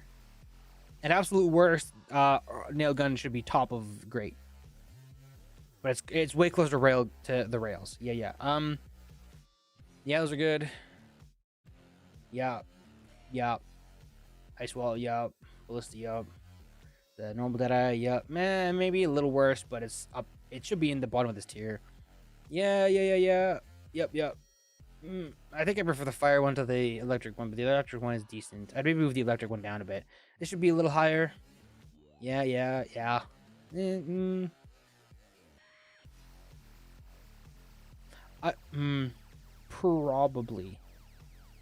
Probably. Yes. Okay. Yeah. Spider mines, yeah, we love spider mines. Thunderclap, yeah. I know a lot of people would disagree with flamethrower here. I really feel like flamethrower, especially on like an anything goes character, wouldn't be that bad. I feel like a lot of ours are more about like damage or something particular, and I feel like flamethrower really isn't that bad. I feel like it's a huge amount of debuffs. I don't know. I know a lot of people who think it's just a dookie ability, and I can't really fight with them, but maybe a little lower. I don't know. These ones are all good. Walking turrets are good. The leaps are good. That's good. Yeah, bandit one is good. Jetpack is a pretty decent passive. The 3-shot heal, pretty okay. That's okay. It's okay. Yeah, the huntress abilities and the commando abilities are like pretty good, but they're not like amazing, but like they're pretty good. Yeah.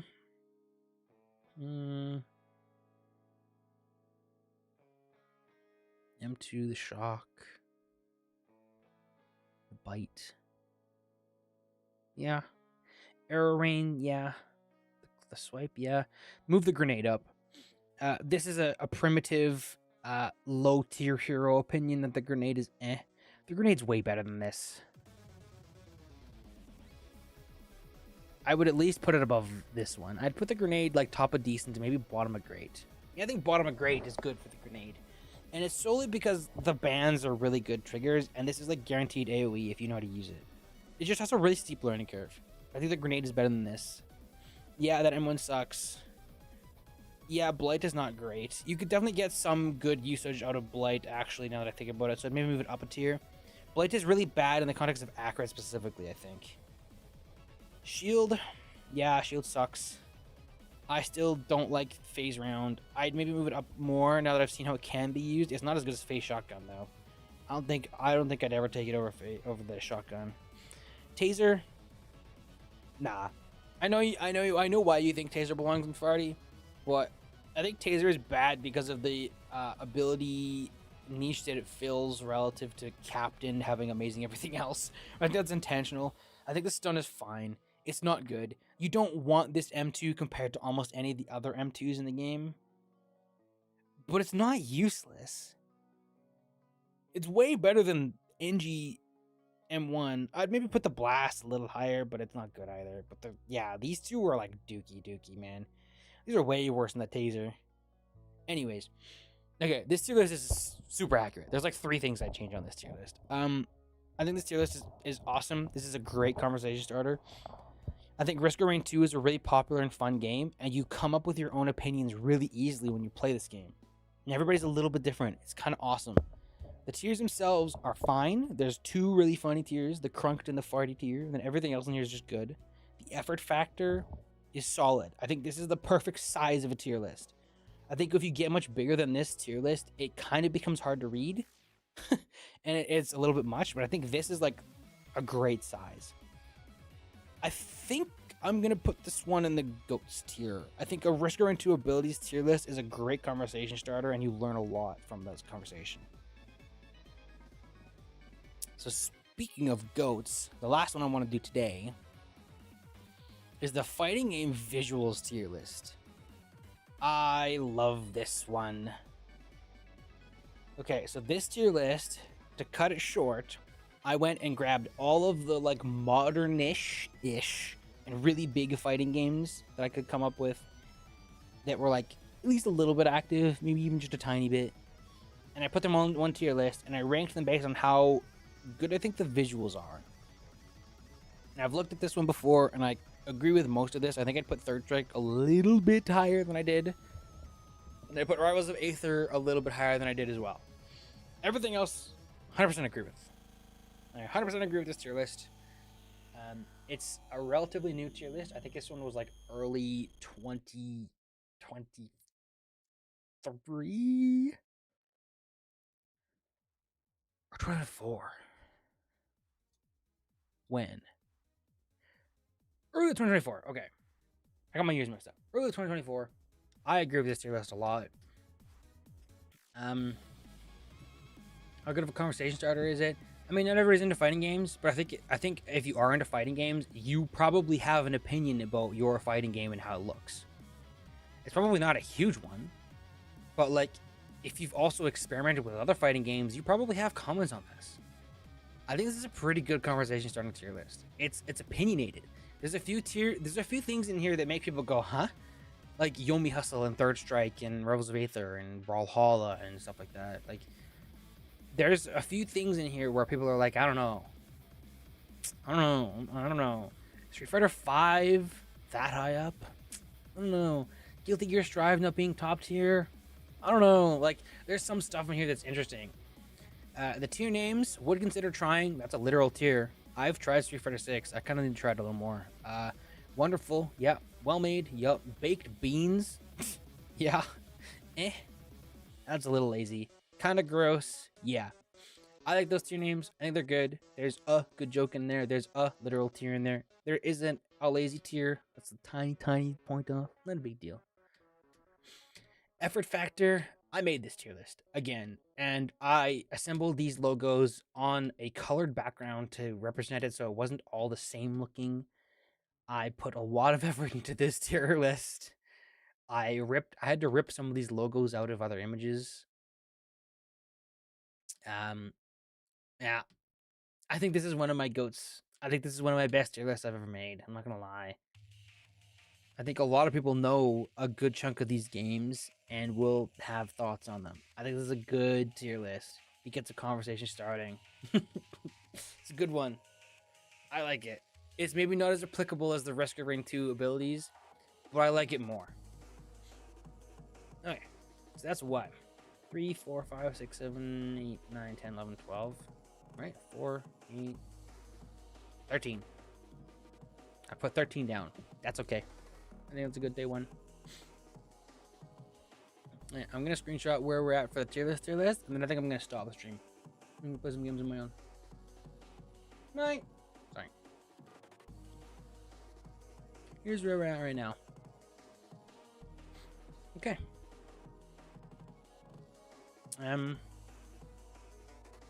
Yeah. So I think that's okay. We did a lot in the tournament.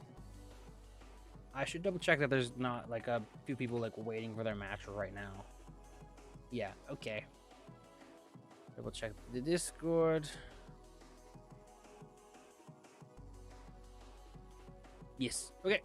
We're good. I'm gonna stop streaming for now.